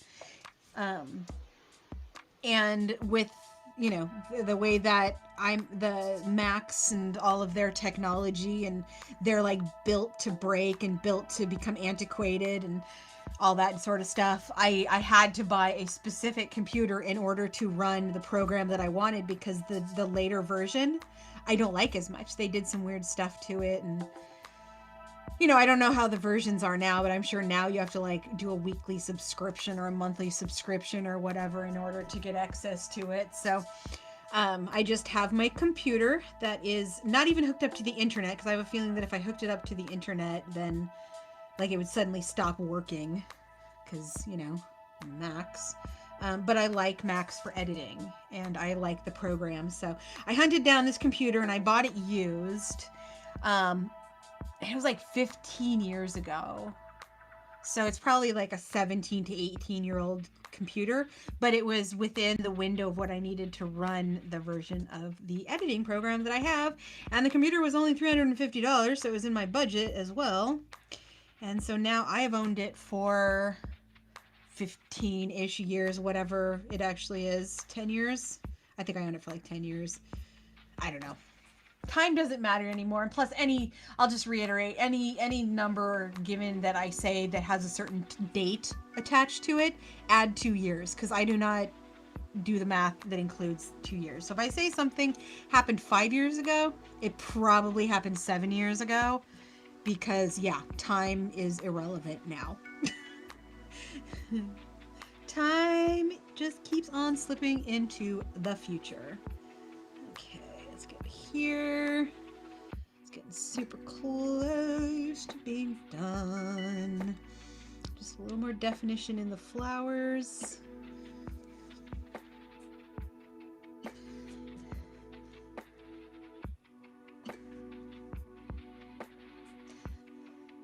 I definitely need to get my second monitor because I keep hearing noises through my headphones, but I don't know if it's my phone or like I get notifications, but I have no idea. And I have it. I've not been able to get a live stream working through the Twitch studio. I keep changing the settings, and I keep doing live streams outside of my main scheduled stream times, and just do random stuff just to see if it works. And I've done it on the Twitch studio a couple times, and it drops after about a minute or two. Like it never shows up as an actual broadcast, even though it says it's broadcasting and everything. So I have it set up on this other service that called Restream, which is working great because apparently I'm live on YouTube, Facebook, Twitch, and there's something on Twitter, though I haven't been able to figure out because I don't really use Twitter much at all. Although I do have a doodad for it. So that's my Twitter handle. That really the only thing that is ever posted on there is reposts or like automated reposts from other things. I actually had set it up to repost from one of my Facebook streams, and so I have years of tweets that I'm like I didn't even realize I was tweeting at the time. But yep, so somehow there's an announcement or I'm live over there or something. I'm not really sure. But basically most of the technology that I learned was about 10, 15 years ago. And then I'm just sort of learning as I go on this. This is my third stream. I don't even know. Because the thing is I've streamed multiple times on the Twitch studio, and I've tried to do the movie share because I would love to do movies on the Prime movie sharing thing because I love movies and I love talking about movies and I love critiquing movies, and I've been doing movie critiques and like face painty, like character makeup over on my YouTube channel for a while. And so I thought it would be super fun once I'm over here more to do some live streaming on that with the movies, but it doesn't seem to ever actually work. So I don't know if it's my computer or the program, but yeah, everybody's just learning new dogs, new tricks, trying to figure all this stuff out. But in theory, this is working, so I'm just calling it good.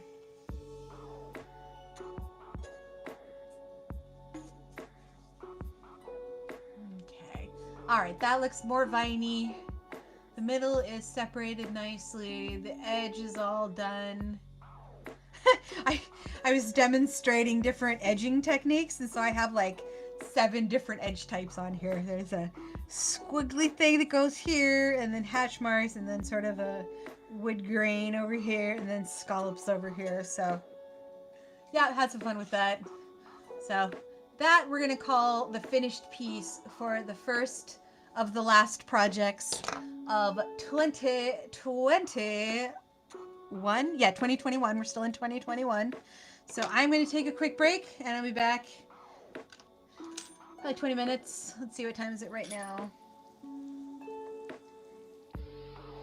It is currently 7:37. I will be back at 8 o'clock. So, drink some water. Be sure your cats are okay. I will be back in a little bit.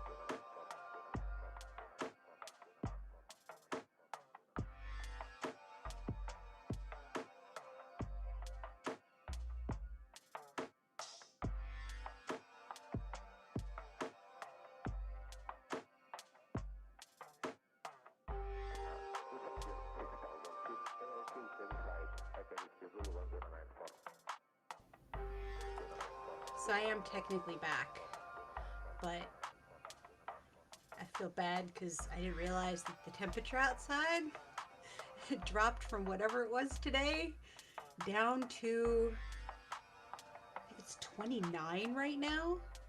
And so the cats are outside and they're cold and they both, well, Chantrell came running in. She was ready to not be outside anymore. And then the second she runs inside, there's this big boom. And so she's going to be needy for the next 3 to 5 minutes. But I'm trying to keep on a schedule. So I guess this will be a cat break. I never actually even got to eat my food. It's sitting right here. I got myself soup. I had to let the cat in. I feed the cat.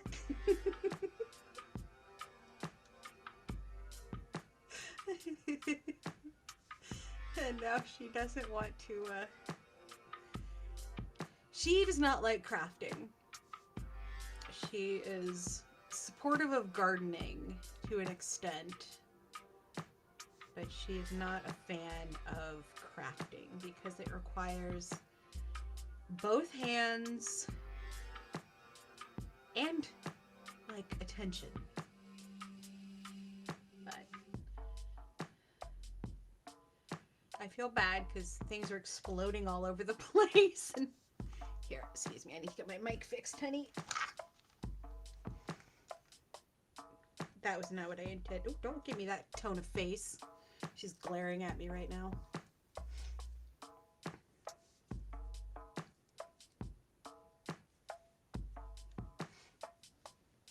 So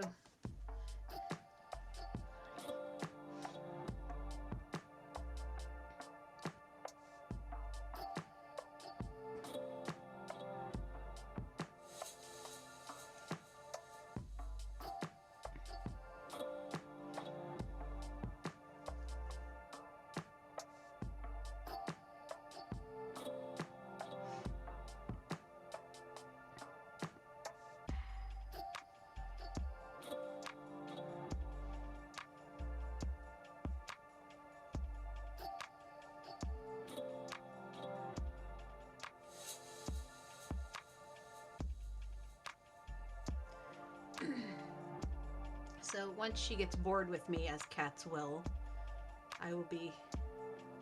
Oh. What? She's grabbing the box. Oh, yes? Oh, yes? Okay. So that's the box. As soon as the cat decides that she's done with me, as cats do, we'll get working on that. But until then, we're just going to have a cat cam, because... why not? It's New Year's. Oh, and there are explosions. Are there explosions where you're at? Because, oh my gosh, this is annoying.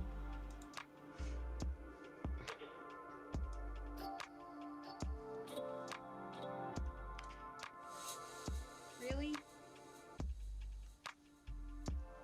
It's not.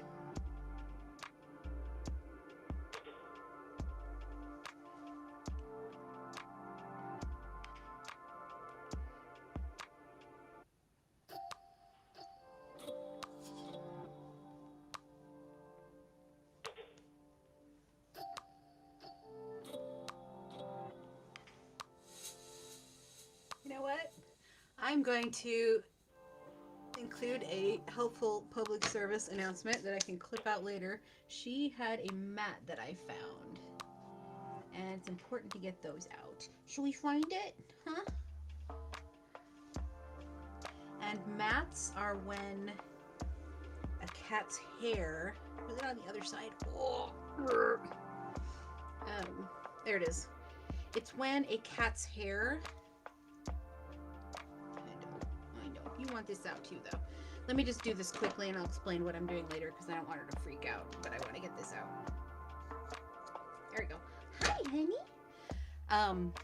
You'll find mats, especially in long-haired cats like this, and it's just a dense,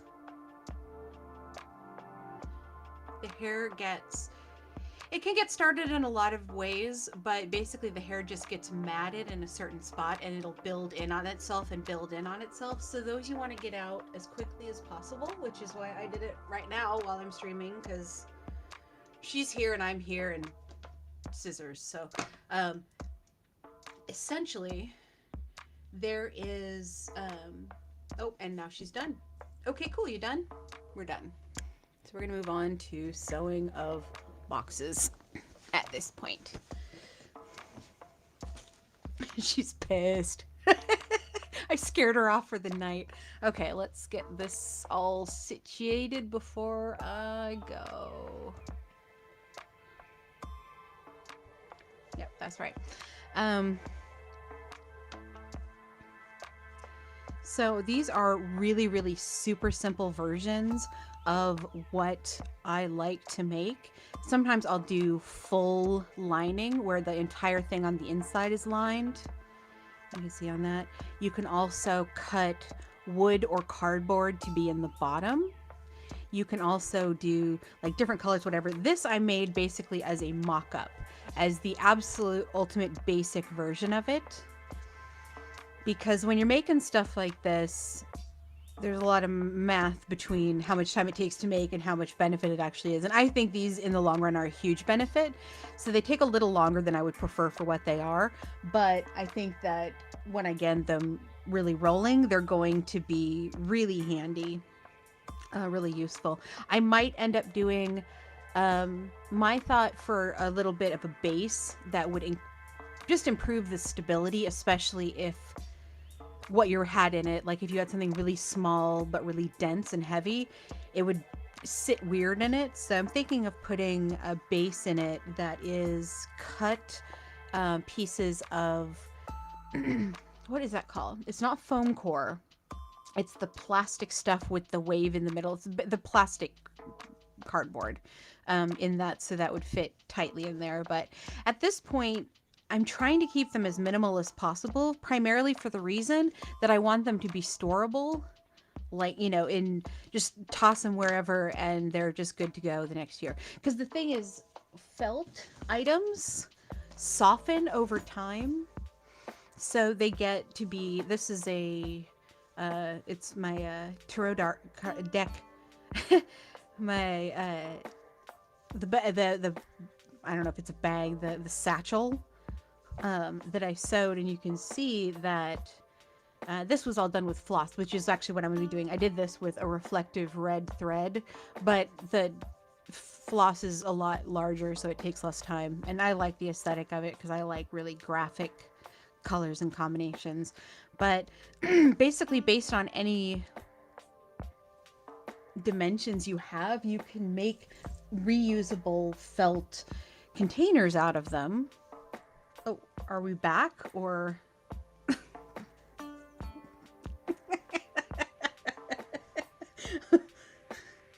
Oh, I'm sorry. Were my things in your way? Hi.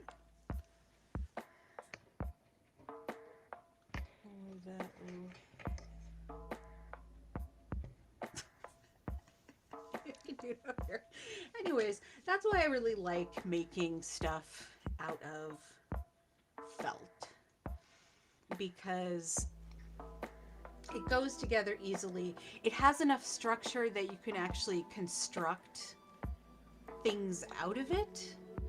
Like I've done things that are rigid and semi-rigid by using different lining methods or taping method or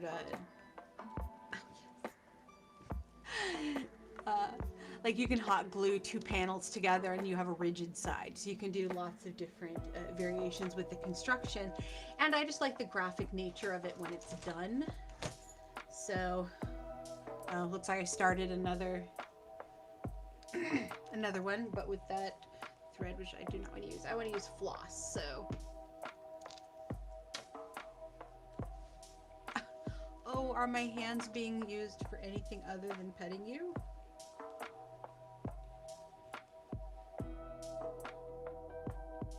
Well, I guess she left me alone. Well, it's not that she left me alone for 6 hours. It's that she was locked outside for 6 hours. You can sit up on the back of the couch. Here, come on.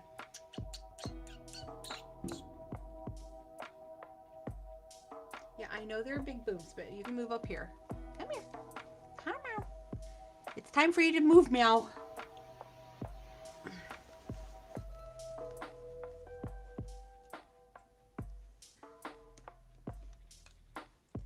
So what I'm going to start with is actually this box design. This box design.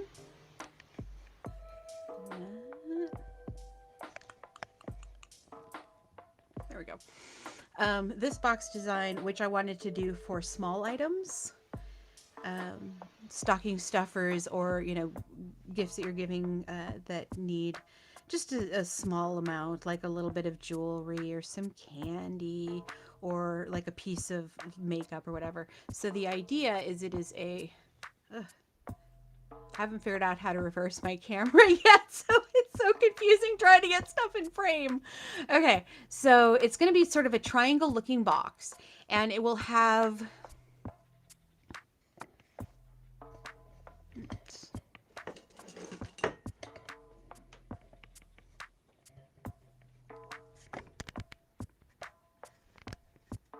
let's try that. Okay, that makes more sense to my brain. So it's going to be sort of a long triangular box. And the way that it opens is it will be stitched to about there, I think. And then it'll be stitched individually on each side. And so the way to open it is to just smush it open. But while it's closed, it's generally closed. And with the idea that you can put a ribbon around it, or a little clip, I'm making little clips that you can put on them. So yeah, just the idea of being able to have a collection. What I'm trying to do is I'm trying to put together a collection for myself, because honestly, I find that when I use this wrapping, the stuff ends up coming back to me. Oh, hi. Okay, we're gonna have to work on this. You are not my cat. I love you, but you are not. Okay.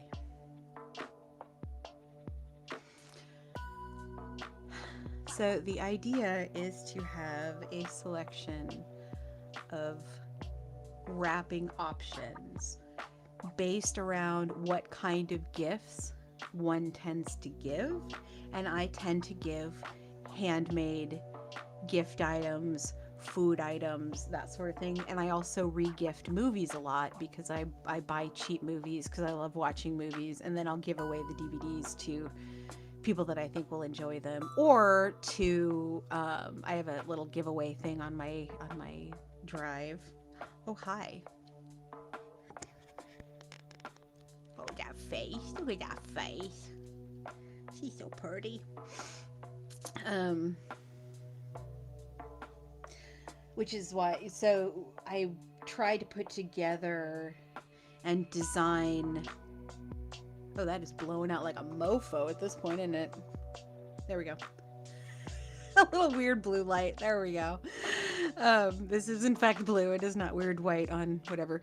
But with the idea that as I give this to somebody else, oh, it goes right over your head to be visible. So I'll just put it on your head. How about that? Okay, she'll just hold that for a sec. With the idea that as you're giving something, you're not giving somebody garbage, because that's all that wrapping paper turns into. And hell yeah, I love wrapping stuff in paper and doing it all cool and tearing into it in the morning and everything, but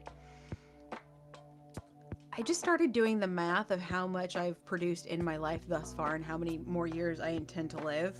And I just decided that what I want to do instead is create a bunch of different box shapes.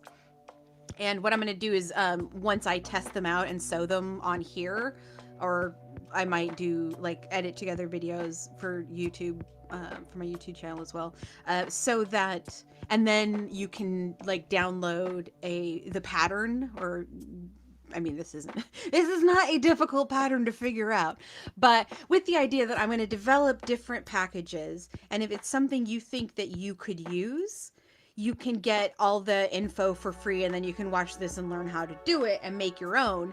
And what I have found with this sort of packaging is one of two things happen. Either people keep the stuff, um, and reuse it, or just keep it. Because I've had a couple like using it for travel, because they're great little packages for like traveling or gifting again or whatever. Or people like will give stuff back to me, which I always find is funny, but I don't, if they don't see it as part of the gift and it's not something they want to keep, it's like, okay, yeah, cool, bring it back.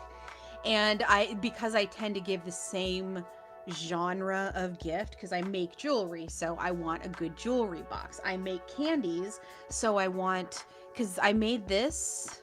Sorry, honey, it's right above your head. There's nothing I can do about it. Unless I put it on your head, you're going to put up with this one for a while? Maybe? Oh, you was such a sweet girl. She's like, as long as you let me stay on your lap, we're cool.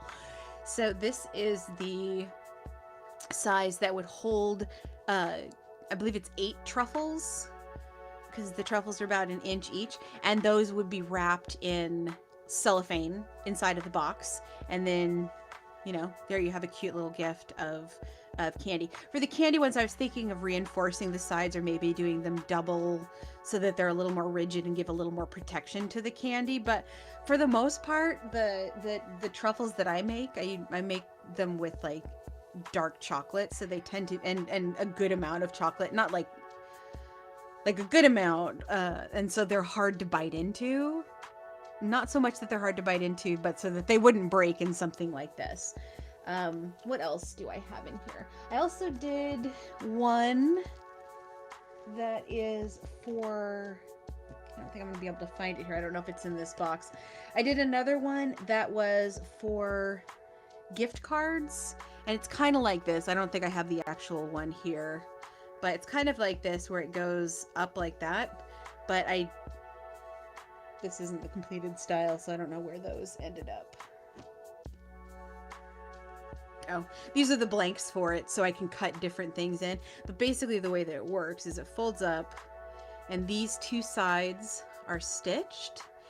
And then based on whatever design or what's on the, because this is the side of a gift card, credit card, you know, all that sort of standard size, easily fits in there. So based upon what kind of card it is, you can decorate it in different ways, cut it in different ways to make it specific to that card, which is also really a nice idea if you have a business that does gift cards, and you know, as a sort of special bonus to deliver it, you wanted to make something like this, so it would show up in something that people would just be like, this is like the kind of luxury type of item that I'm down for in that sort of space, if you know what I mean, where it's like something handmade that's reusable, because you can make it look like a cute purse, you can make it look like a tackle box, you can make it look like all sorts of stuff. You could put jewels, diamonds, cutouts, that sort of thing. You could also adjust it to fit like a certain size of, if you do art prints, or if you do any sort of smaller size art. You know, it's just a good option of how to do those. And so this is the size that I came up with for gift cards, and have a bunch of blanks of those. But I think, well, there's a cat in my lap, so this might be interesting.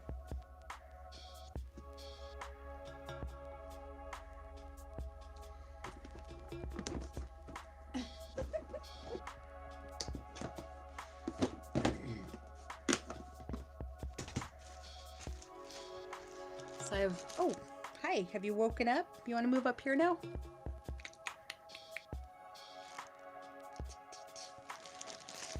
I have like all of my color-coded and bagged up, but these are all the random bits.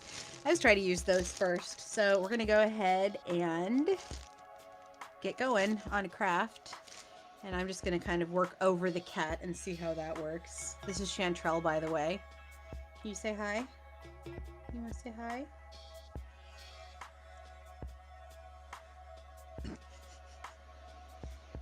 Hi.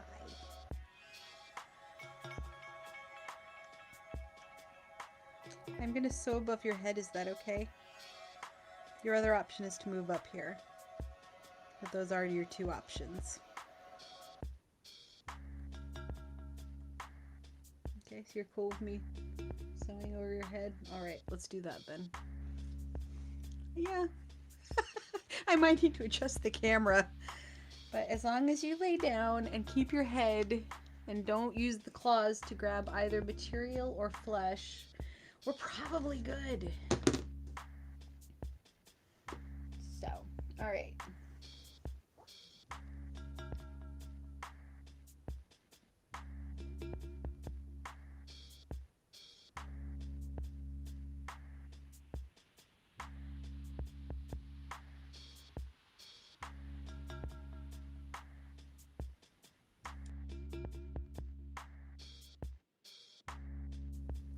I'm going to be slurping on soup, so comment, or, oh, I need to change this thing. Okay. I think I have one for this.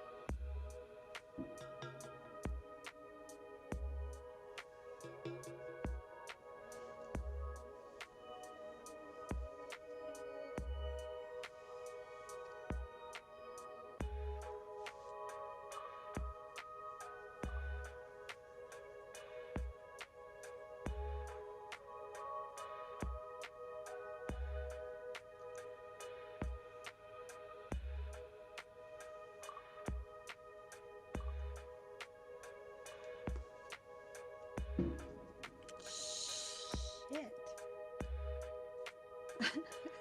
Sorry, there are fireworks going on. I'm gonna mute. Ugh.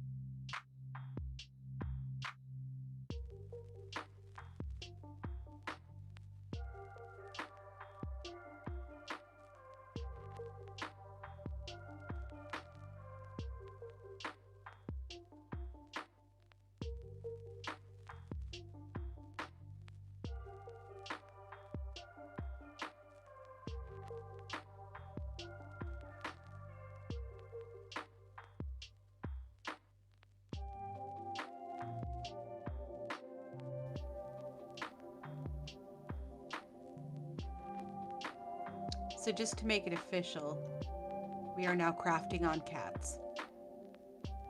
That is all.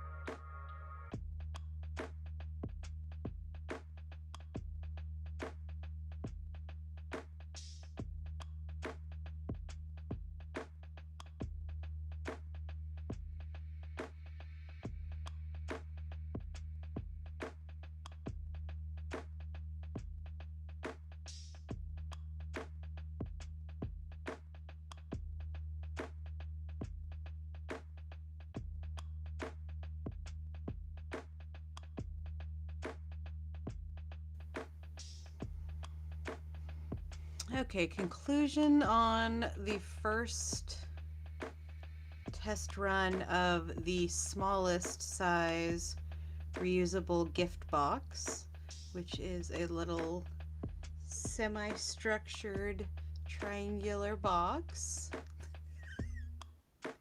Hello, darling. That you smush together to open, and you can like put a ribbon around it, or it just works like that. It's good size for like jewelry, candies. I like the time it takes. It's really, really quick. It only took 1.5 strings, you know, like whatever length. It's probably about a yard in half or 2 feet of strings. So only one needling your thread. So that's nice. I do need to find my larger needles, because the ones that I have are not quite thick enough. I think for the rest of them, it's one of those time things. It's like, do I split this in half? I can split the floss into 2 or 4 strands, and it still looks nice and thick, but it takes forever to do that. Or I can use a needle that's too thin for the full floss, but it works. And plus, I'm just doing prototypes right now. I'm not doing anything like super nice finished fancy, because the one thing you learn about engineering, especially with engineering with fabric and felt, is trial and error. Because I was thinking originally I'd need to stitch along these edges, and I think possibly for finished ones I might, but functionally this works and it takes no time. So the one thing that definitely needs to happen is the opening to put stuff into and out of needs to be bigger. I think I did around 1/3, but I think it needs to be like quarter, half, because then that leaves a little wiggle room. Because at this point, sorry. At this point,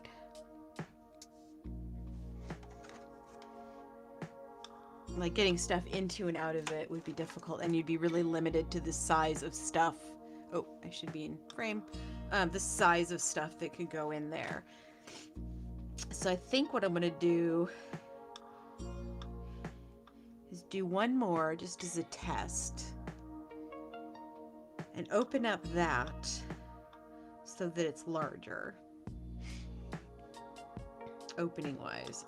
And if that then makes it not really function for closing, I might add a flap over the top. I can't do it with the ones that I have now, but I'll know if I need it. So basically what it would be is a flap that comes over from one side and would flap down on the other, and it would just kind of hold it shut.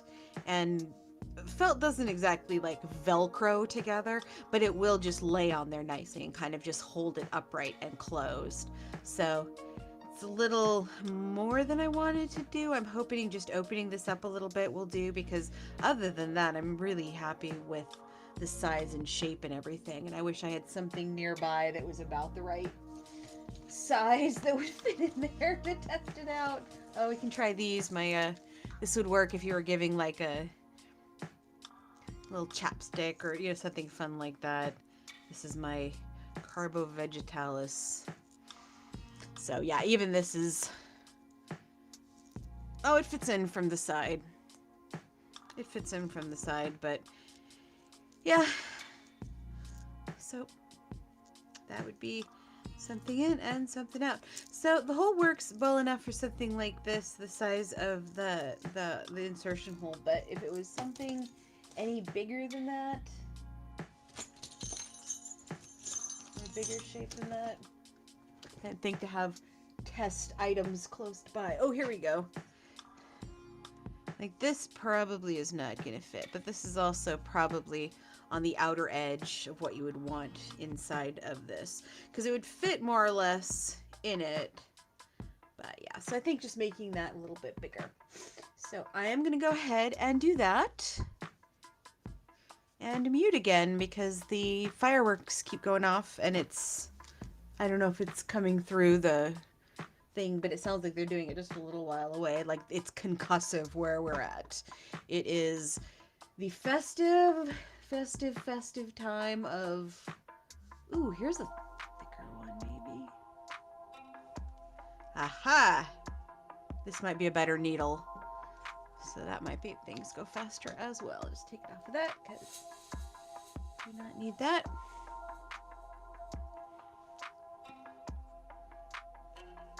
So let's do one for the ducks. How about that? There, you hold that, Chantrell. You got that for me? Okay, cool. We're gonna do, well, I guess technically it could either be the Oregon Ducks or it could be my high school alma mater. But we'll go with ducks because that's a little more appropriate to the time frame we're looking at of now and not 20 years ago.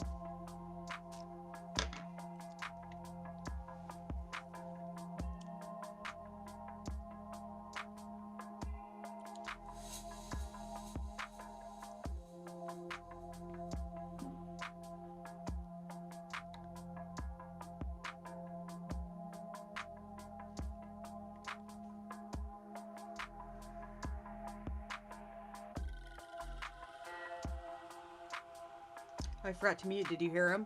They just went off a second ago. I'm going to mute.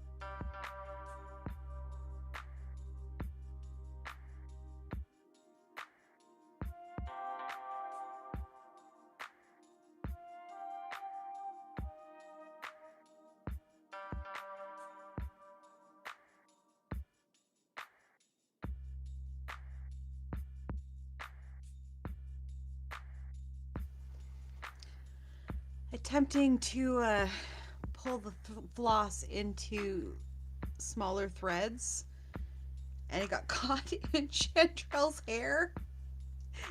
Yes, I was talking about you. Got caught in her hair, and now I have little cat hairs stuck in and tangling up the floss.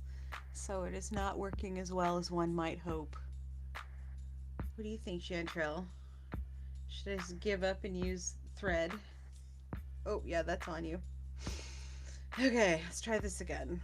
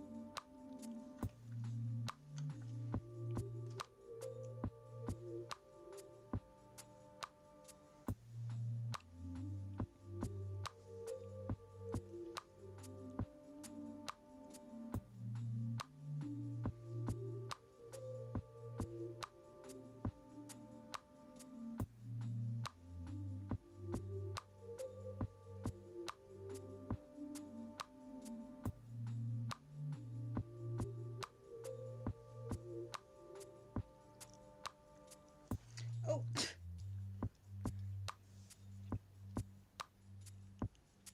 Stop. We have an agreement, Chantrell. If you're going to lay here, I can craft. All right, that's the agreement. That's the agreement that we have. All right. So you have to let me sew if you're going to stay here, Kay.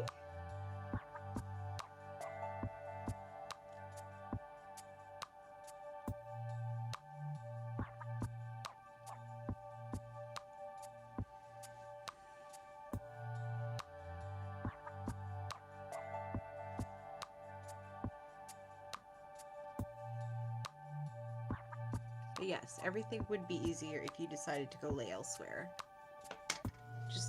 Just as the thought. Just as a thought.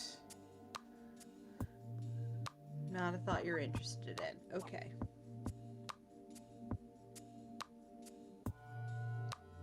Hi, beautiful.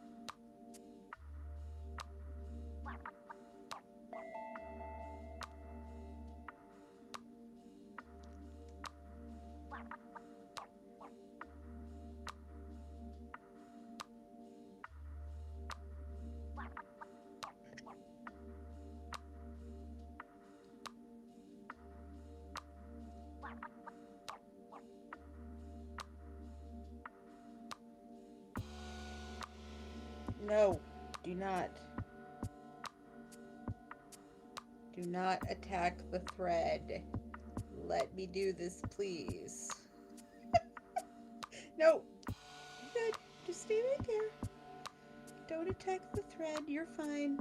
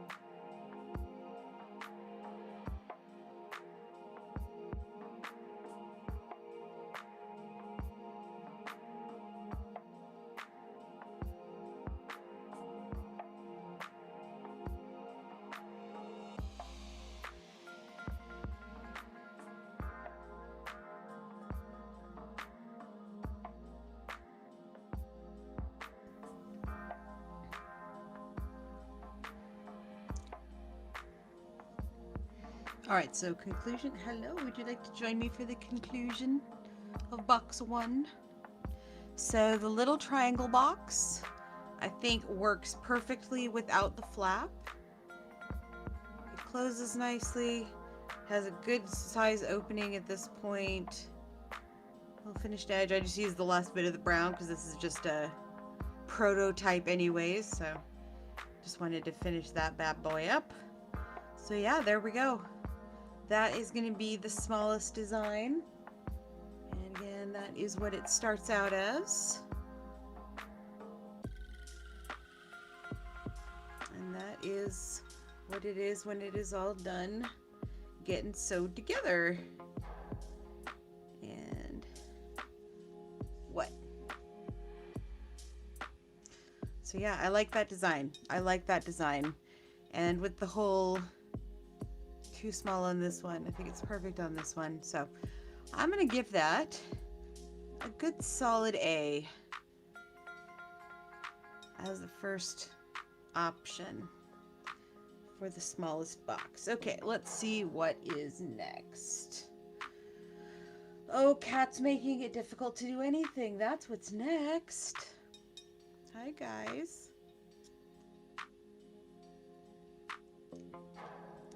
Hi.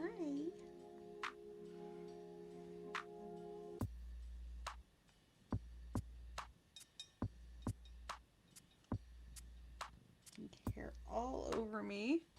Thanks, guys. Okay. I'm going to move on to sewing one of the boxes. Let's do one of the big ones. I haven't done one of the big ones yet.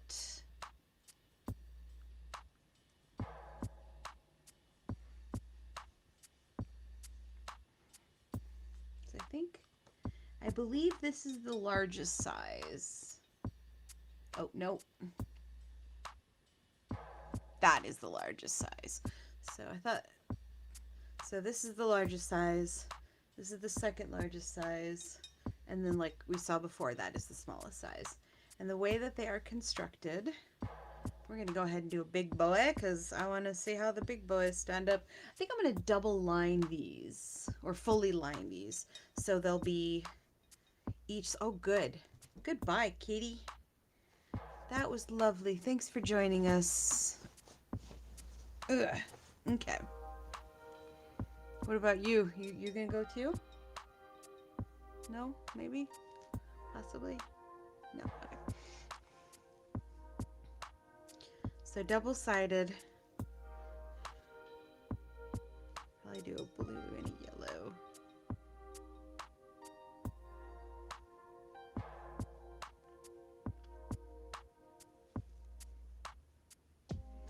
So the way that they are constructed is 4 identical panels get attached around the base panel and they get stitched up together. Basic equal-sided box. And then the top of it, let me find one of the, yeah. So the top of it, same sort of deal, that only the pieces are, I believe, about 1/3. 1, 2, 3. And so then those go around on the bottom. And so that's the top and the bottom. I think I'm going to do double-sided for all of those, or double thickness for all of them, because it is going to be a good size box. I think it's 8 inches, 6 inches. Oh my goodness, Kitty, you're getting heavy. Oh my goodness, Kitty. Ooh, 2 hours to midnight.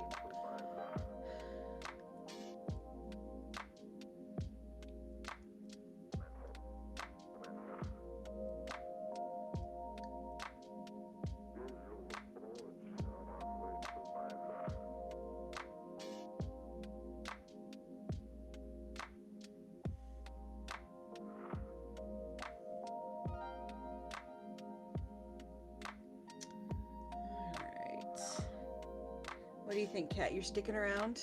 Ow! Okay, yes, that is a yes. That is, in fact, a yes.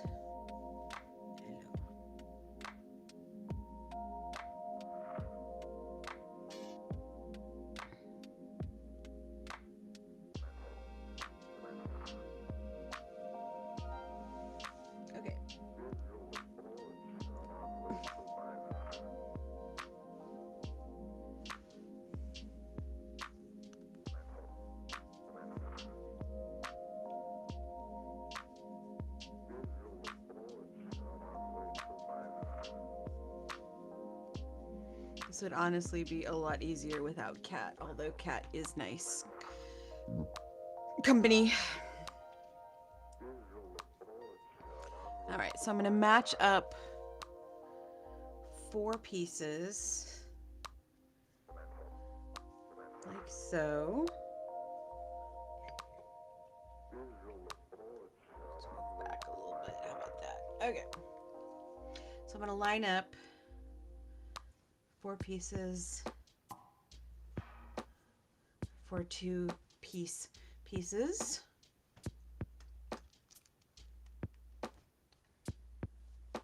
I'm not going to stop just because you're annoyed with me.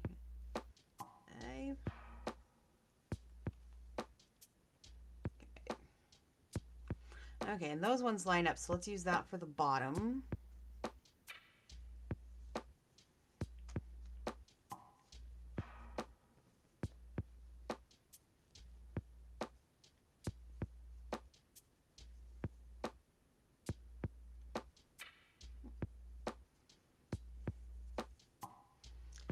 Actually, looks like the rest of them are the exact same size, so I might just trim those ones down to make everything even Steven.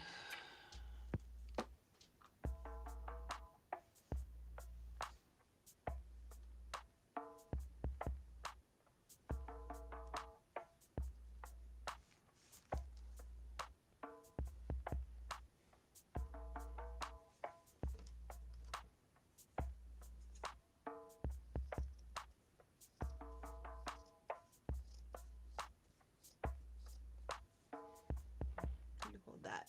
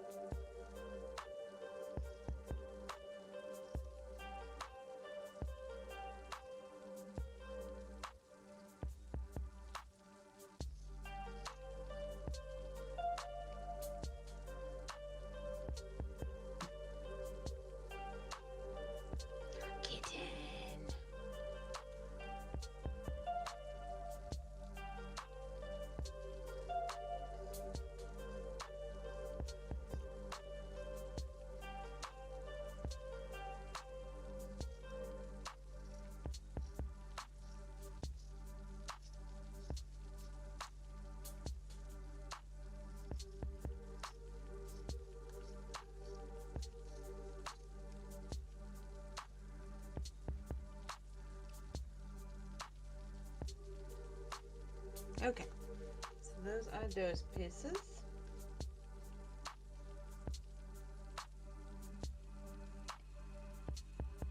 What else do I have?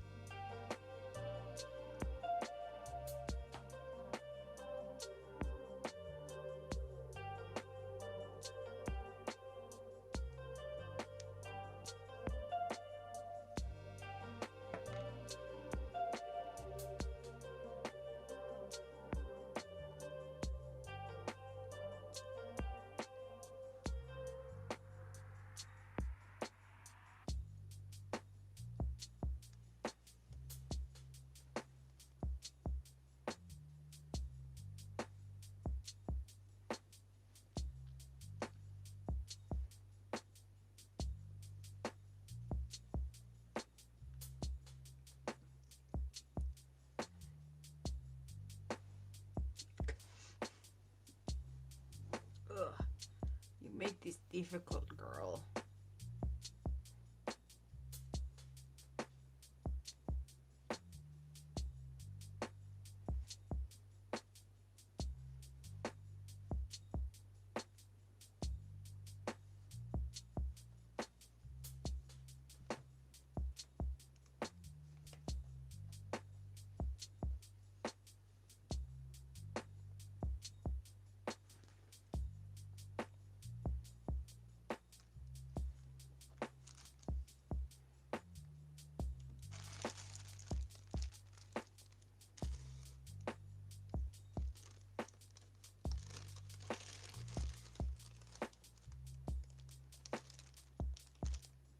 It's thread, honey.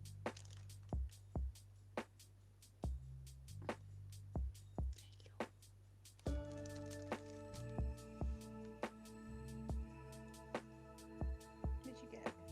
What'd you get? Hmm? Is it in your face?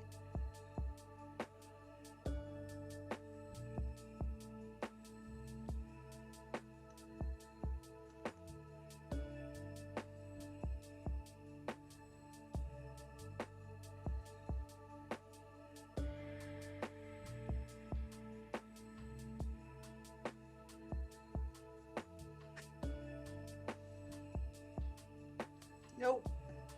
Not cat toy. Not cat toy.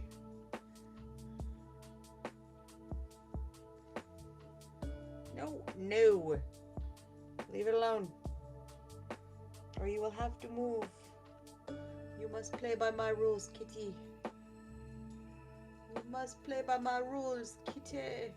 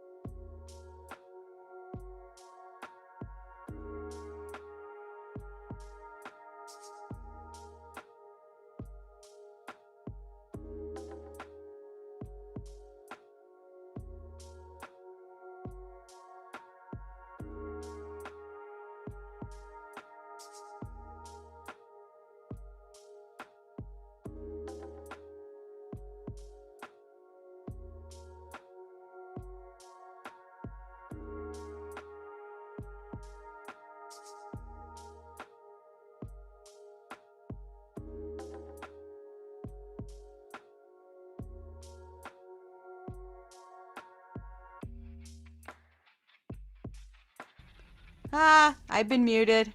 I'm still learning all this. Hi, Hero. I have been yakking for the last 3 minutes and didn't have my mic on, so I am new to this whole streaming thing, so bear with me. Thank you so much. I'm having a lot of fun. This was a linoleum cut I did earlier today. This is a smaller box design that I'm working on. This was the first one that I came up with, and I try to do boxes that are really easy to make and it'll be useful for a lot of things. And I made the second one with the larger opening to it, which I think will work a lot better. And so those are the two prototypes of those ones.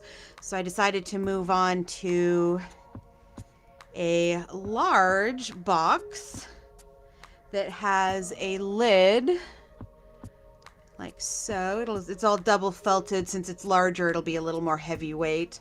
And so the box has a lid that fits like that.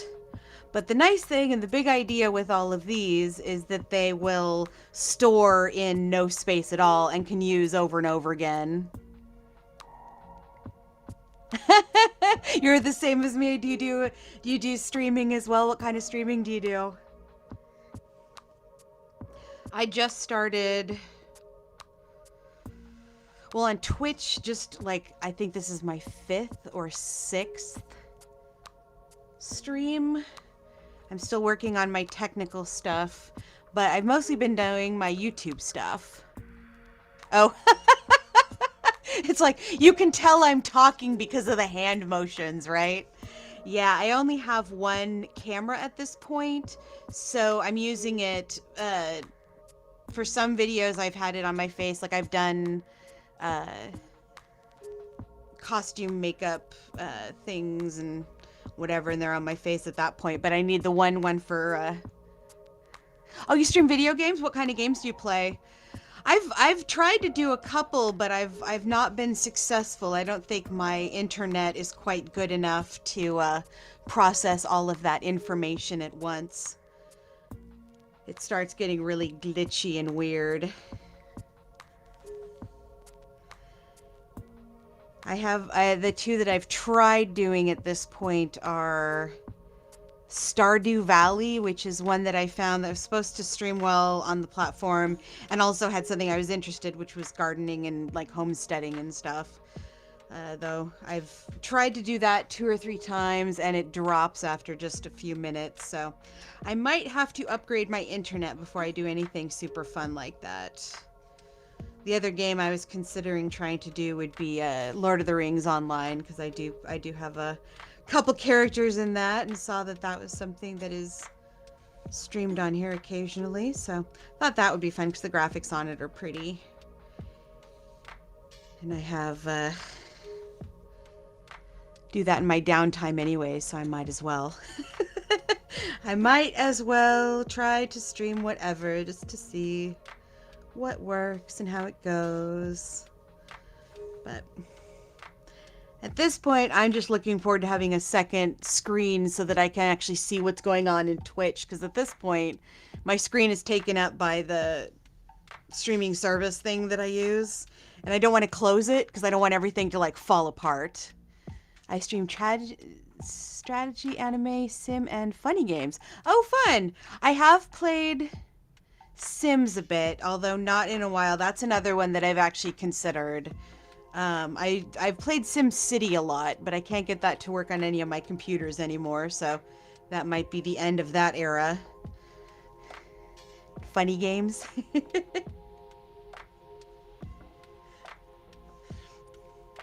How long have you been streaming for? Oh yeah, no worries, just ask around. Yeah, I'm starting to meet people on here and starting to figure out how everything kind of works. I think my first couple streams were just a straight up disaster if you could hear or see anything, but I'm not too worried about it. I figure it's going to be growing pains of a couple months of trying to figure everything out. Although the big thing, yeah, is the second screen and trying to figure out my internet so I can do some game streaming. Or the big thing I want to do is stream movies. I would love to stream movies because I love watching movies and talking about movies. And on the thing you can do the stream the Prime movies and do watch parties. So that to me sounds like fun as well. Although I've been spending most of my time mostly just going around and watching random people make really cool stuff, which is probably what made me think to actually start doing some streaming here. For help, I asked around to streamers and everyone was willing to help. That's awesome. Yeah, I've been getting bits of help, and it's definitely been helping. The whole your mic is off thing has been particularly helpful at times. Because I have the music going and I have headphones on, so I can hear the music going in my headphones. But it doesn't give me feedback as to whether my voice is coming through. So, yep, just figuring out how all the panels work and learning to pay attention and trying to catch it when people are saying anything. I felt bad because I was raided hours ago and I didn't have like my screens open, so I got followers and stuff, and I wasn't able to thank them or anything. So, yeah, just trying to figure out all the etiquette and find out what works for people and meeting people and seeing what they do. And it's so much fun. Like, I love watching people make stuff and do stuff, and I love making stuff and doing stuff. So I'm excited that this is expanded into that. Although The Sims is definitely something I was looking into as a possible, because she streams on here now. I discovered her as a YouTuber named Leisha Miller, and she's a lawyer, but she's not your lawyer, so everything she should be taken is not legal advice or whatever. But she streams a game called Siberia, which sounds really fun as well.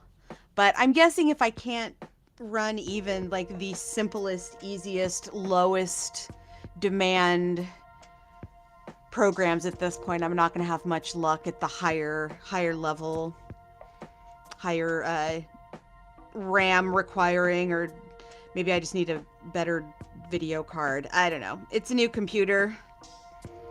That was a phenomenal Christmas present. And it is a really nice refurb that has like 99.9% of everything that I need, but I either have to upgrade my CPU or upgrade my internet to do any gaming because it gets so glitchy. And apparently from what I have heard feedback wise, you can still like hear me more or less in real time, but everything visual is so glitchy that it's impossible to follow what's going on. I actually just discovering Maker and crafting recently and found that's actually the first one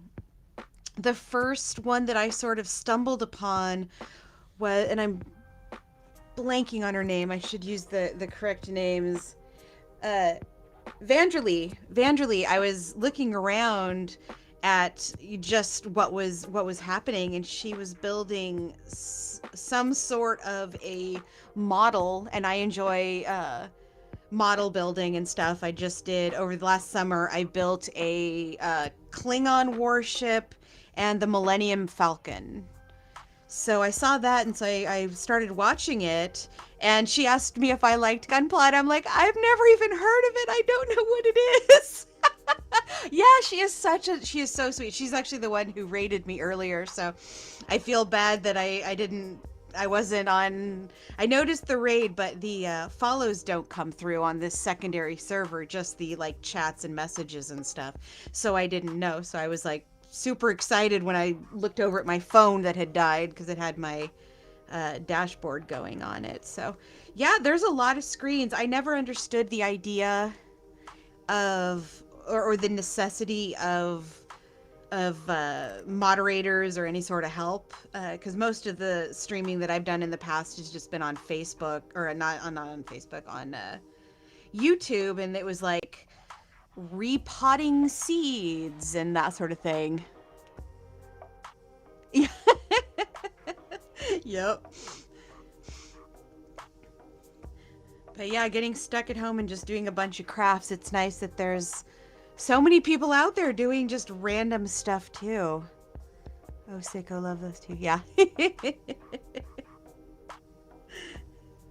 So yeah, I'm figuring it all out. I'm meeting some really phenomenal people and some really just learning some or seeing some really cool crafts and getting a lot of inspiration. Like last night I was just watching he's a French-Canadian creator, and I can't think of his name right now. Creaturista or something. Anyways, last night he was paper macheing hobby horses, and eventually I had to tear myself away because I was like going cross-eyed and needed to rest up for a while. All right, this is starting to look more like a box. There we go. But he was doing paper mache hobby horses, and I haven't done paper mache in such a long time that now I'm inspired to like make some sort of a crazy mask or something. I'm not 100% sure, but it's always just fun to get ideas and learn new techniques and new ideas. And I think that's the same thing with, watching people play video games that you love playing. It's like learning new tips and tricks and ideas, and then getting to explore new games without having to make the financial or the time commitment to it. You can just watch somebody else play it for a while and be like, yeah, that does look like fun. Gunplay model is kind of a new model building. Villainry is a competitive. Okay. What exactly separates it from is it because it's based on particular characters or anime characters? What exactly makes it a special, what makes it specialized model building? Is it what they're building or how they're building it? because it's one that I have never learned, but the robot dude that she was building yesterday and the day before looked awesome. It's like big red beast mode something based off the anime Gundam, and where people combine or building kits. Okay, nice. Yeah, kits are fun.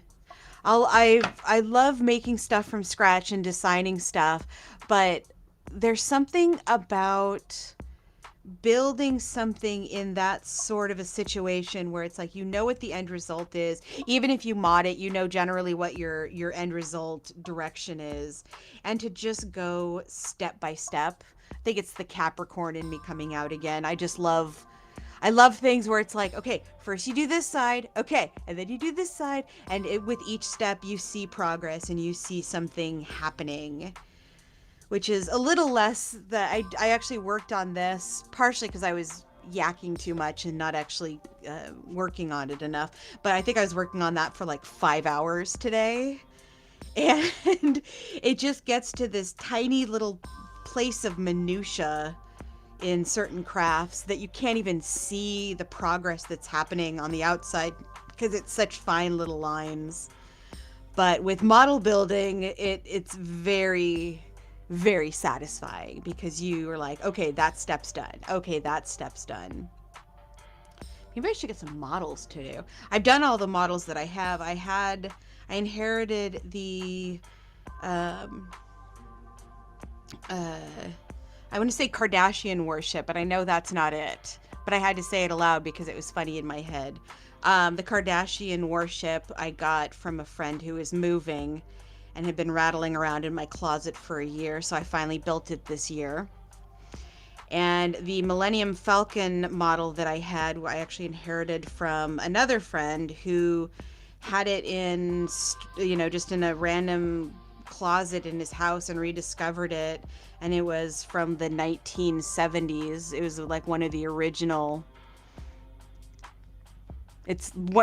models from the 70s. So it had never been put together, and I finally put it together, so I was happy about that. Okay.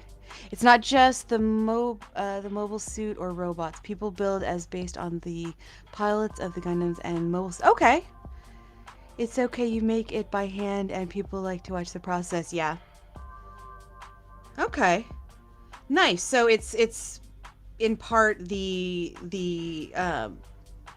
performative value of making the models then. Which makes sense because that's what all of this is. It's like the watching people that do stuff that is cool and fun and interesting. I like it. I like it.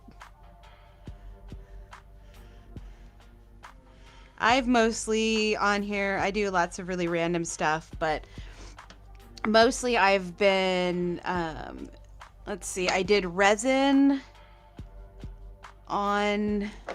made some little resin cutie pies on Wednesday this week, and then Thursday I was editing a video that I filmed back on Christmas Day of making eggs Benedict. So it's basically a quick how to make like true eggs Benedict from scratch, and so I've live streamed my editing it because I find editing fascinating, but it is so boring to people who don't like it.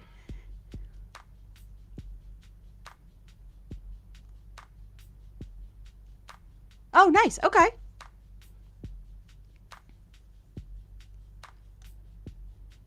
Where did my needle go?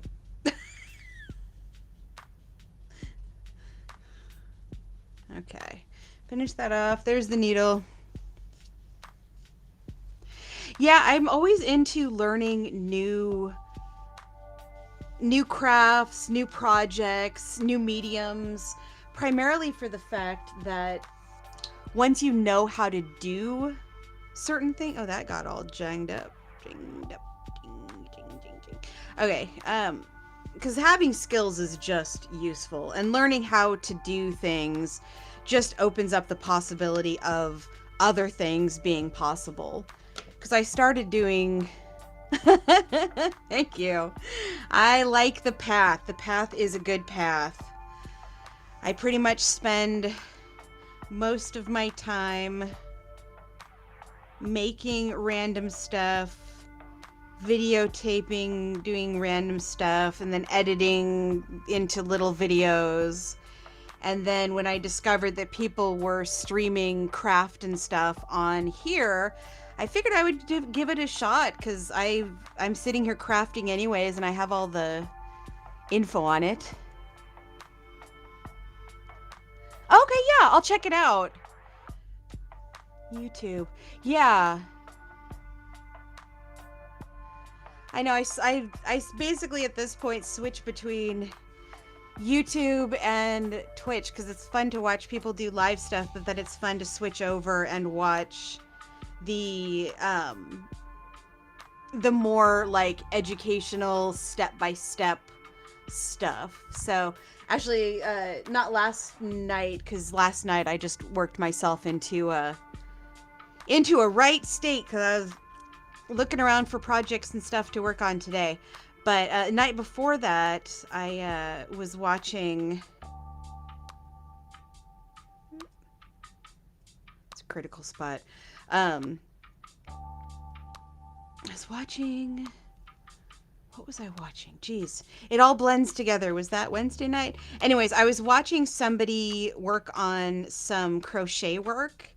And I've taught myself how to knit, and I wasn't like, I made a couple scarves and everything, but it never called me enough to continue doing it. So it's one of those things I learned how to do and then haven't really done it since. But crocheting is one of those things. And so after watching someone crochet what was she crocheting? Maybe it was a Totoro. I'm not 100% sure. I think she said it, but I'm not 100% sure. And just watching that, it was like, oh, all the possibilities of what you can do with crocheting. So yeah, I see other people doing stuff, and then I get inspired to learn how to do it. And then I went and looked on YouTube at videos and realized it was going to take longer than just the basics are going to take longer than just sitting there and watching one video. So I am going to set that as one of the things I want to learn in the next year, is learn how to crochet, because I think that would be a fun way to make little figurines and little dolls and stuff. Plus, you can never have too many random skills, or at least I'm going to keep saying that because it gives me an excuse to keep learning random skills.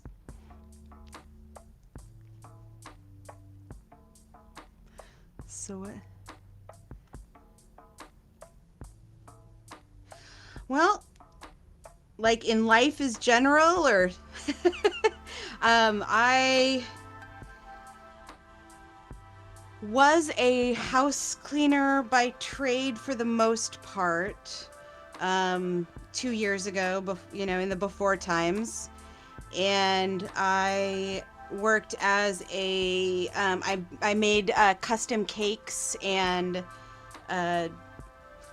like really fancy, epic, big, cool, like celebration cakes and everything, and other baking and everything. And I enjoy doing that. I have a kids book series that I'm working on. I have a lot of random little projects that I'm working on, and just sort of seeing what I enjoy. And I think I enjoy doing too much. I think that's my problem. I have a hard time focusing on just one thing and following it through. On Twitch, the idea is to continue doing crafting and have a pretty solid setup with that for live streaming of projects. I think in the long term, YouTube is more my overall style, just because the thing I like the most is actually video editing. That is the part of the process that I actually enjoy the most. And obviously with this, there is no editing, and there is no it just is what it is, and it goes out there, and it exists. So I'm thinking of Twitch as an option and as a way to just meet other crafters and learn new stuff and put stuff out there. And then as I'm working on like larger projects, because I'll do some small projects like these, and then I'll do larger projects like over over Halloween. I made this, I think it was about 4 feet, 5 feet plus legs, spider out of chicken wire. I would say, what do you love and what do you want to do? Oh, got it. What do I love? Oh, that's the problem. I think I love doing too much. I love trying too much. I just want to, I want to keep learning and trying different things. That's part of the reason that doing the linoleum cuts is a nice thing to do on here, because that's a skill that I'm just learning. I just inherited a speedball cutter from my roommate and had a linoleum. Another friend gave me a piece of linoleum, so I've just been teaching myself how to do linoleum cuts. And I don't know. I mean, I'm having to reevaluate what I want to do, because I've been ill for the last almost 2 years. I was taken down with COVID in March 2020, and then I started to get better, and then my heart kind of gave out, and I was having a lot of health issues that have continued to today.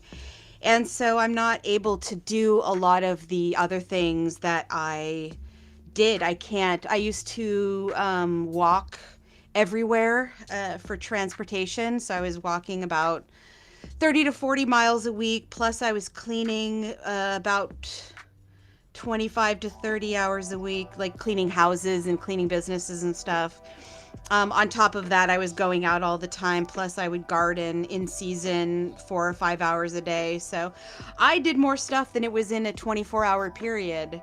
But now none of that is an option for me, at least for the duration of my recovery, which who knows when my heart is going to start working again.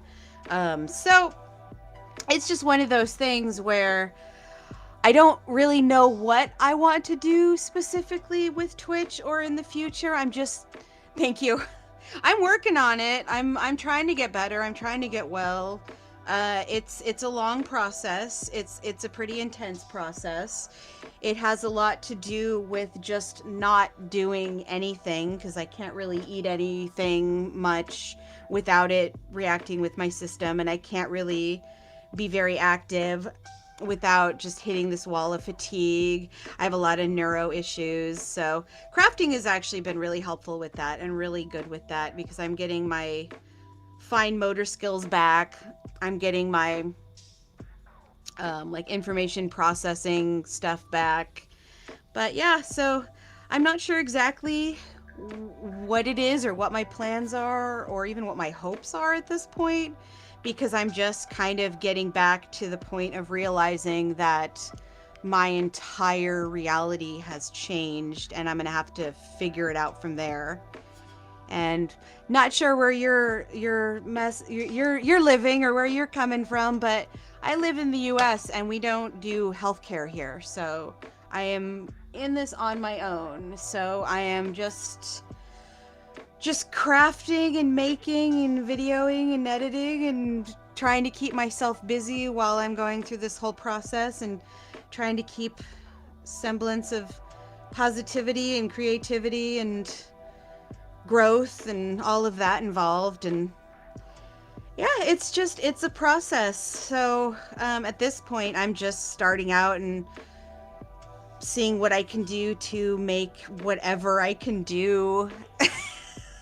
If nothing else, this is a way to keep me stationary, because a lot of what's going on for me right now is the fact that my heart is kind of trashed, and so I have to stay immobile not infrequently. And so having a lot of projects that I can do while I'm just stationary is really beneficial. It's really, really beneficial. And so that's what I'm doing. Thank you. Yeah. It's just every day, just doing something or other and trying and see. It's throwing the pasta at the wall and seeing what sticks and seeing what works. And so far, if nothing else, it's just a fun way to meet people who possibly are interested in the same kind of crafting and stuff, and the same kind of, oh, okay, cool. So, we have healthcare issues. But it's at this point, it's kind of just a social scenario and a fun puzzle of trying to figure out how things work and how to get the setup. Because, I mean, I've tried multiple different camera situations and lighting situations, and I have like a wandering camera tonight. But yeah, and then I'm just meeting some really cool people that are enjoying crafting and enjoy sharing crafting and enjoy learning and teaching about crafting. So, I mean, if nothing else, I've found a fun place to hang out since I don't go anywhere and I don't do anything, because I'm pretty sure if I get sick again, I'm just going to die. So, yeah, so I'm just doing my best to not have that happen and trying to socialize a little bit and yeah, just doing all the random stuff that I love. And I'm imagining at a certain point, if people are interested in learning how to do stuff, I mostly just keep pushing yourself as much as you can. Yeah, and that's the weird thing about it, and the problem with the particular disorder that I'm dealing with. The fact that I pushed myself is what caused much of it. They're finding within long haulers that there's a lot of pre-existing conditions that have that are involved in how bad your acute illness, like your acute onset when you're actually sick with the initial onset of the illness. There's certain pre-existing conditions for that, but what they've actually found is for long haulers, the biggest and most significant pre-existing condition is that you are in the prime of your life and that you are healthy and you are active and you have a good immune system. And unfortunately, that's where I was. Like I said, I used to be incredibly active, and I used to just do tons of stuff. So when I started to feel better, I wanted to be active again. And I couldn't do house cleaning because we were in the depths of lockdown and I didn't want to be in other people's houses because I couldn't risk getting sick again. But I got a job painting a friend's house. And unfortunately, during the process of painting, don't give up yourself. I mean, I know. I definitely know. I think I'm out of the dark times. It's been a really rough couple years, but I'm finally at a point where it's just like, okay, well, my body is broken, my system is broken, and luckily my motor skills have come back enough and my eyesight has come back enough that I'm able to do this. I'm able to not only sew, but there was a point at which if I was sewing, I would not be able to be talking, or if I was talking, I would not be able to be sewing because I just did not have the motor skills and the intellectual focus at that point. Oh, this is getting too short for a knot, but we're going to just knot it with the next string. So yeah, it's been a crazy year. It's been a crazy year for everybody, it seems like. I mean, we're all learning how to people again. So, all right, now we have a legit 3-dimensional box. So I'm going to do finished stitch around the edge, and then that part will be done, and I will start on the Here's a funny thing about a Fitbit that people might not be aware of. If your heart is going really fast, which mine just goes fast randomly at times, and it goes into irregular heartbeat times 2. But if your hands are moving and your heart is beating fast, your Fitbit thinks you're working out or that you're walking. So my Fitbit tells me all the time that I'm doing a really good job of pushing just enough. I like to expand my horizons. I figure that's what they're there for. I've always, I mean, ever since I was a kid, I've always just been like, oh, that's cool. How do you do it? Oh, that's neat. How do you do it? Which is why I learned like 100 computer programs, and whenever I get a wild hair, I'll just learn some random new process or progress or whatever. Although it's nice when I can figure out ones that are cheap. When I got into resin, that was problematic because that gets expensive fast. Wow. LOL. Weird glitch. Am I glitching or? I wouldn't be surprised. My stream is probably going to be cut narrower because my roommate got home, and so our bandwidth is going to be narrowing, which is the point at which I start to get glitchy. So the plan was to go till midnight. Are we there yet? Oh, 45 minutes. So I might as well go at least for another 45 minutes, although it might get super glitchy on Twitchy. Twitchy on glitchy?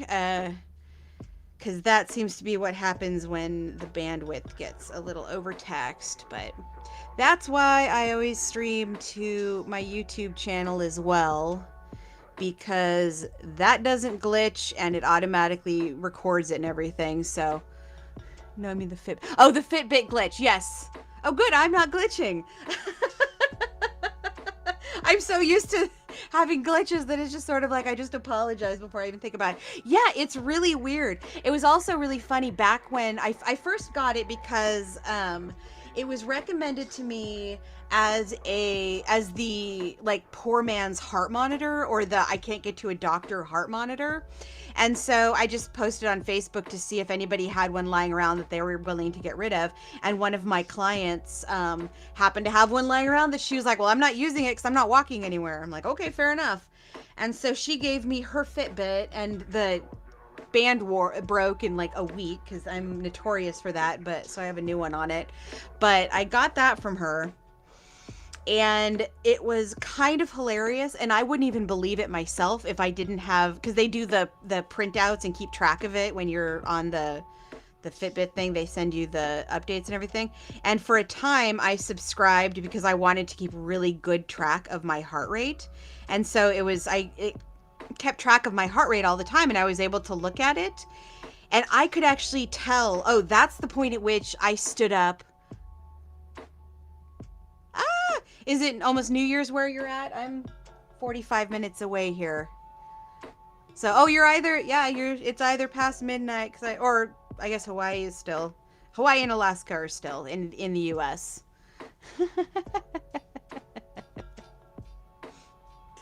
Have a lovely evening. I can't believe it's almost 2022. It's just blowing my mind.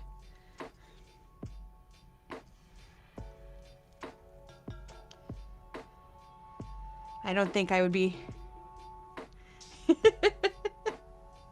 I'm not putting on any of the specials right now because I'm pretty sure that if I tried to put anything on, everything else would just freeze up or start glitching. So I'm just going to listen to my music and sew. And then as soon as the pyrotechnics in my neighborhood start going off again, I'm sure there will be plenty of warning that it is midnight, because they've been blowing stuff up in my neighborhood since 8 o'clock. Yeah, since 8 o'clock, I think, is the first round of fireworks that I heard. So if they're doing it once every hour in the United States, which seems to be the pattern of what they're doing, they're going to be blowing everything up at midnight, and then hopefully not still doing it for the Alaska and Hawaii, because that means they're going to still go for like 6 o'clock in the morning or something. Oh, you started on Twitch about a year ago? That is, I did not understand what Twitch was a year ago. I did not, like, I'm just claiming old dog new trick on that one. I heard about Twitch and I'm like, is that like the YouTube? Is that, or is that like the Facebook? I just couldn't understand what the idea behind it is. And I'm finding now that I'm actually doing it.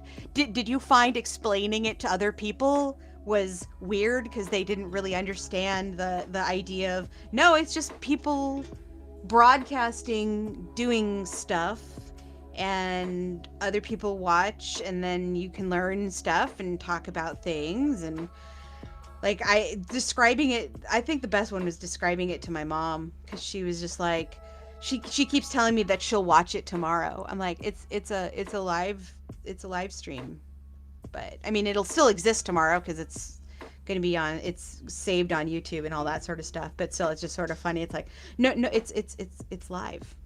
Why is it live? Well, because you're interacting and you're talking to people and you're showing people stuff and making jokes and discussing, and there's news programs that discuss current issues, and there's all this different variety of stuff. And it took me forever to get to the point of understanding exactly what Twitch is, and now I'm just trying to figure out how to use it, which is not as daunting a process as I thought it would be. Yeah, other people don't understand until they watch. Yeah, like because I was doing videos for YouTube, and I've been doing that. It's mostly like gardening stuff from over the summer, and then some crafting stuff and baking stuff. And I also do like movie reviews and, random stuff like that. That'll I get. You record and then you edit and then you upload it, and it's a thing. But someone suggested that they were doing crafting and stuff over here. Now I record and the views are pretty good. Yeah, I'm basically at the bottom level of everything. Like, I'm using the free version of the restreaming service, which is called Restream, and just trying it out to see if I like it and how it works. And I'm really enjoying it. So yeah, the next step is getting, I've actually ordered a cord, so I'll be able to have a second screen so I can actually watch what's going on all over the place and not just be stuck on this one thing that I don't know what's going on outside of it. It's like stuck in a box. And then a second camera would be good, because then I could prove that I'm not just a pair of hands. And plus, usually there's a cat in here with me, and people love to see the kitties. Actually, she's trying to get in here right now, but my door is shut, so we'll see how that works out. She usually just keeps clawing until I eventually let her in. So record on, when you say you record, like you have it automatically records it on to Twitch, or you have another service that you record it to? Because at this point I'm just basically using the YouTube stream as a way to have it be kind of permanent, and then I'm just putting them all in a playlist together. I'm thinking at some point I want to be able to download stuff to be able to edit it together for final, like take little clips out and little tutorials. Because like on this, I'm doing 2 different projects, and it'll all just stay as one stream. But past that, I'm not exactly sure what is it, because people can go back and watch your old stuff? Is that why having it record is a good idea? Because that does make sense. Because that's actually been good for me on YouTube. Not for myself, but getting to know, like watching other people. If I find someone that I enjoy their recent stuff, I'll go back and watch their catalog. And the more stuff they have, the more likely I am to watch them. Just because if I really like their stuff, it's less disappointment if there's a lot of it there. Okay, 14 days. That makes sense. So it stays on for a certain amount of time and then it disappears. Okay. That does make sense. Yeah, because then people can check out what other stuff you're doing. If you're doing multiple games, if you're doing different projects and everything. That makes a lot of sense. I think I have it set to that. I don't know. I've gone through and redone my settings so many times trying to get a stream to go through. Because it seems like I can only do the streaming of the Prime actually through the Twitch thing at this point. I don't know. There might be other ways to do it, like legit, but I think that's the only way to do it. So I need to figure out how to be able to stream directly through Twitch, because I want to be able to do movies and I want to be able to play games, because I'm playing games where I'm not streaming anyway. So I might as well stream them if they're games that I can stream. But until I figure out the CPU and all that jazz, it is what it is, but I'm just figuring it's a growing process, so I might as well make all of the mistakes now when I have, very, very low numbers, because it looks worse the more numbers you have when you don't know what you're doing. So I'll just take it as a learning curve at this point, because I may not know how to make Twitch, but I know how to make stuff, so I guess that'll be the focus. Yeah, it's working. No need to worry. Hey, excellent. Yeah, I found I've tried to stream directly through the Twitch thing a couple times and it's never quite worked. I think I have the settings low enough, but I didn't want to test it for this stream because I'm doing Wednesdays, Thursdays, Fridays, and so I just wanted to make it through the week with the way that I had it set up because I knew it was at least working. And then I'm going to spend the next couple days. The cords should be coming in on Tuesday, so I can have my second screen set up and all of that. Because next week I'll be doing Wednesday, Thursday, Friday. Just buy a pre-made gaming computer. Oh, wouldn't that be lovely? I haven't been able to work for about 2 years, so everything I have is completely piecemealed together. And I just got a wonderful gift from some friends. They bought me a refurbished computer that would be able to stream better. And I'm thinking, because it doesn't seem to be glitching within the computer, it seems to be more to do with my internet, because I live in a small town that has total shite internet. Well, not total shite, but we're not close to anything major, so if anything goes down, we go down. And if I have like my phone going, because I have my live stream manager going on my phone, which takes internet because I don't want to use up all my data on this in streaming and everything. And then I have on, multiple other stuff. Also, some consoles have the Twitch app that you can record to Twitch. Oh. Yeah, I definitely have my wish list, because if I got the nice thing about a good gaming computer, what makes it a good gaming computer is the fact that it generally has a really rockin' video card, has a rockin' CPU, has all the stuff you need for that. And that also makes it a really good editing computer, for those same reasons. And so, generally speaking, when I'm editing on this computer, it goes lickety-split. When I'm on the internet doing the same sort of processes, which should take the same amount of computer thinky time, CPU, RAM, computer things. And so my guess is that it is my internet, which unfortunately cannot be fixed with a new computer, but a new computer would not be an option anyways.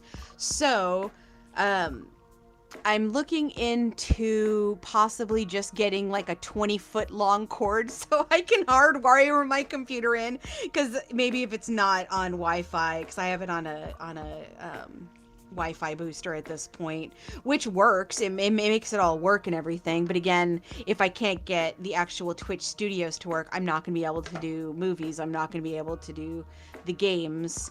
So that is the next step. Now that I know that I enjoy doing it, now that I know that I can sit here and craft for multiple days, for multiple hours, which I do anyways, I just don't usually do it live.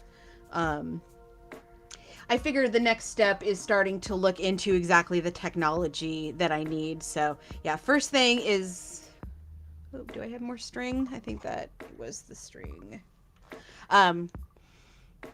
The first thing is a second monitor so I can see stuff. The second thing is a second camera so that I can have either multiple angles of what I'm working on, or one like face cam and then one what I'm doing cam, or one cat cam and what I'm doing cam. A lot more flexibility on what I'm shooting on that.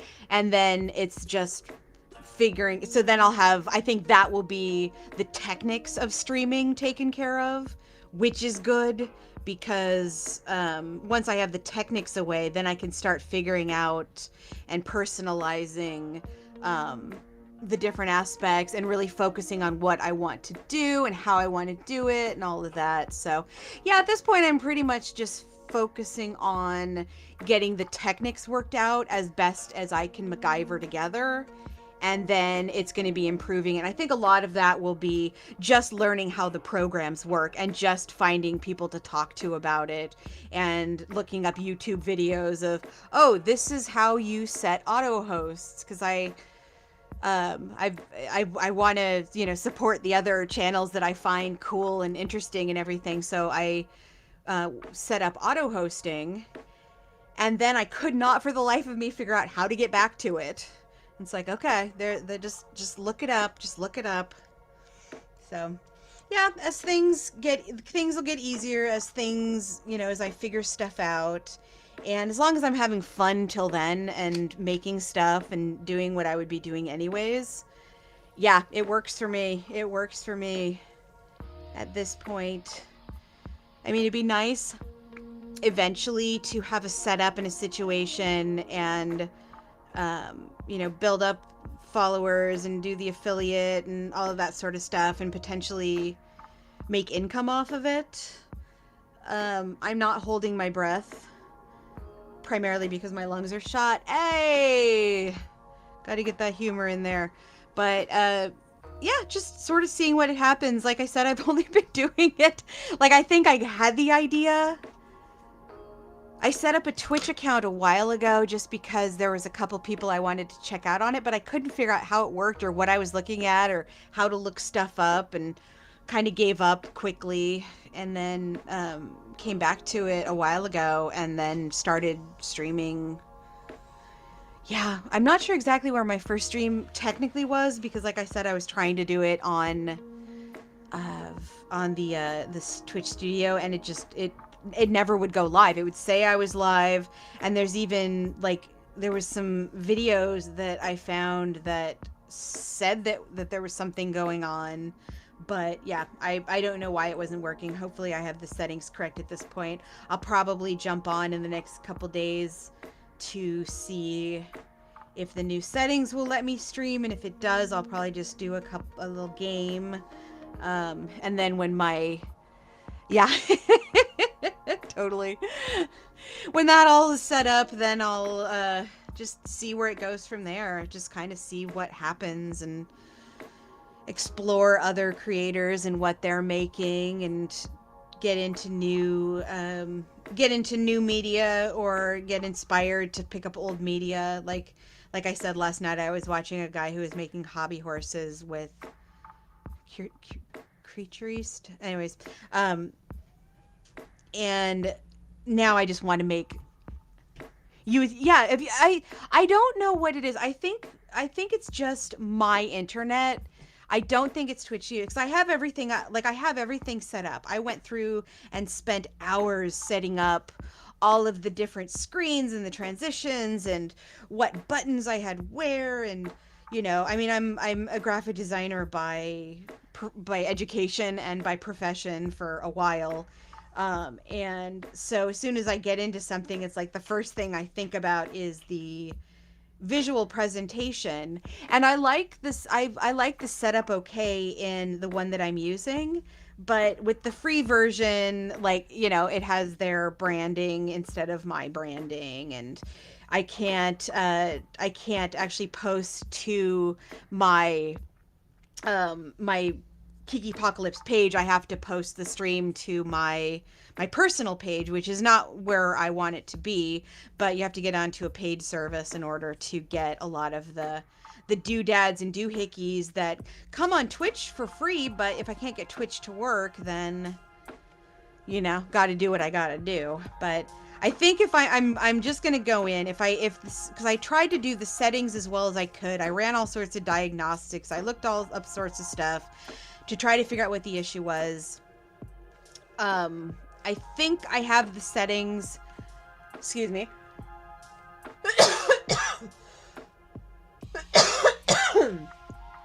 I think I have the settings low enough to work.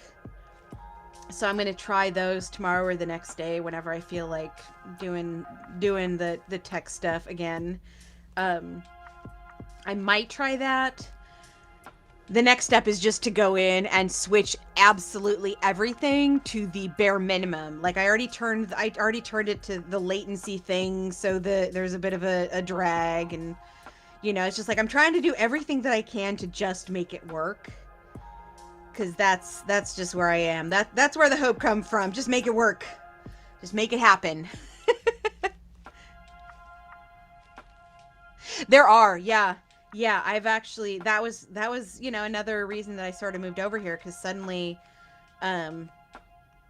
there's now you can, like, I suddenly saw a lot of YouTubers that I follow either on their main channel or on secondary channels streaming on Twitch, and either live streaming that to YouTube or editing it down and then loading it to YouTube. So I was just like, oh, there's a new avenue I haven't explored. Because, editing is my favorite part, but it takes a lot of time. It takes a lot more time to edit a video about doing something, and it makes the doing something take 5 times as long than just the doing of the thing, because you got to get the lighting and you got to get your angles and blah, blah, blah. And so you end up with one craft that, between doing the craft and putting the final video on YouTube, can be up to 2 or 3 days worth of work, depending on what you're doing, how long the video is, how much post you need to do, like correcting stuff, or how much verbiage needs to go in. And so you're looking, when you're doing it all yourself, on a good day, like if I'm super motivated, I can videotape something, edit it, and then post it the next day. But it took the entire focus of the entire day and doing absolutely nothing else, including sleeping or eating, pretty much. Oh, you used to do that? Did you do YouTube for a while? Do you still do it? Or I still do it just because I love editing, and I enjoy the process of editing, and that's part of the reason I like what I really love to do about with filmmaking. I like to create a final thing. This, though, is such a different, like, it's not what I expected it to be. I'd never thought that the possibility of a whole platform that people were just like doing stuff and talking about stuff was the thing. Oh, cool. Major in college with digital video, got certified for sound and lighting as well. Oh, the sound. That's what everybody covets, like a good sound guy. I went briefly back to school at Clackamas Community College, which has a really excellent digital media department, or it did 10 years ago or whatever when I went there. And went back for film production for a short period of time. If I did go back to school for something, I would want to go back for film and just continue on in that. Never been a YouTuber? Fair enough. I don't, it's such a weird thing. It's like, I don't consider myself a YouTuber. I make content, and YouTube is the venue. Because my roommate, when he found out I was doing videos, he's like, oh, are you trying to be an influencer? I'm just like, oh, Jesus Christ. There is no chance in hell that a 44-year-old woman who likes to craft and make weird cakes and everything, like, that's not, there is not a huge market out there for my particular weird set of stuff. So, and the idea of that, just, it's not that I don't like people, but I don't want that level of interaction. I don't need that level of interaction.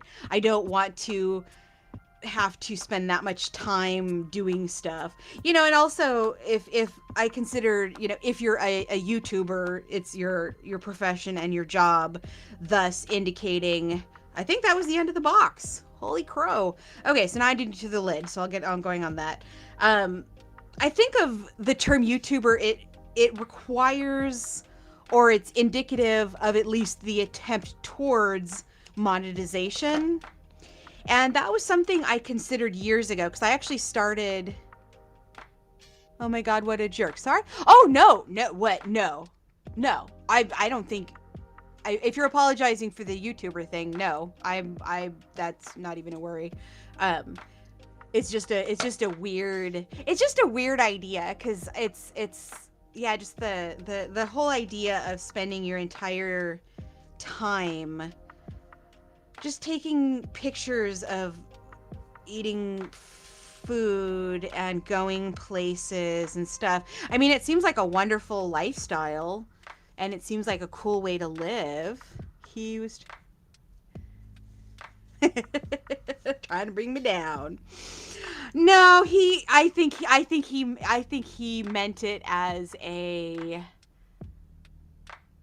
compliment, because like he's old. He's like 10 years older than I am, so he's even less in the loop on how this all works. I think he just thinks that if you make stuff on the internet, you're a YouTuber, or like the distinction isn't there, because I was trying to describe the whole thing to my mom and did not understand anything I was saying, and it's like, no. And she actually like went and followed me on Instagram and then told me she had followed me on YouTube. I'm like, no, those are two different things. She's like, oh, those are two different things. And it's like,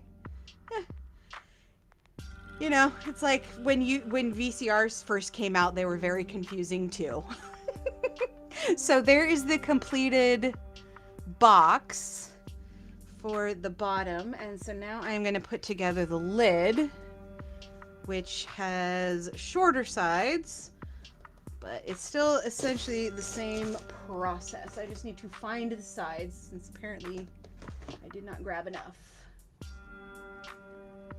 Oop, and the sides are all yellow, so yeah, it's going to be yellow box on the inside, blue on the outside, and then, I don't know, lid blue, and then the outside yellow, or the whole top yellow. I think the lid top blue and the sides yellow.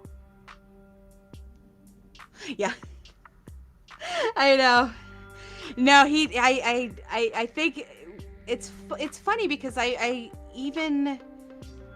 even talking about it's hard to even describe to people what I'm trying to do or why I'm trying to do it, because partially it's just I got back into doing video because I'm homebound and I'm not working and I can't really go anywhere, and there's not much in the way of options of, and I'm tired of watching movies, and I'm tired of doing puzzles, and there's so many hours in the day, and I'm used to being this just like hyper productive, hyper active, going and doing. And now that I'm starting to feel better, but definitely not like recovered in any way, this is just kind of an experiment and learn as I go. And I'm actually having a lot more fun than I thought I was gonna be having, so that's cool.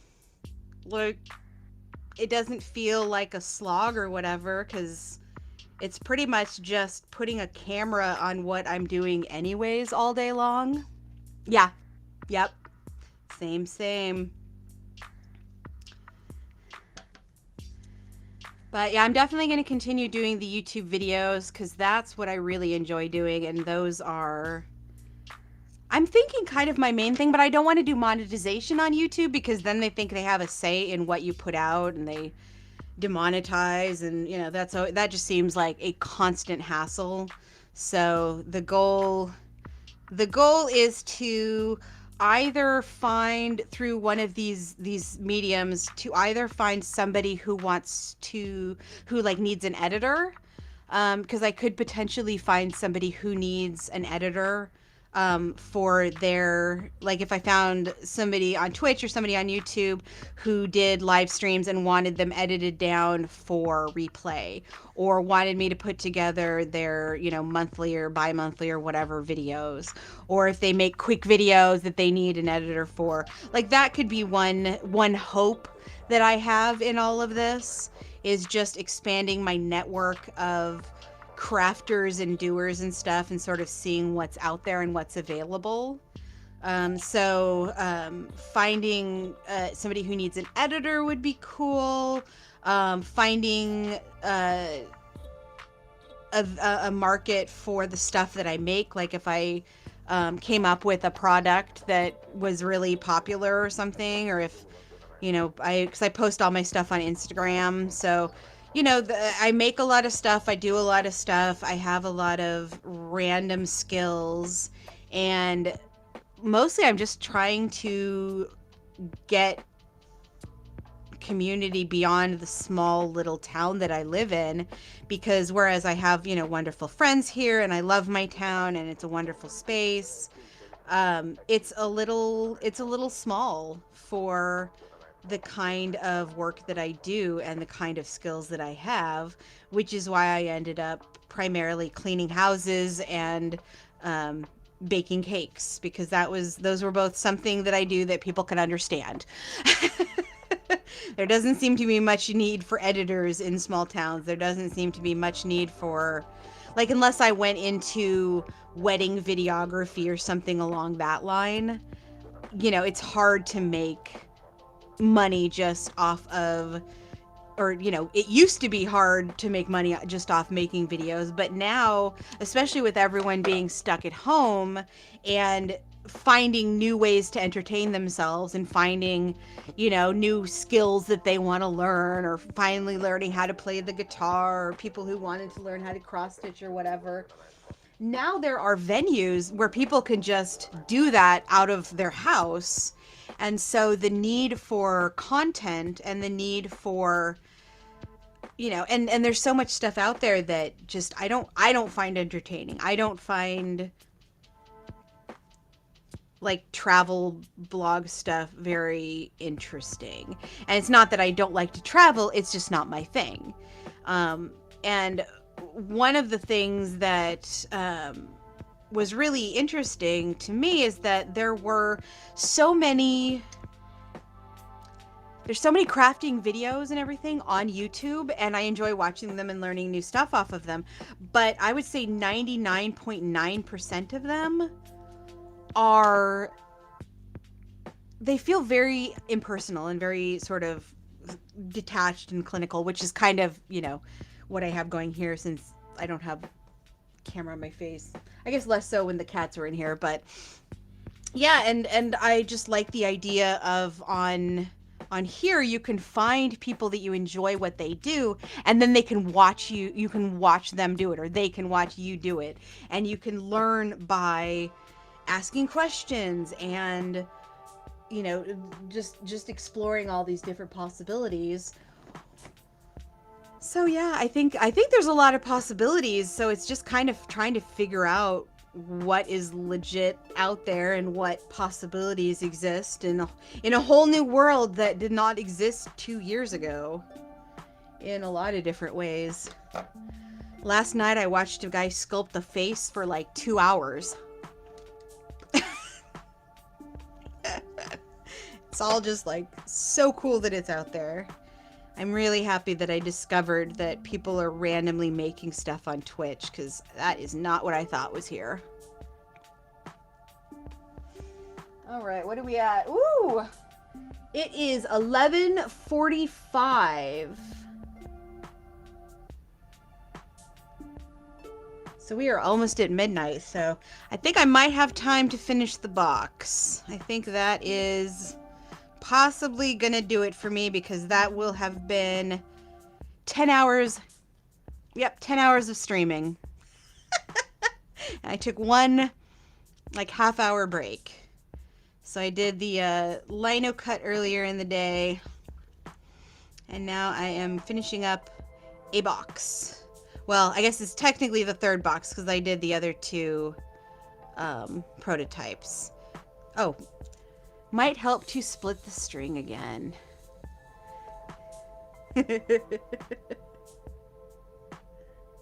Where did you go to film school, if you don't mind my asking? There's so many different programs in the world.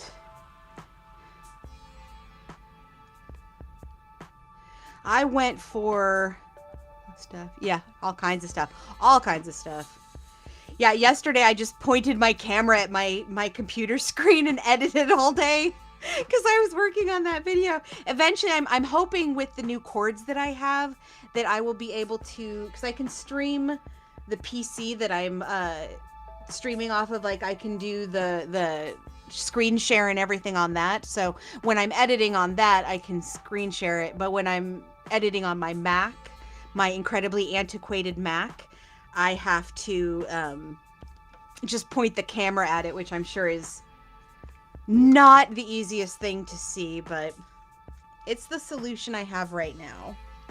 And so I'm just going to go with it. Is that split? Yeah, we'll call that split. And headbutting my camera. Awesome. Maybe move that back a little bit. There we go. That's less head-butting position.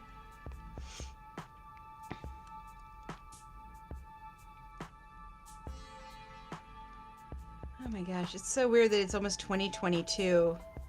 The last 2 years have just flown by. Can't even believe it.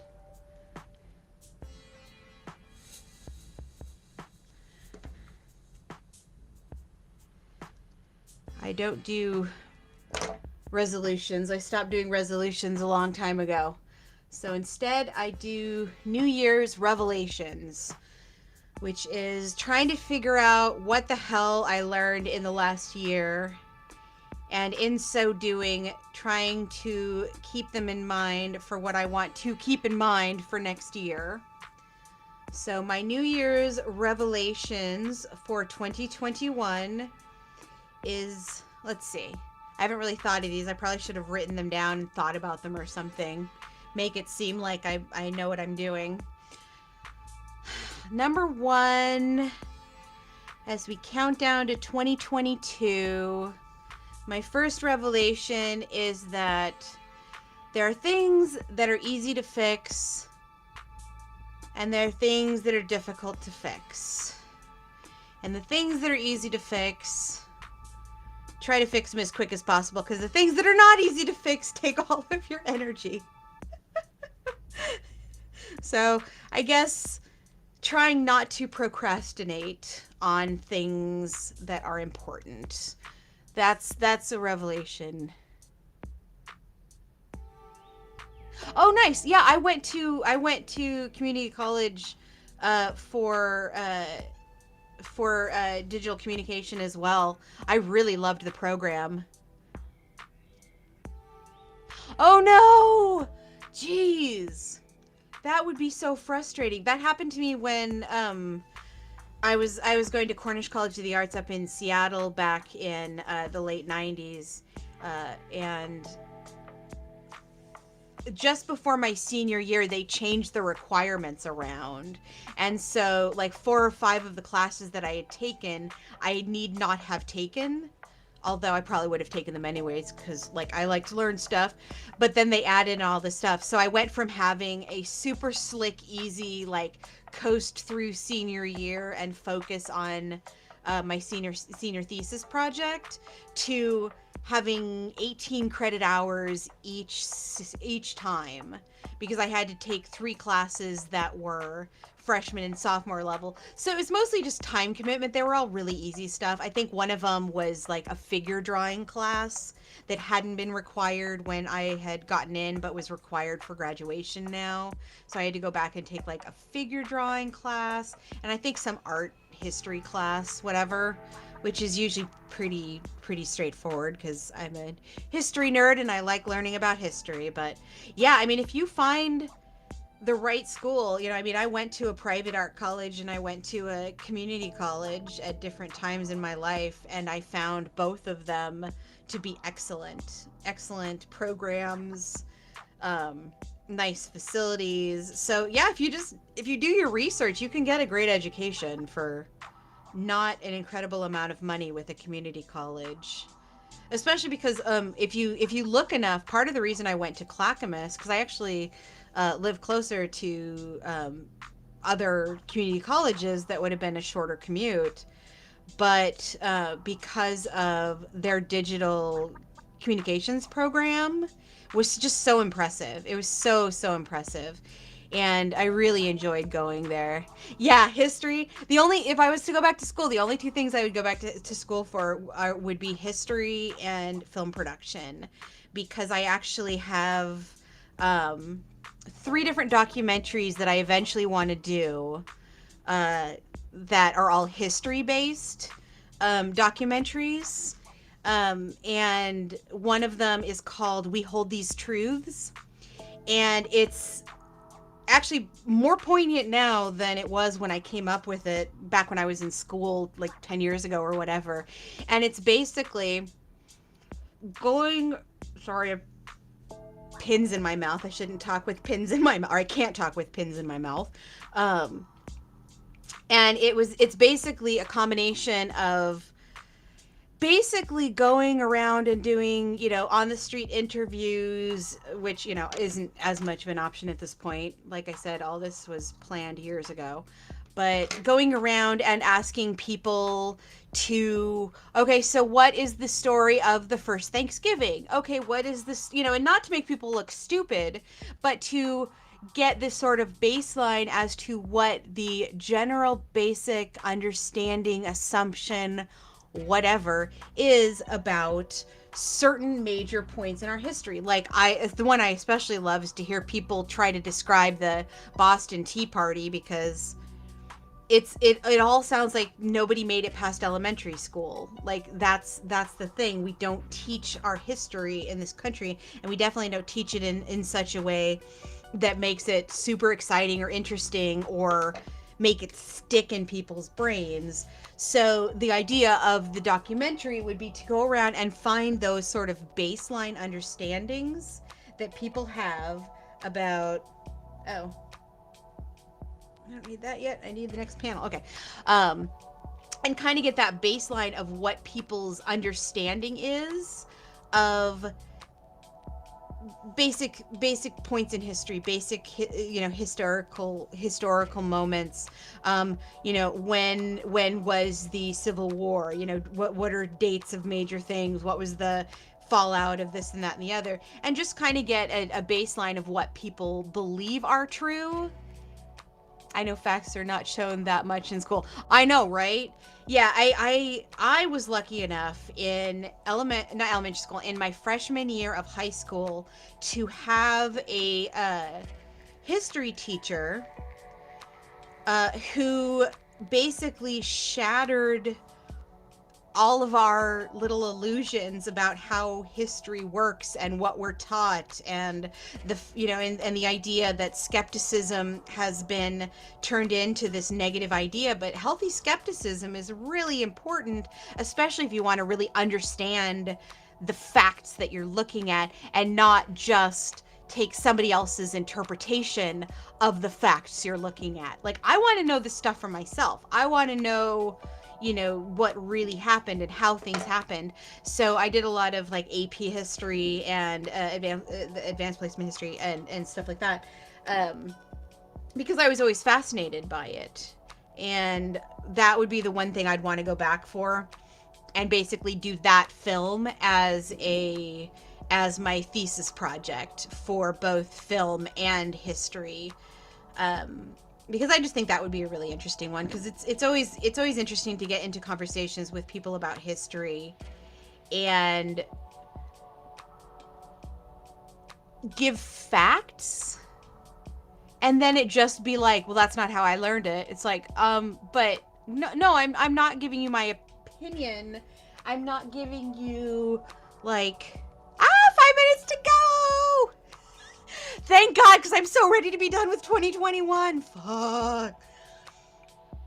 Oh, so ready to be done with 2021. I know, I feel like I should light something on fire or blow something up. I don't know. My neighbors, I don't know if you can hear in the background, but my neighbors are started already blowing stuff up. I don't know if their clock is fast or if they're just warming up. It might get really loud here in just a sec, because they have been just blowing shit up all week. I don't get it. Or not all week, all evening. I always feel bad for people with PTSD during combat PTSD, because PTSD of any kind sucks, but particularly with combat PTSD, fireworks tend to be really difficult. And so, thoughts and love to 4 minutes. Oh my gosh! Oh my gosh, it looks like we made it. And we thought 2012 was going to be the bad year. It just started there, people blowing stuff up. I wonder, you know what? I wonder if you can tell who people's mobile carrier, like who their mobile service is from, based on when they start blowing stuff up. Like, you gotta think that maybe T-Mobile is a minute behind AT&T or whatever, and so if they started 3 minutes earlier, they must be with AT&T. Oh my gosh, that is so crazy. I can't even believe it. I am so happy for the new year. I am so happy to be moving forward. I am so happy that I've made it almost to another birthday. I'm so happy that I am be able to craft. I am listening to things explode all around me, but it is joyous and happy, and it is not the ice storm last year where everything was popping and crashing around because trees were falling everywhere. Oh my gosh. Well, I'm not going to finish the box before midnight, but I think I am going to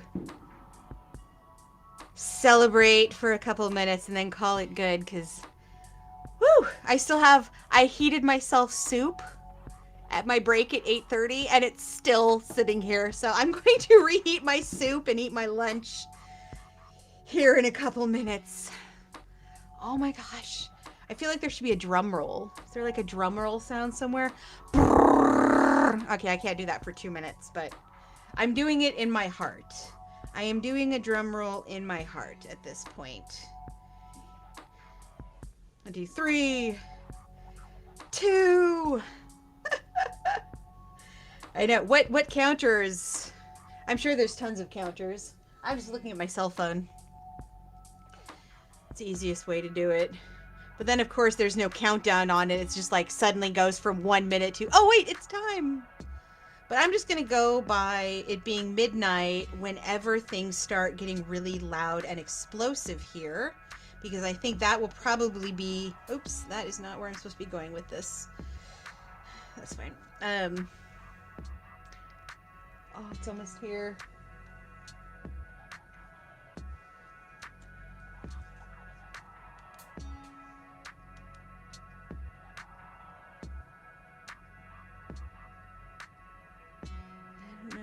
Yeah, I don't have a countdown on my clock, but it's 11:59, so any second now. Happy freaking New Year. Wow. I think tomorrow is going to be sleeping late and then probably more editing. Editing is what I need to be doing.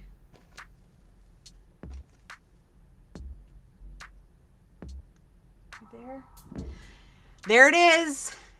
That was a play where they said a warning for PTSD people that prop guns would be pointed at the audience. Yeah, and that's the hard thing about it, because I was diagnosed with PTSD when I was in 5th grade, so mine was definitely not combat PTSD. Mine was different kind.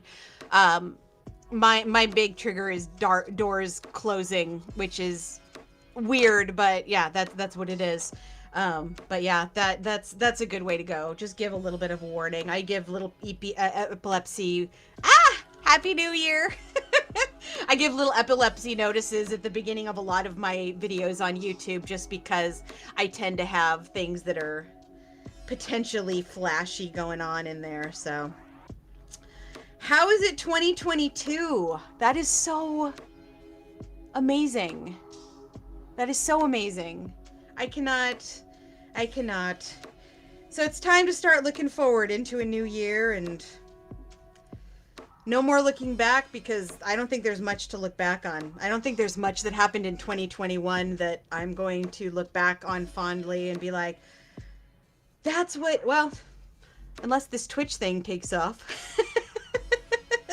2021 will be at best the year I start twitching, because nothing really else happened that was super awesome.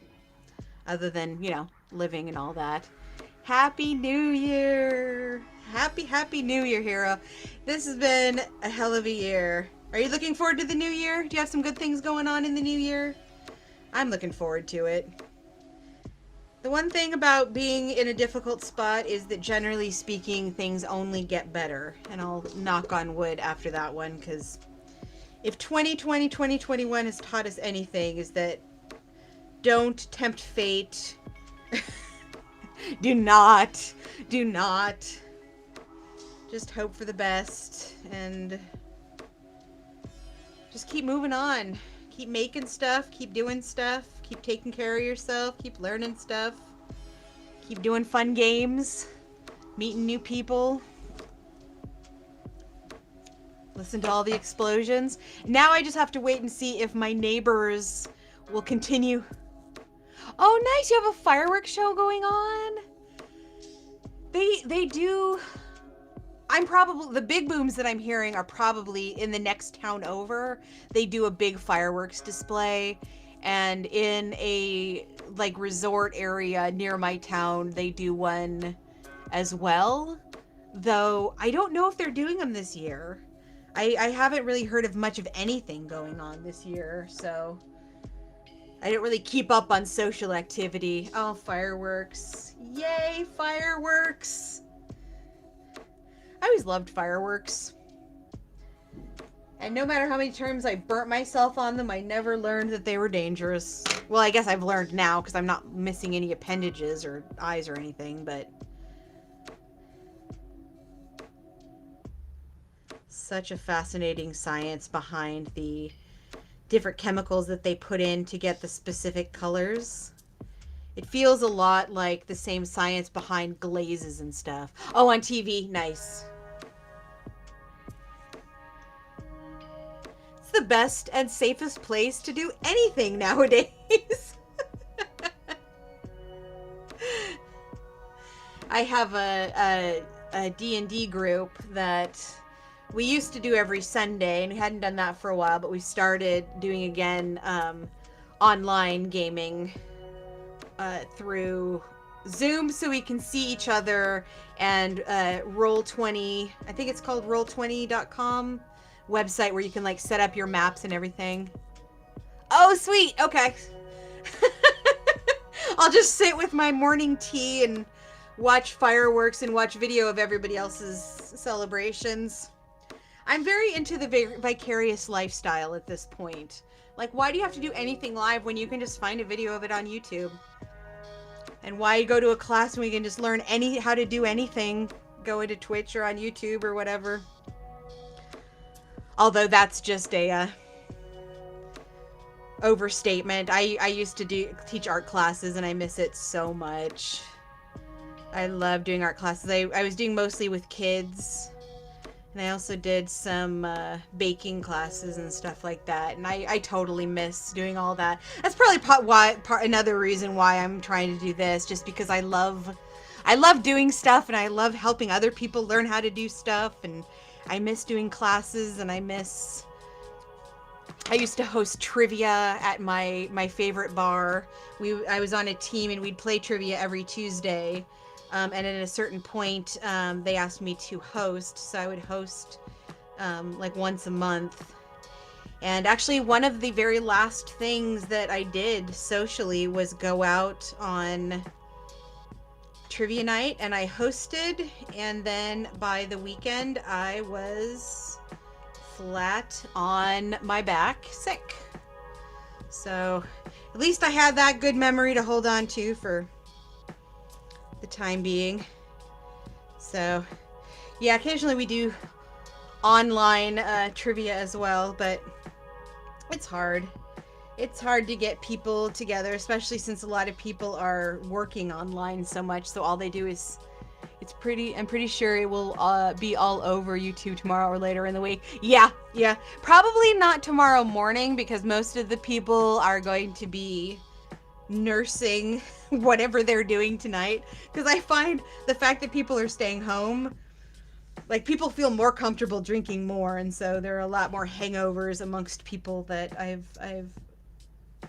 seen than the before time. So hopefully everybody's being safe and making good choices and having fun and not being stupid. I'm just gonna keep going back to the good choices and not doing stupid shit.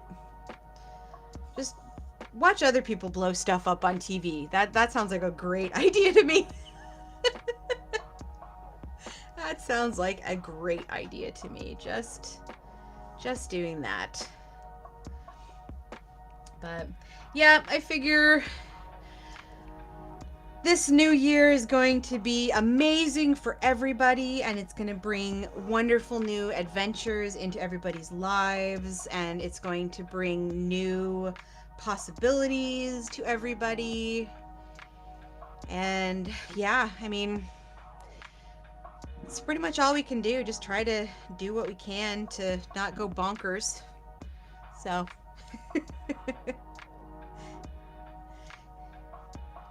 can you share a link to your page so I can go over and follow you? Or I can probably just like click on your name or something. Oh. I can't do it in the program that I'm in. I can only do that on, but I'll go back on the Twitch and I'll find your channel and I'll give you a follow, because always like to check out different people's stuff and see what they're working on and enjoy some new activities. See what game you're playing at the time, because that is a good way to go. I cannot get these to line up, so I am going to force align and pin.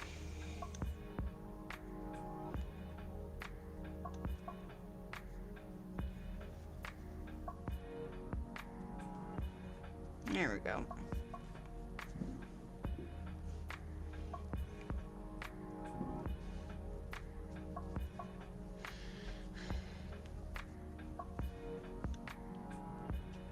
I'm guessing my neighbors are doing the fireworks on the hour, every hour that the new year begins in every part of the United States. At least that's what they've been doing so far. So at this point, I'm just hoping that they are going to go ahead and yeah, for sure, right? I haven't been able to drink, so again, vicariously through everybody else.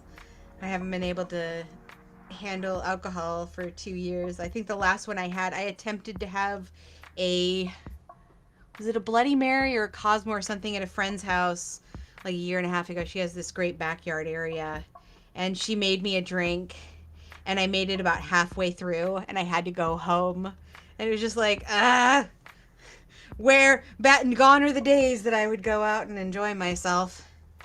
But someday. At this point, this is pretty fun. Because it's one nice thing about crafting or baking or anything like that. It's like, even if you don't like what you came out with, even if you don't... Is it dancing time?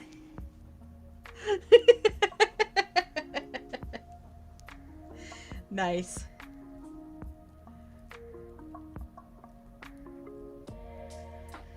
All right. Time to rethread, and I think this might be the last... Oh, I don't have to rethread. I'm just gonna start the new edge. I've actually accomplished and finished more today than I thought I would, which is good. Yeah, that's long enough to do one of these.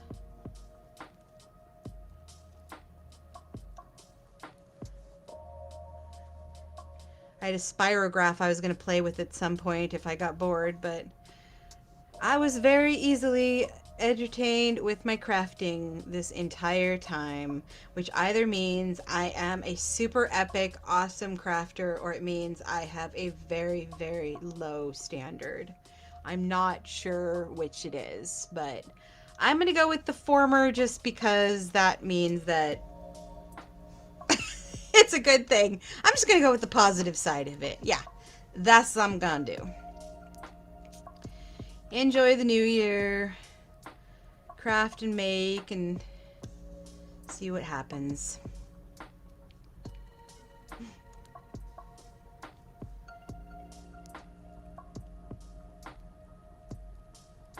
My eyes are starting to cross.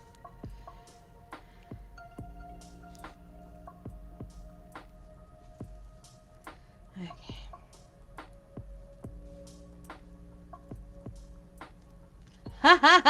Viva Las Vegas! Viva Las Vegas! Viva, viva Las Vegas! Thank you very much. That is my Elvis for the evening. Actually, one of my favorite karaoke songs. I do a couple Elvis. Not like that. That was a joke. But one of my favorite karaoke songs is actually "Never Gonna Give You Up."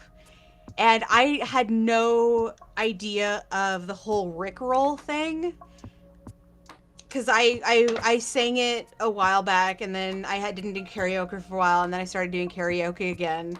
And I did that, and people started like screaming, "Rickroll!" And I had no idea what was going on. I'm like, I don't know what's happening. But they all seemed excited and happy, so I didn't think it was a bad thing. But then the next day, the next day, one of my friends was like, "Yeah, this is Rickrolling." And so I was like, "Oh, okay, so I'm not sure exactly if I Rickrolled, but yeah, it's fun because I've been singing in choirs and in theater and stuff since I was a little kid, and I've always just really enjoyed it. And when I clean, I will just, because I'm alone in a building, and I enjoy the process of singing, and just I enjoy singing and I like singing, so I just sing a lot. And I'll often just like sing my different karaoke songs or whatever. But just because I've been practicing and working on it my entire life, I have a really strangely wide range, and so I can actually hit "Never Gonna Give You Up" in the key that he sings it. Probably not right now, although possibly because I've been yakking all day. My voice went away altogether for like a year and a half, so I'm really happy that it is in fact coming back. But yeah, I can do the Rick Astley, but I can also hit the I mean, I'm sure you know the song Bohemian Rhapsody, because who doesn't, who is alive today? On that one, that's another one, you know, just as a group karaoke thing is always fun to do. I can actually hit that high note, like legit. It's not screeching, it's hitting that note. So that is basically my range. Yeah, I've seen that people sing. I don't play an instrument, and I don't know necessarily, like, I can carry a tune. I enjoy singing. I actually do a lot of just quick audio singing for my YouTube stuff, like the opening video of my the video that's like my Love Queen. The first video on my YouTube page actually opens up with me a little bit of my singing, because I was doing a video that's a sort of a cartoon. It's just using the images out of my first illustrated kids book, and then I was doing all the voices and reading the narrator and everything and putting it together as a video. And I got to the point that I realized that I was singing the tune "Summertime," not the "Summertime and the living's easy," the old school, the Ella Fitzgerald. I think it was Ella Fitzgerald that I'm thinking of. Oh god, that's bad. But the "Summertime and the living is easy," and I love that song. And I enjoy singing that song, but the lyrics on it are one of those where it's kind of weird. The lyrics are kind of weird if you listen to them. Your daddy is rich, your mom is good looking. But I realized I was humming that song as I was editing, and at a certain point, as I was working on the like type and the credits and everything, I started, because the title of it is story time, and I read a book or whatever, and my book, obviously, and I started just singing story time to the tune of Summertime, and at a certain point I was just like, story time. And the reading is easy. You can read along with me. And so I just kind of quick recorded that little section and threw it in there. So yeah, it's one of those things where it's like I have, it's like it's just like any of my other like random skills. I've practiced enough that I can hit notes and I can carry a tune and do what I need to do, but I don't necessarily think it's something that I am fascinated enough or enjoy enough or that sort of thing enough to want to do that all the time, especially because I don't play any instruments, and I think a lot of the people that do the singing on Twitch they're doing guitar or piano along with it. And I took flute and I never learned anything. I never learned anything on the flute. And that was actually the reason. Oh, thank you. That was the reason that I chose to focus on choir, because it took too much practice. Instruments took like practice and figuring stuff out. Whereas, I walked into choir in first grade, or even before that, I sang it back when I went to church when I was a kid and everything. I would sing all the stuff and do all the things, and I never had any gumption about it. So I was singing in public places. I think the first time that I was a featured soloist with my choir was in 5th grade or something like that. And I was singing in a mall, and it was like Christmas carols in a mall. And I think it's also one of those things that if you try something once and you either enjoy it and or you just naturally can do it well enough, it becomes more of a habit. It becomes something you enjoy doing, or it's something you got praise over. And I did a lot of choir and everything, but I don't think I was ever all that passionate about it, because I wanted to learn how to play guitar. I've wanted to learn how to play piano, because those are both in, the wheelhouse of, I just want to know how to do as many things as I can possibly know how to do, because it's fun and just how I roll. But I've never been in a situation where it happened. I found a couple opportunities where people were willing to trade like house cleaning or artwork or whatever for lessons, but the lessons just never happen, or I moved, because I used to move quite a lot.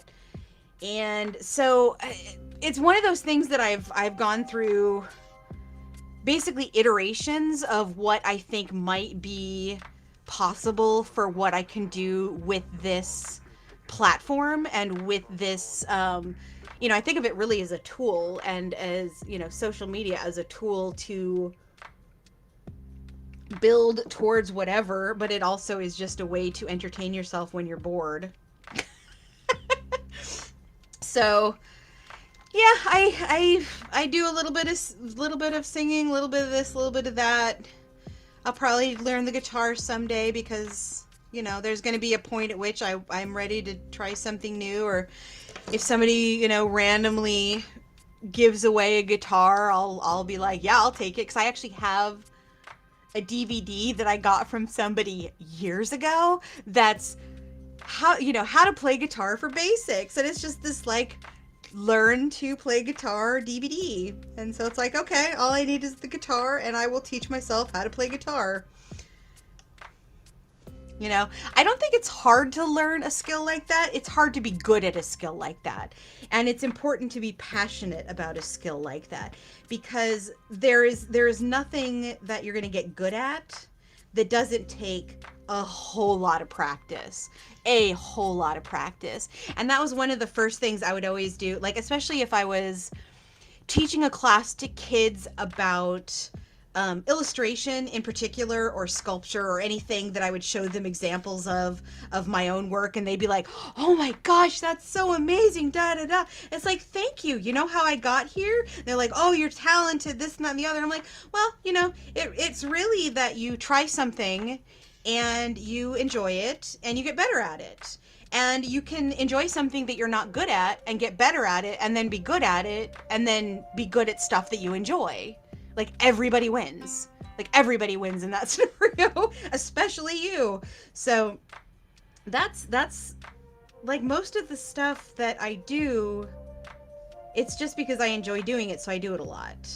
And with singing, it's just training the muscles in your voice, or the muscles in your throat, and just practicing and trying different stuff. And there's a lot of stuff that I try to sing and it comes out just garbage because it's not in my range, because I can do high, but my natural range is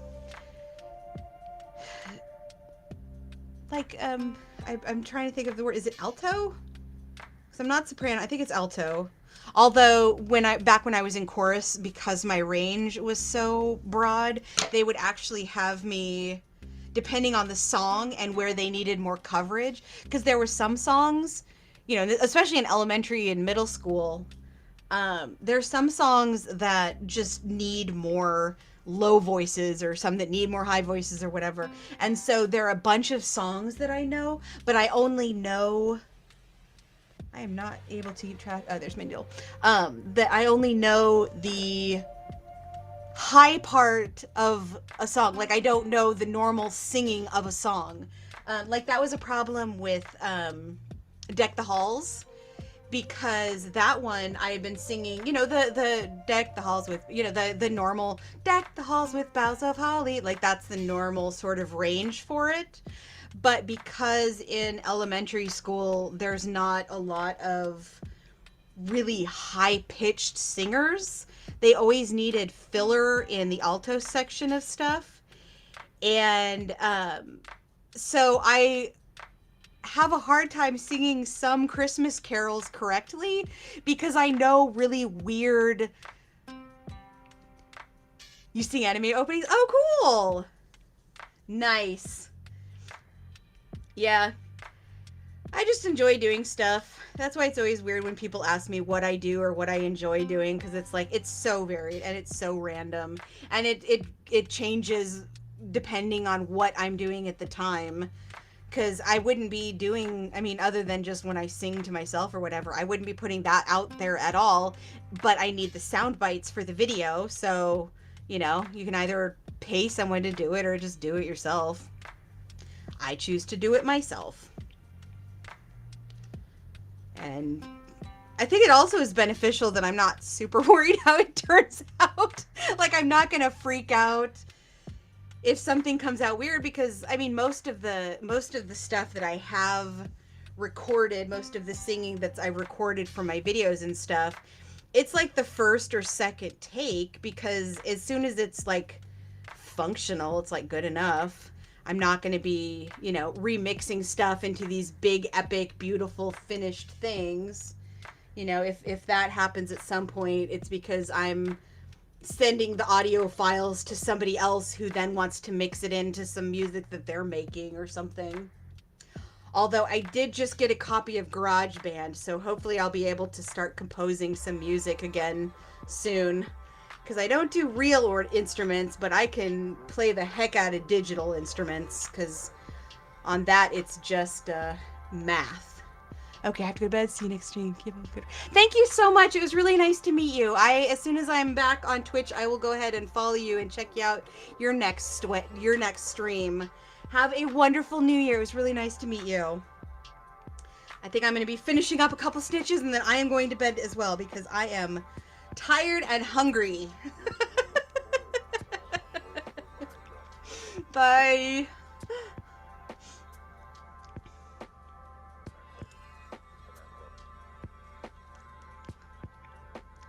Thank you so much. Thank you, thank you. I am enjoying myself very much. I am definitely enjoying the process. Sleep well and dream of better days. And fireworks. I might just go watch some firework videos for the hell of it, because why not? I'm not tired, I'm just hungry. Though I should probably get tired soon. Good night. Good night, sun. Good night, moon. Good night, 2021. Hope to not see you soon.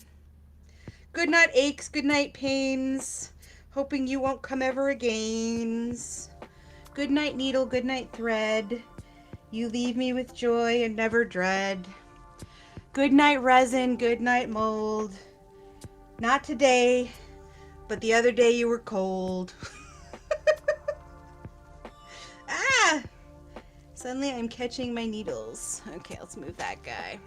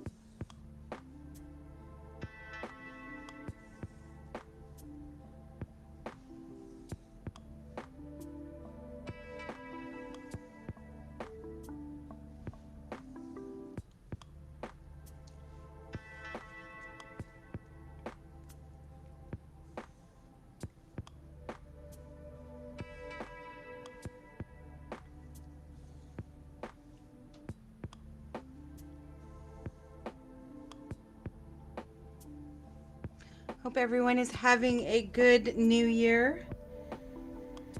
I am just finishing up this last little bit of box that I have been working on today. I have been going for 10 hours and 24 minutes today. Yeah, Craftapalooza. So the last thing I'm working on for the night is a reusable gift box.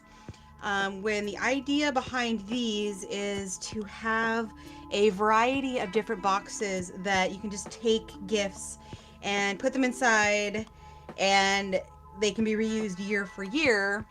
And they can also, like, I've started some out, like this one's pretty simple at this point, but over time, if you're giving and then re-giving and re-giving them, the idea is that each person that comes into possession of it either embroiders something on it or paints something on it or sews a patch on it or does something, so that as you and your family or you and your friend group or whatever continue to use the same packaging and give it around, it starts to tell a story as it goes through different people's hands.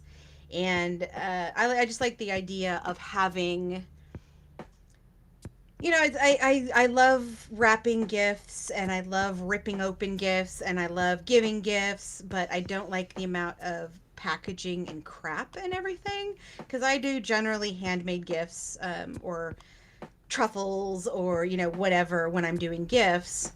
And so that generally has no packaging. And so the only real packaging I was dealing with was the wrapping and everything. So what generally ends up happening, and I don't know if it happens for y'all, but for me, I end up with a bag of gift bags, and then that eventually get reused, but you know, those go through circulation and they get dinged up and banged up. And they can get destroyed so easily, but these are gonna last for a long time. So that is something that I was working on before Christmas, and it was one of the things I had planned to finish for Christmas.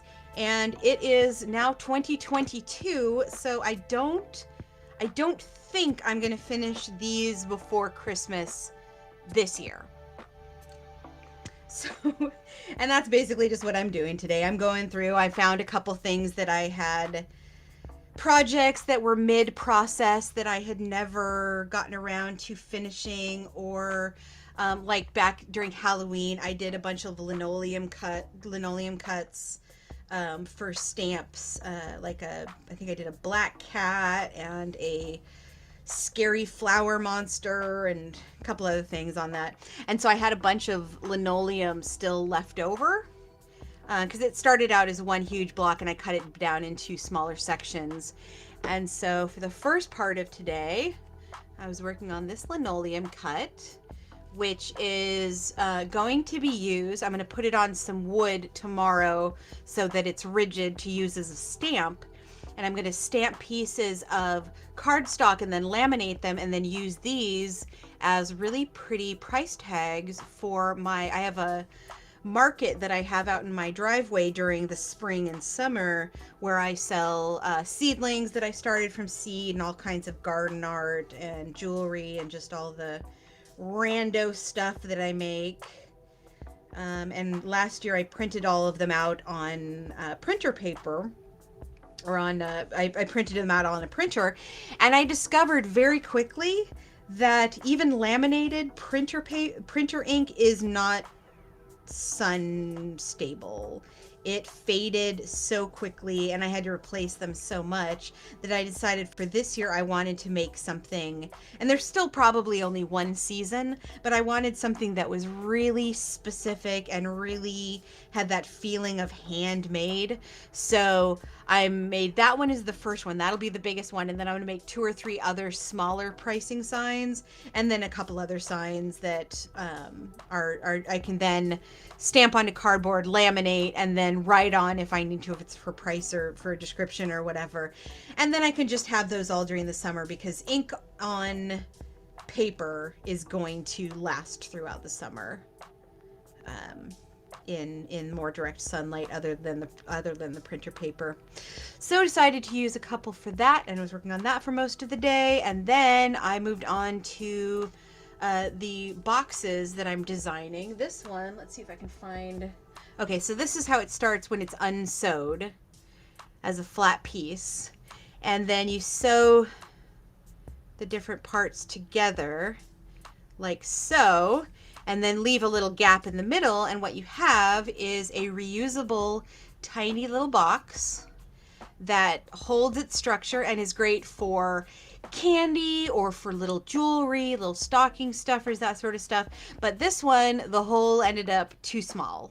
I was trying to do third, and it just got a little small and doesn't quite open as much as I needed to. It's not unusable, but it has very distinctive uses that it can use. And so I did a second one inspired with duck colors. That is the same exact pattern and the same layout and the same technique and everything, but I made the opening much bigger. So now you can fit larger objects into here, like if you're giving someone like lipstick or a nice chapstick, or you know, whatever, for stocking stuffers, or if you're giving a little piece of jewelry to someone, you can do that and maybe do a little bow around it, that sort of thing. But the big idea is that you're not wasting paper, you're not wasting tape, you just toss it in here and it's wrapped. So that one is sort of one that is these are both the prototypes that I sewed for the first time today. I designed the actual style of it months ago and finally got back to sewing them. So I'm happy with the design. I'm happy with the size. So I'm going to make finished product ones of those when I'm not nearly cross-eyed from doing minute work for 10 hours straight. So all I have left on this is right here, and then I am going to go and I will share the soup that I had heated up for myself at 7:30, and I never actually got around to eating it because my hands were busy and my mouth was busy, so there's not much you can do with soup with that much of your person busy and that much of your brain busy, but doesn't matter because I've been drinking tea all day, so I'm not completely out of the luck nutrition wise. But that soup has been staring at me for the last like half hour because, of course, just like with every craft project I'm looking at, it's like, oh yeah, I just have this to do, and there's like 1 or 2 more steps. Oh, okay, keep going. And then I was like, oh, I'll just go till midnight and then I'll stop. But I'm so close to being done.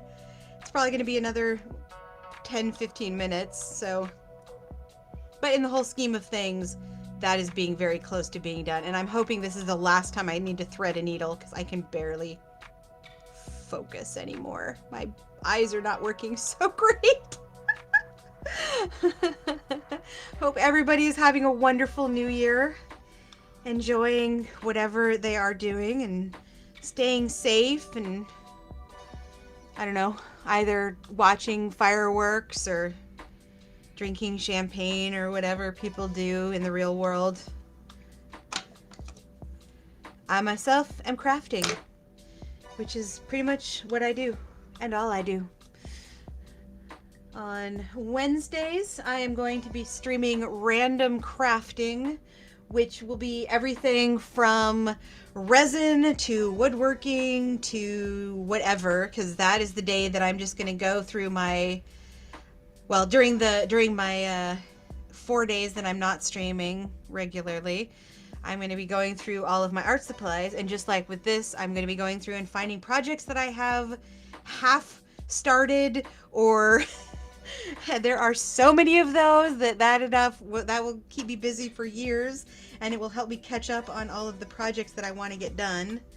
And then on Thursdays, for the time being, I'm going to be doing editing, video editing, and that is definitely not going to be learning any particular program or helping with any of the techniques of a program, because the one that I use, I think my editing computer is about 15 years old, and I bought that particular Mac because it was the only one, it was from the right window of time that ran the version of Final Cut that I want to use. So I had to find the computer to run the version of the program that I wanted to play, and I finally found it, and now I've had it for 10 years, but I don't have the right cord to be able to share the screen properly, and I ordered some cords and I'm playing around with my setup, and I'm eventually getting another camera so I can have a cat cam or a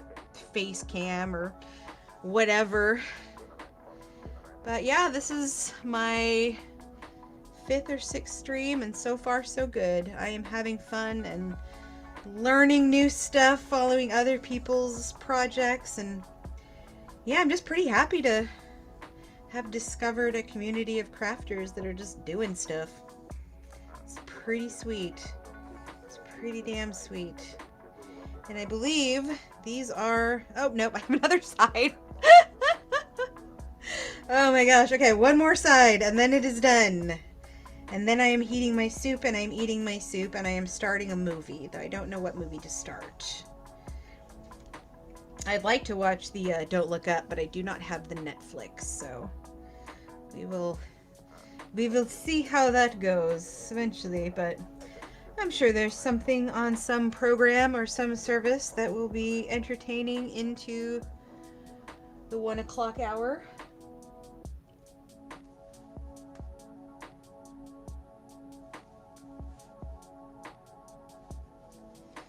Okay.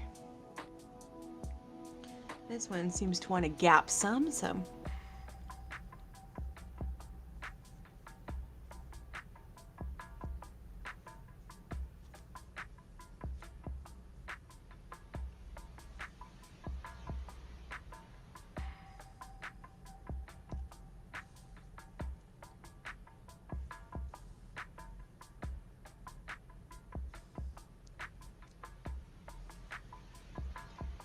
Oh, it's always the last few stitches that seem like they take for freaking ever.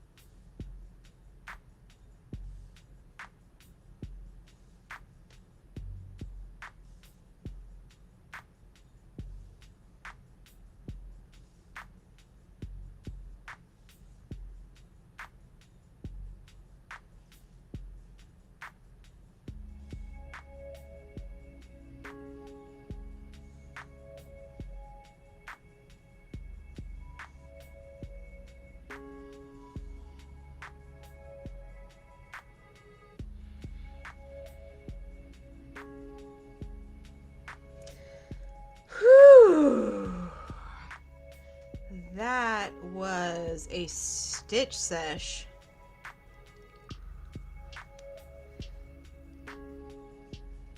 All right, so I will be back streaming on Wednesday. I'll probably pop on a couple times because I'm constantly doing tech checks because I have no idea what I'm doing yet, but so far things are going well. So I'll be back on Wednesday to do the random crafts, on Thursday to do editing, and then Friday, I think I'm doing Friday fiber art day. Sewing and fabric and all that sort of jazz, because it's a nice way to finish off a week. So what we ended up with today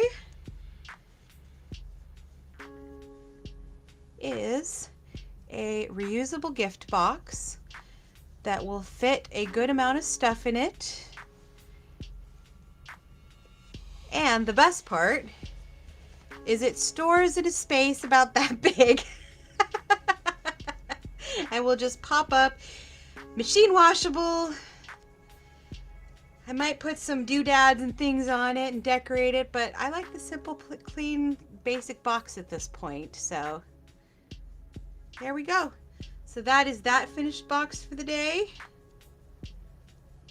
I put those together.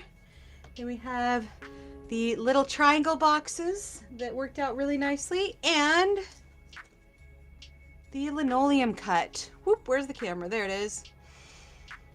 So that was New Year's, and it is suddenly 2021. And for 2021, we're just gonna see what happens and how it goes. Hope for the best. Not worry too much about how things are. Just keep making stuff and doing things and meeting new people and trying new things. And yeah, I'll see you around. Have a lovely evening. And I will be back on Wednesday at the latest. So let's go ahead and call it a night because I need to go to bed.